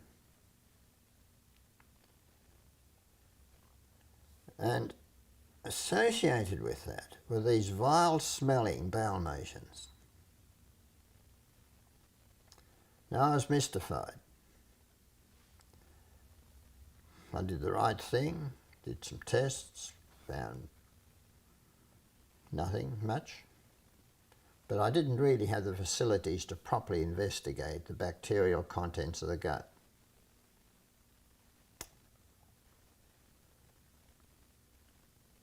I I spoke to Professor Maxwell, who at the time came from Adelaide, and he had clinical responsibility for the children at Alice Springs. And I said, look, this has to be a specific syndrome. And he wouldn't have it. He told me that he thought that the mothers were spoiling them.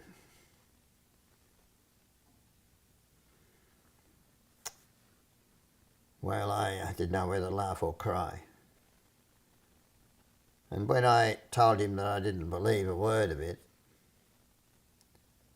he said, well, I also think that the witch doctors are pointing the bone at them. You may not know what that means. But pointing the bone is casting a spell. Well, I didn't know whether I should laugh or cry or whether I should hit him or what. You know, from a professor of medicine who had enormous clinical responsibility for all these terrible illnesses, that was his response. Well, I came over to Mexico for a conference on nutrition. And during a coffee break, I found myself sitting opposite a fellow Australian. You could tell he was Australian by his accent. And he had a kangaroo badge on his lapel. He told me his name, Eric Underwood, and it didn't mean a thing to me. I'm ashamed to say it didn't mean a thing to me. And he also told me that he was an agricultural scientist. So we got talking about cattle and sheep and pastures and so on. And I was terribly tired. I had jet lag. And I started to doze off. And through a haze I heard Eric say, cattle are the zinc deficient, lose their appetites and won't eat. I was awake in a flash. I felt like Archimedes jumping out of the bath. Eureka, I have found it. I was terribly excited. That's it. I spoke to Eric about it, and he was certain that I was correct. He was, in fact, the world's greatest authority on trace elements. Now, this wonderful man sitting right in front of me, I didn't even know what his name meant. So I came back to Australia, went down to Canberra and saw the authorities. But they were hostile. I said, this is the cause of the problem. It's very important. No, I wouldn't have a bar of it.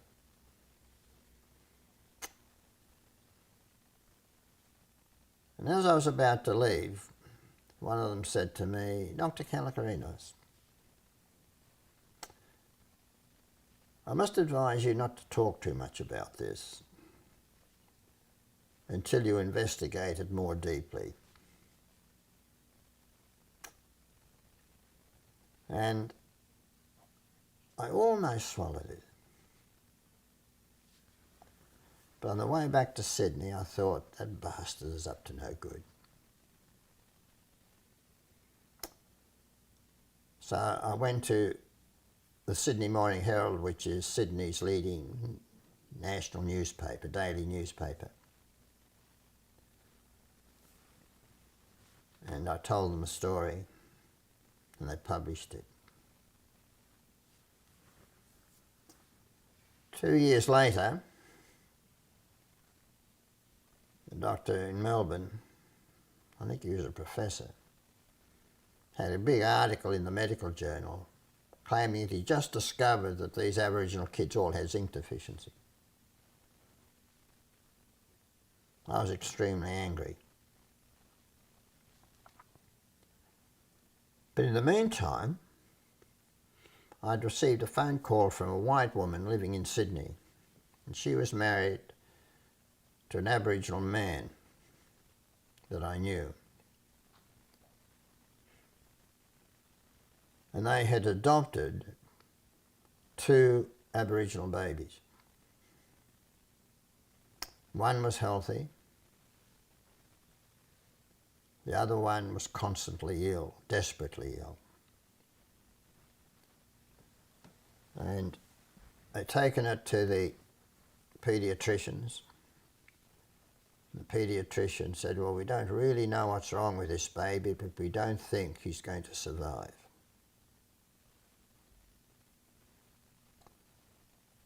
So they brought the baby to me.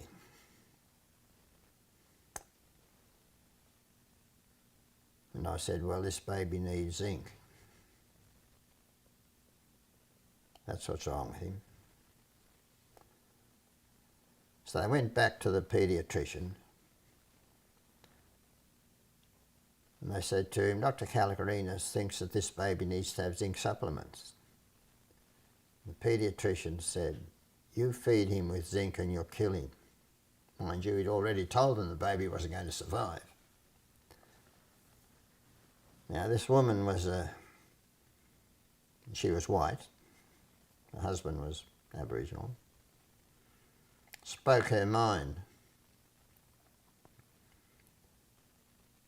And she said to the paediatrician, well, bugger you, I'm going to do what Kalokerinos suggests.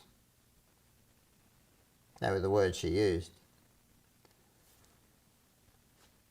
She gave the little boy zinc and he thrived. Now when this doctor came out with his article on zinc deficiency, claiming that he discovered that this woman became very, very angry. And she went to the Sydney Morning Herald. And they published an article and they showed a photograph of the baby. And the headline went something like, poison, in inverted commas, saves baby.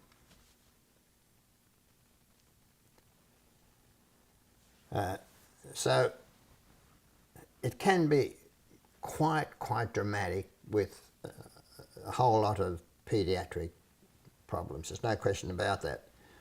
Some years later, I was asked to go up to an Aboriginal community that lived just south of Brisbane. And at the time I was working for the Aboriginal Medical Service in Sydney. I was based in Sydney, but I used to travel all over Australia. I turned up for work one day with my usual uniform, which was a pair of thongs and shirts, one shirt and shorts. And I received a phone call from that area, just south of Brisbane. The grandmother was caring for 4 or 5 grandkids. And there was an epidemic of measles. And 2 of them got measles.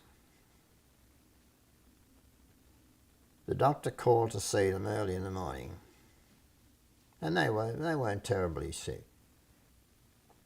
They sat down at the table with the other kids and ate their breakfast. And when they were finished, the grandmother said, "Don't go out and play, go and lie down." They did that, and shortly afterwards she went to check on them and found one dead, and the other one desperately ill. It happened bang like that.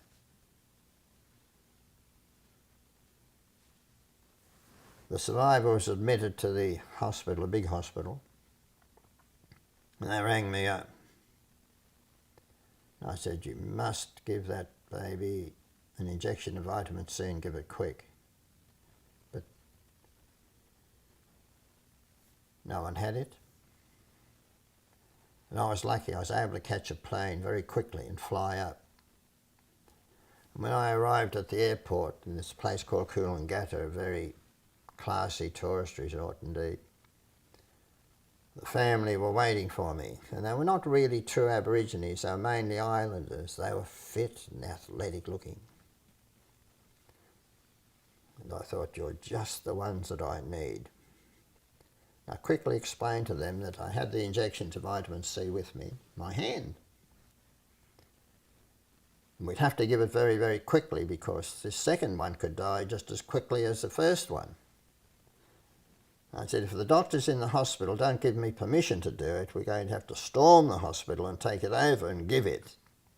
And I knew that I could end up in jail, that I could end up being deregistered, But I also knew that if I didn't give it, the chances of that baby surviving were small.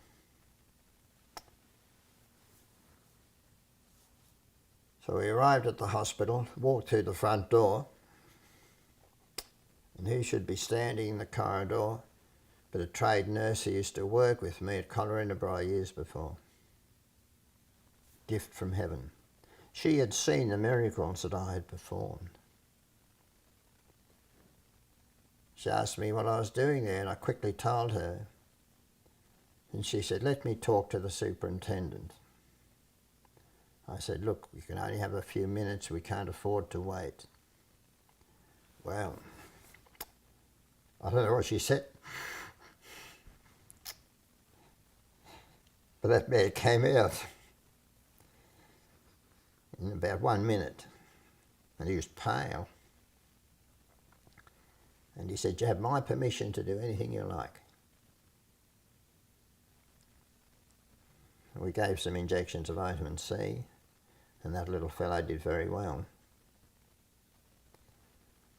But then I thought, well, I better check on all the other Aboriginal kids in that little community in case some of them need some treatment. And the grandmother of the little fellow that died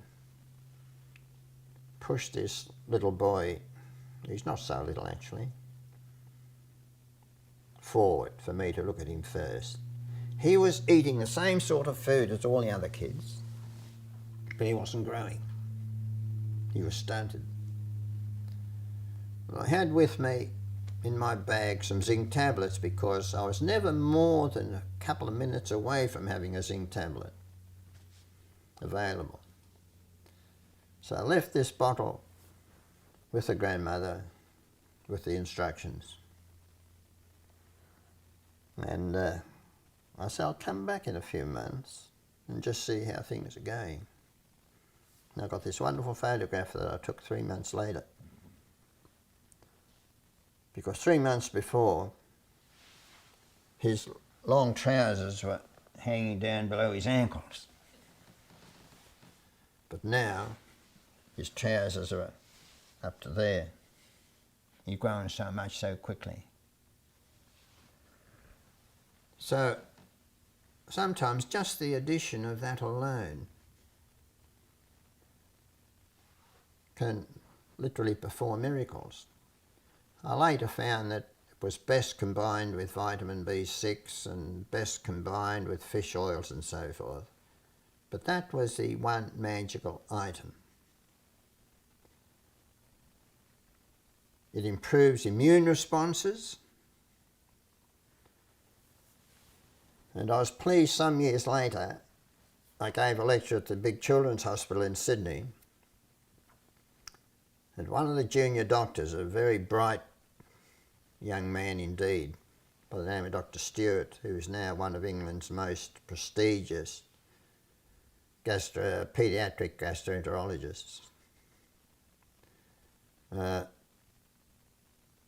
was obviously impressed with what I was saying. Because years later I read an article that had been written by him in the medical journal about how zinc is a valuable form of treatment and prevention of gastrointestinal infections in children. But the problem is, no one's using it. We've got all this information. Very few people are using it. Naturopaths do, a lot of chiropractors do, but very few doctors do. They react as if it's a poison. And this represents a real problem in the work that I've done. You can solve a problem, you can demonstrate quite clearly, and all the literature is there if they bother to look it up. But they not only ignore it, they actively prevent its use. I mean, this is madness. If we were fighting a war along those sort of lines, we'd all be wiped out. Of all the complexities in medicine, endotoxin, well, it probably doesn't head the list, but it's pretty close. It's very complicated. First of all, we can't live without endotoxin. A tiny bit of endotoxin is necessary for life. And it would take me too long to explain why. But it's when endotoxin gets out of hand, the problems occur, both in infants and adults. It's produced by gram-negative bacteria, which includes a type of organism which very often causes meningitis, meningococcal meningitis. It's released in excessive amounts under certain conditions. Any infection, bacterial or viral infection anywhere, can result in disturbances in gut bacteria which lead to excessive production and excretion of endotoxin. The endotoxin is normally confined to the walls of the bacteria, and only tiny bits are excreted. But when antibiotics are used and you kill a lot of these bacteria off, then naturally the endotoxin is released. So sometimes when you're trying to save a child, or an adult for that matter, by using antibiotics, you actually kill the kid.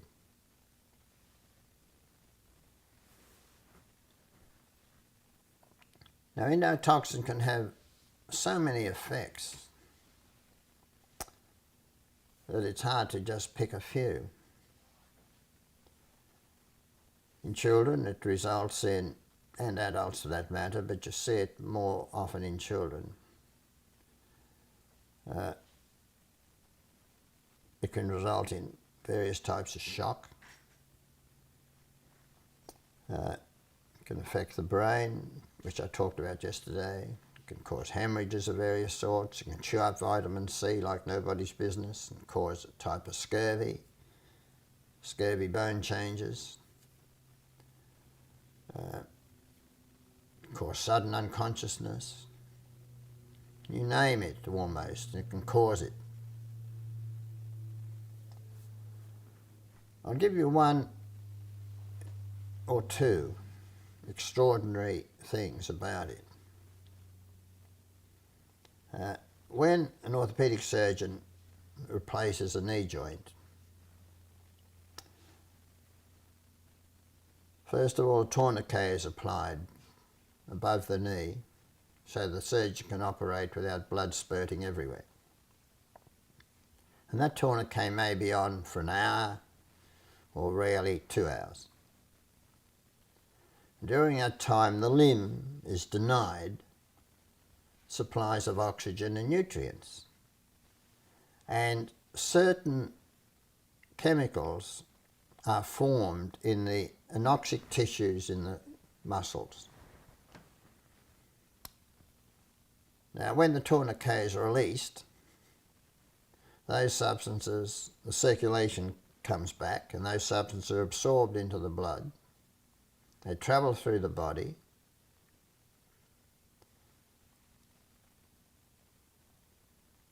They have a very rapid effect on the linings of the gut, which allows endotoxin that is in the gut to seep through into the circulation. In the worst cases, there's total organ failure. The brain, the heart, the liver, the lungs, the kidneys. They don't live long. In other cases, you can get various complications from what they call a coagulopathy, abnormal coagulation and bleeding in the various tissues. You can get brain hemorrhages, you can get shock, you can get unconsciousness, you can get a whole series of things. Now that's an extraordinary response. where a remote condition, such as putting a tourniquet around the leg, can eventually cause the rapid onset of fatal pathologies in various parts of the body. Something similar happens to athletes who run marathons and do other violent, prolonged exercises. During a marathon run, a lot of the blood in the body is diverted from the gut to the muscles, the heart and the lungs, so that the gut is denied the normal amounts of oxygen and nutrients, so that the gut linings are disturbed, and this allows endotoxin that is in the lumen of the gut to seep through into the blood. And one effect is to produce hemorrhages in the gut. And if you examine the faeces of athletes immediately after a marathon run, you'll find a substantial number of them do actually have blood in their bowel motions. But they can get hemorrhages anywhere, and they can go into states of shock, can precipitate a heart attack, can precipitate a cerebral hemorrhage. It's all very, very rapid indeed. So it's a wonder to me that routinely after a marathon that doctors don't administer intravenous vitamin C as soon as the race is over. Should be done. A similar thing happens to people who climb mountains in a hurry. And they can develop retinal hemorrhages and brain hemorrhages. Ever since Adam was a boy almost, doctors did observe, when they looked at sections of the stomach under the microscope, little dark spots that looked exactly like bacteria. They didn't understand the nature of it, and strangely, everybody thought, well, it's either an artifact or it doesn't mean a thing. They ignored it. Now this is another example of something that's extremely obvious, because it was there very, very often, and yet be totally ignored. But one Australian doctor, I think he was from Perth, can't remember his name, persisted in saying that it was an organism. It turned out to be one of the most important organisms ever discovered. It produces a toxin like endotoxin. And it has some dramatic effects on the stomach. It causes ulcers.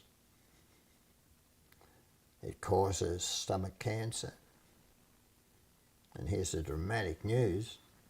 You use an antibiotic to treat and prevent stomach cancer. Dramatic. Of course, this doctor has now achieved world fame, and he deserves it. He should have got the Nobel Prize, actually.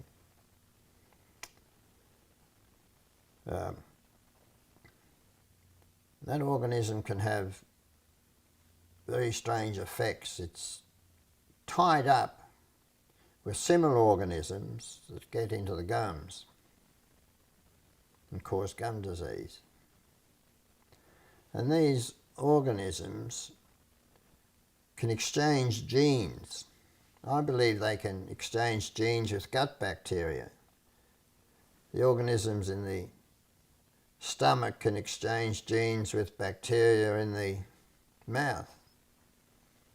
And it goes beyond what I've just said, because we now know that those mouth bacteria also contribute to the genesis of heart attacks, coronary occlusions. Extraordinary. I do know that taking vitamin C and zinc and so forth doesn't fix the problem. I don't know why, but it doesn't. It's necessary to specifically treat the organisms in the stomach. And by giving a combination of antibiotics and antacids and a few other things, you can get rid of the organism from the stomach. So it's no longer necessary for doctors to do these fancy operations on stomach ulcers and so on. Extraordinary advance. This brings up a very personal question. Do you have any experience or any knowledge of ulcerative colitis? Yes. Ulcerative colitis is you may call it a chronic infection of part of the gut. And that is certainly associated with an overproduction of endotoxin. I still don't understand the full nature of it, but there's no question about that. And the endotoxin is continuously absorbed,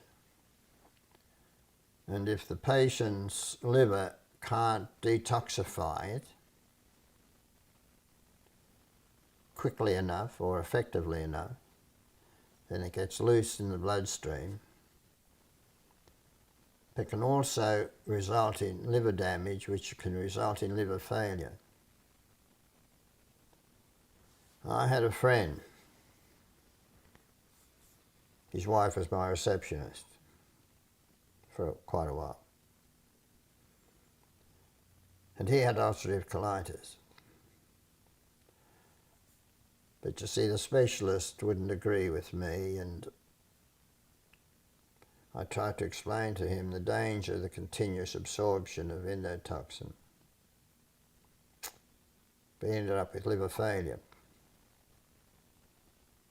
And that is a common complication of ulcerative colitis.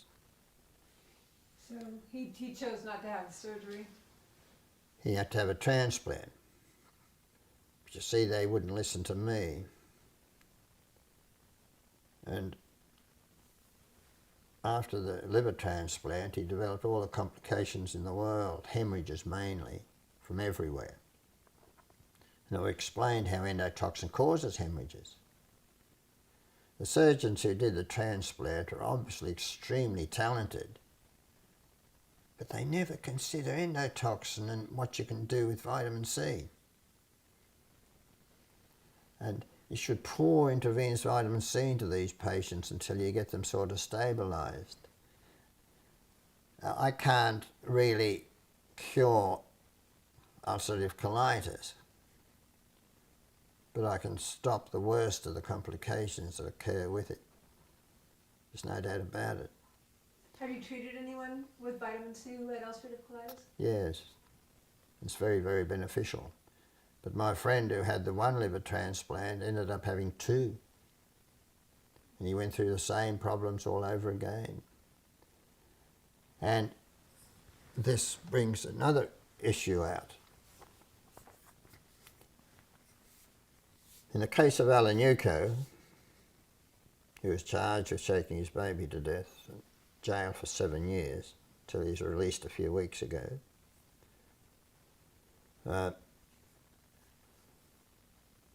His baby's organs were donated, and that included the liver.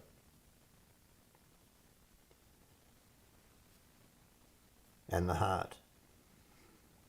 I tried desperately to get information about what happened to the recipients of those organs.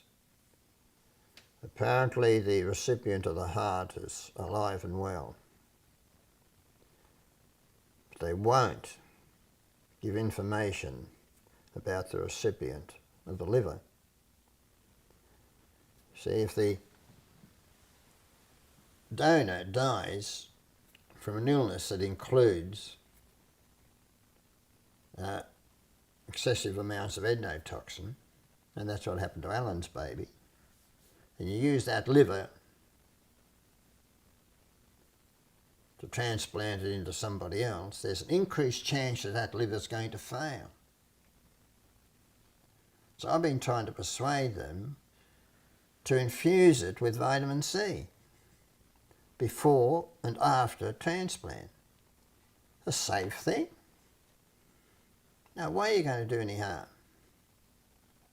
I mean, you have to be sensible, of course. You use it in the right concentration, in the right way, and so on. You won't do it.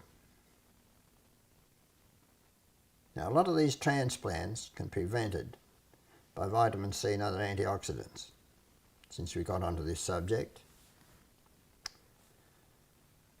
In the early 1980s, I read in a journal somewhere or other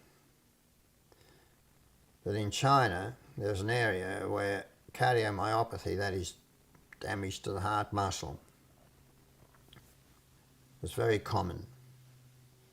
And they found that it was due to two things in combination: selenium deficiency plus a vitamin E deficiency. Apparently you need to have the two together. And in the worst cases of cardiomyopathy, you either have to leave them to die or you have to do a heart transplant. So shortly afterwards I saw a man, he was in his early 30s, who had cardiomyopathy very severely. He'd been down to Sydney and had been placed on a waiting list for a heart transplant. He was extremely ill.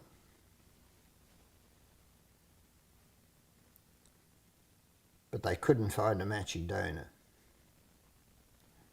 So I started him straight away on selenium, vitamin C, zinc, and so on.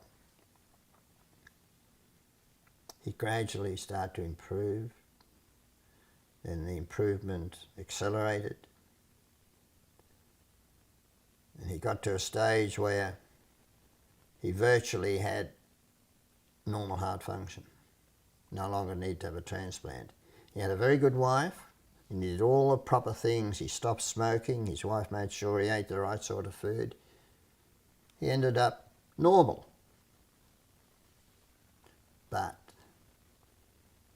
some years later he dropped dead. And I'll talk about that in a minute. I saw a second patient, an old man, who came to see me one day, and I knew him well. He'd suddenly developed cardiac failure, bang, like that overnight. I was able to get a chest x-ray done. I had at least that facility where I was working. He had a heart the size of an elephant's almost. Cardiomyopathy. I rang the specialist in Sydney, who is a great friend of mine, and made an urgent appointment for him to be seen the next week. In the meantime, I started him on all the antioxidants, the zinc, the vitamin C, the vitamin E, the fish oil, and selenium, and so on. By the time he got to see a specialist the next week, his heart was normal size. Dramatic. And I had a series of patients like that. They no longer needed to have heart transplants. Now this is you think the specialists, including my friend, this specialist in Sydney, was Sydney's leading cardiologist at the time. I went through university with him. He was Greek the same as I was, or am. We socialised together. He wouldn't have a bar of it. Now, the important issue, however, is this, that old man, a few years later, just dropped dead too. And I suspect, and I can only be suspicious, because I don't really know, but it should be investigated. I suspect that the cardiomyopathy, of course, we know it damages the heart muscle. And there are special heart muscle fibres that conduct the electrical impulse around the heart that is responsible for the normal beating of the heart. And I suspect that some of those fibres are very susceptible to injury. And they must, for want of a better expression, scar over a period of time and suddenly block the impulses. So they drop dead. The heart just stops. Now, this may not be so, but it has to be so, really. Or let me put it another way. Until somebody looks at it and provides me with information to the contrary, I have to assume that that is what's causing the sudden deaths. So, okay, I can perform a miracle by preventing the need for heart transplant, but it seems to me that after a period of time these patients should all have pacemakers fitted. So the heart stops beating, the pacemaker would start beating again. Now I may be a bit wrong, I may be very wrong, but it bothers me that they won't even look at it. No autopsies done on either of these two men? Yes, they found nothing. They just said it was a heart attack. So they didn't really look at those fibers No, necessarily? they won't. People wonder why I get angry, or perhaps bitter. Mind you, that first patient survived for many years. But that's another example of the frustration that I continuously face.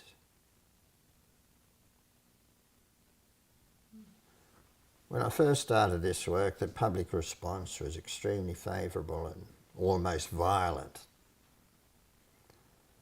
It resulted in the Australian government being forced, literally forced, to investigate the issues. Particularly about vitamin deficiencies in Aborigines. So they rang me up from Canberra and said, "We're going to do a survey, Dr. Kalokerinos, on the vitamin levels. What are you going to say when we prove that you are wrong?" I said, "No way you'll prove I'm wrong. If you prove I'm wrong, I'll tell you haven't done the job properly and go and do it again." And they said, "That's not very scientific, is it?" And I said, "Yes, it is, because I knew." So they got one of their leading doctors. Dr. Eben Hipsley turned out to be a magnificent man, to head the survey. And they came up to Collarenebri and the neighbouring town of Walgett. It was a very thorough survey indeed. It was financed largely too by Roche, the big drug company, because they had in Sydney they had the only specialist who was capable of estimating the various vitamin levels in blood and tissues. Unfortunately for me, one of their chief medical officers, that is at Roche, was a great friend of mine. So they started the survey in Collarenebri and Walgett.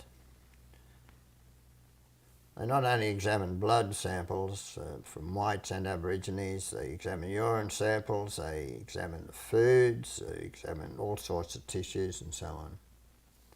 They used to follow school kids on their way to school and see what food they bought, and they analysed the foods.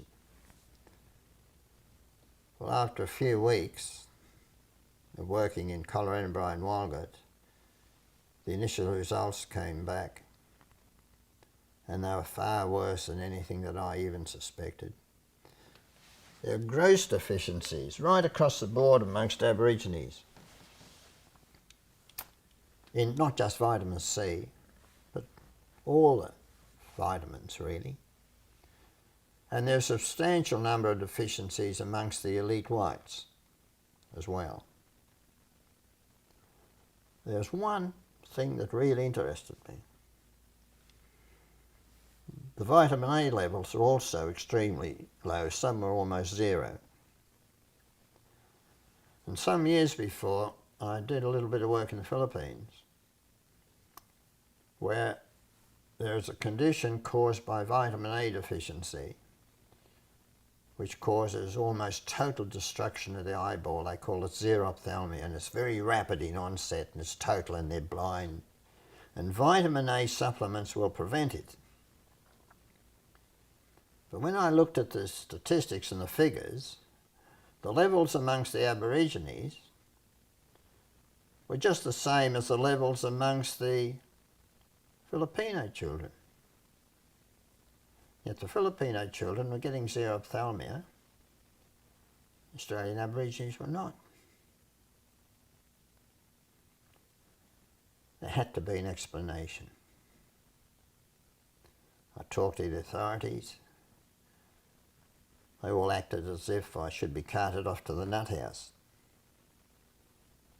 But I did read somewhere in the journal, and going back quite a few years, there's not just a vitamin A deficiency that causes xerophthalmia, there's some trigger. I think this came from India.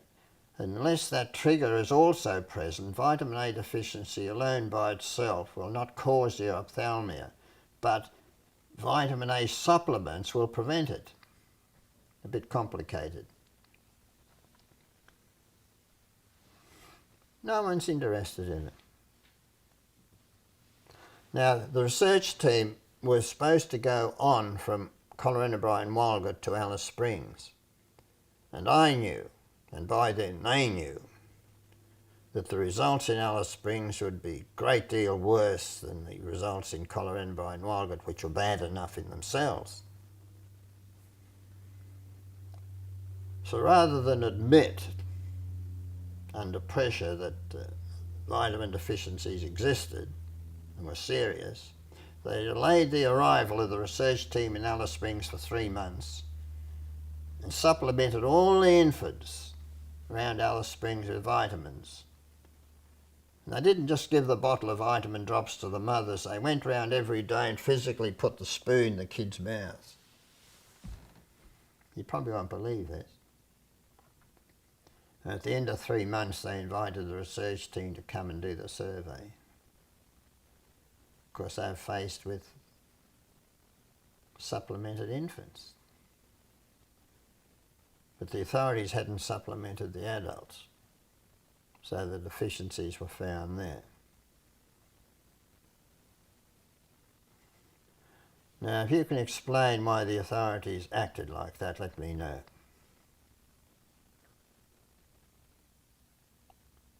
And it's still something that really hurts. Because today, so many years after, that was in the, well, it had to be in the early 70s,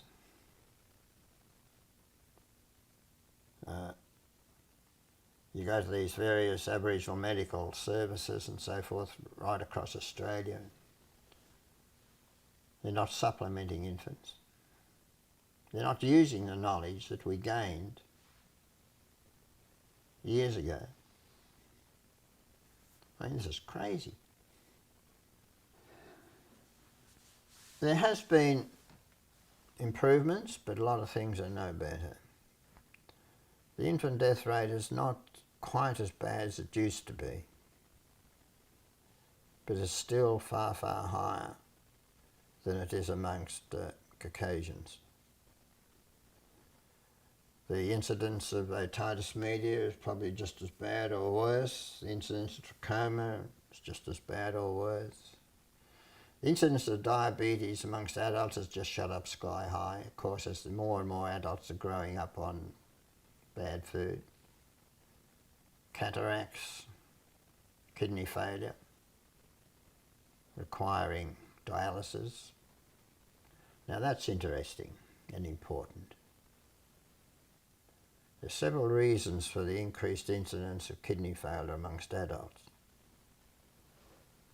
And obviously diabetes heads the list, but it's not just diabetes. Years ago there was a very athletic, slim, fit Aborigine by the name of Charlie Perkins. He was a first-grade footballer. He never was fat. He's always relatively lean and fit. At a very young age he developed severe kidney failure and had to have a transplant, which was successful. So it was apparent to me that the reason why so many Aborigines were developing kidney failure was not just because of diabetes. Charlie didn't have diabetes. There was something else. All right, he was just one man. But to me it was highly significant because he stood out like a shag on a rock. No diabetes, he wasn't overweight, he wasn't eating junk food, still had diabetes. And the guy upstairs one day pointed out an article, I think I found it on the internet actually, but I think it must have been with his help.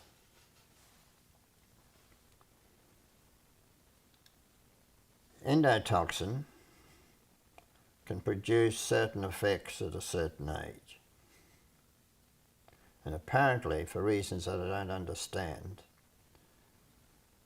a particular individual may go through many years of apparent good health and suddenly, bang, the kidneys will fail. Now, I don't understand it. It should be investigated intensely. Now, they have all sorts of complicated tests they can do on tissues, immune factors, and all sorts of complicated blood tests. Should be doing it. All right? It's just one case, but it's highly significant. And there's so many Aborigines now with kidney failure on dialysis that it's not funny. Now, once again, here's another example. An important observation, the importance of which is not recognised. And I'm left standing here wondering what in the hell is wrong with everybody. Why don't they investigate? As they should. Now, it may find an explanation for many cases of renal failure requiring dialysis. They may not. I think they will. Initially, the public response to my work was remarkable. Enormous support right across Australia. And it was only because of public insistence that initially I got some sort of cooperation. But as time went by, I lost that support. When I say I lost it, I think people more or less just sort of wandered away from it. And it makes life now for me much, much harder because the newspapers, for example, will not even publish a letter that I write. I can't get any television coverage. Life is much, much more difficult. There's a lot of people who still remember me, of course, and that helps, but that huge public support that I once had is no longer there.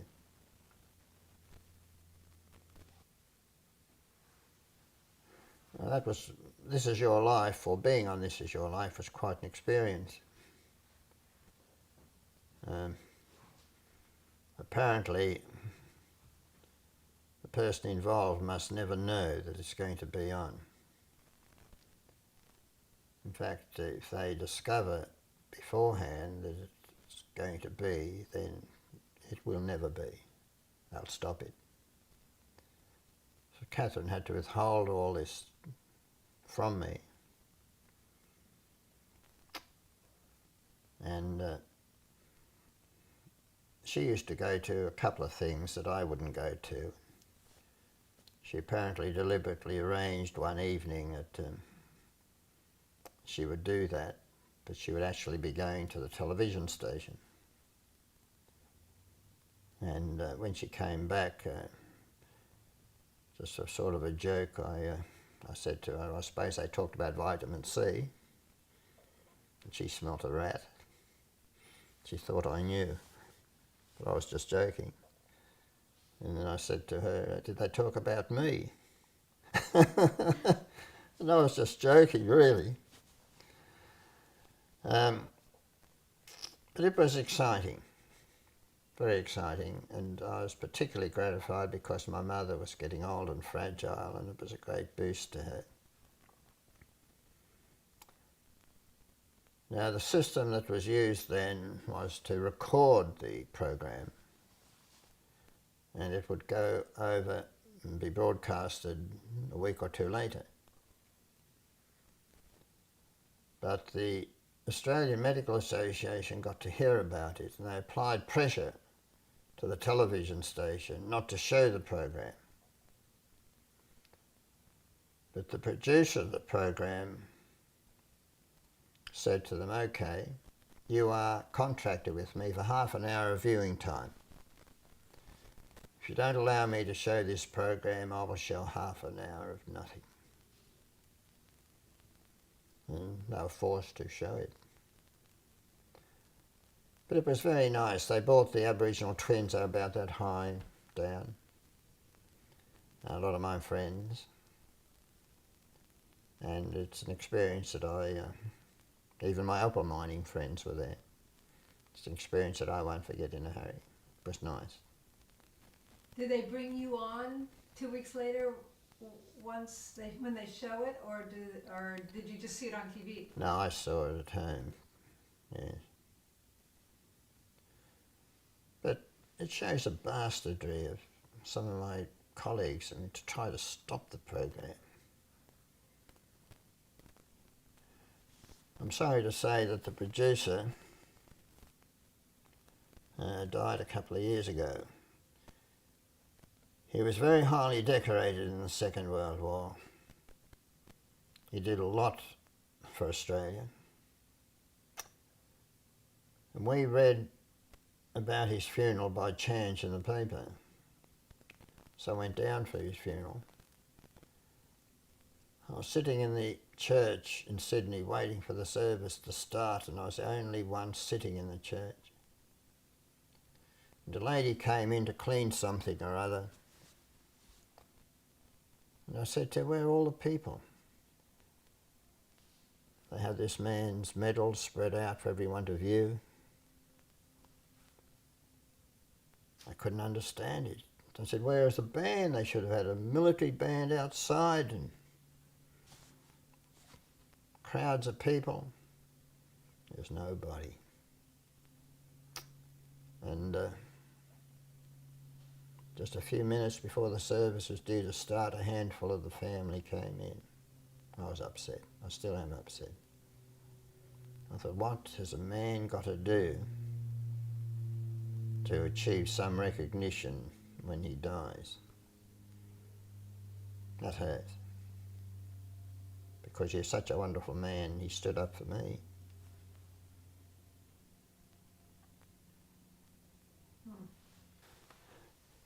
It is ridiculous, but unfortunately, some years back, there are some reports about so-called adverse side effects of taking large doses of vitamin C. There's no truth in these whatsoever. They were saying that vitamin C could, in big doses, cause kidney stones. And this was because when we consume vitamin C, some of it is converted into oxalate and excreted in the urine, and it is known that some kidney stones consist of oxalate. So one particular professor, I think he was a professor, wrote an article that was published in a leading medical journal where he discussed the theoretical possibility of vitamin C, when taken in large doses, causing kidney stones. Later he wrote another paper that was published, and he referred back to his first paper as if he was talking about the actual formation of kidney stones, not just a theoretical discussion. And that second paper was widely publicised and quoted and requoted and requoted by authorities all over the world who said, don't take a lot of vitamin C, you'll get kidney stones. There's no truth in it. There's virtually no side effect from taking large doses of vitamin C, except if you take a lot by mouth, it will act like Epsom salts and you get diarrhea. That's about the only side effect. I have given 240 grams, not 240 milligrams, 240 grams of sodium ascorbate intravenously to patients 5 days a week for weeks on end, and all the blood tests came back perfectly normal.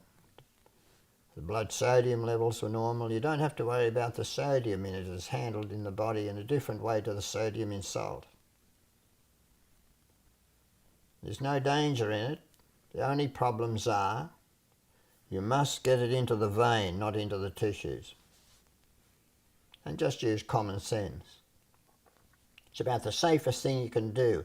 It is safer to give an intravenous injection of vitamin C than it is to give an intravenous injection of normal saline, because no matter how careful a doctor may be with sterility, occasionally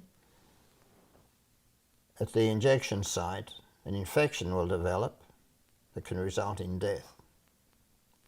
But with vitamin C, it is really self-sterilising, and the chances of an infection occurring at the injection site is a great deal less. So it is really absolutely safe. So do you know that there are other drugs that people take all the time, that, you know, pills and injections that are at least theoretically more dangerous than vitamin C? How many drugs do you think we take? Almost everything. Almost every other type of medication can cause in different individuals either minor problems, moderate problems, or terrible serious problems. And this is a mistake that a lot of doctors make. They think that every human being is the same and the response to a particular drug at a particular dose is going to be the same in every individual. Well, it isn't. And they need to watch the patient very carefully and listen to what the patients are saying to be sure that they don't get a serious adverse side effect. And we know it from statistics anyway that many hospital admissions and many deaths in hospitals are really due to an adverse side effect of a commonly prescribed drug.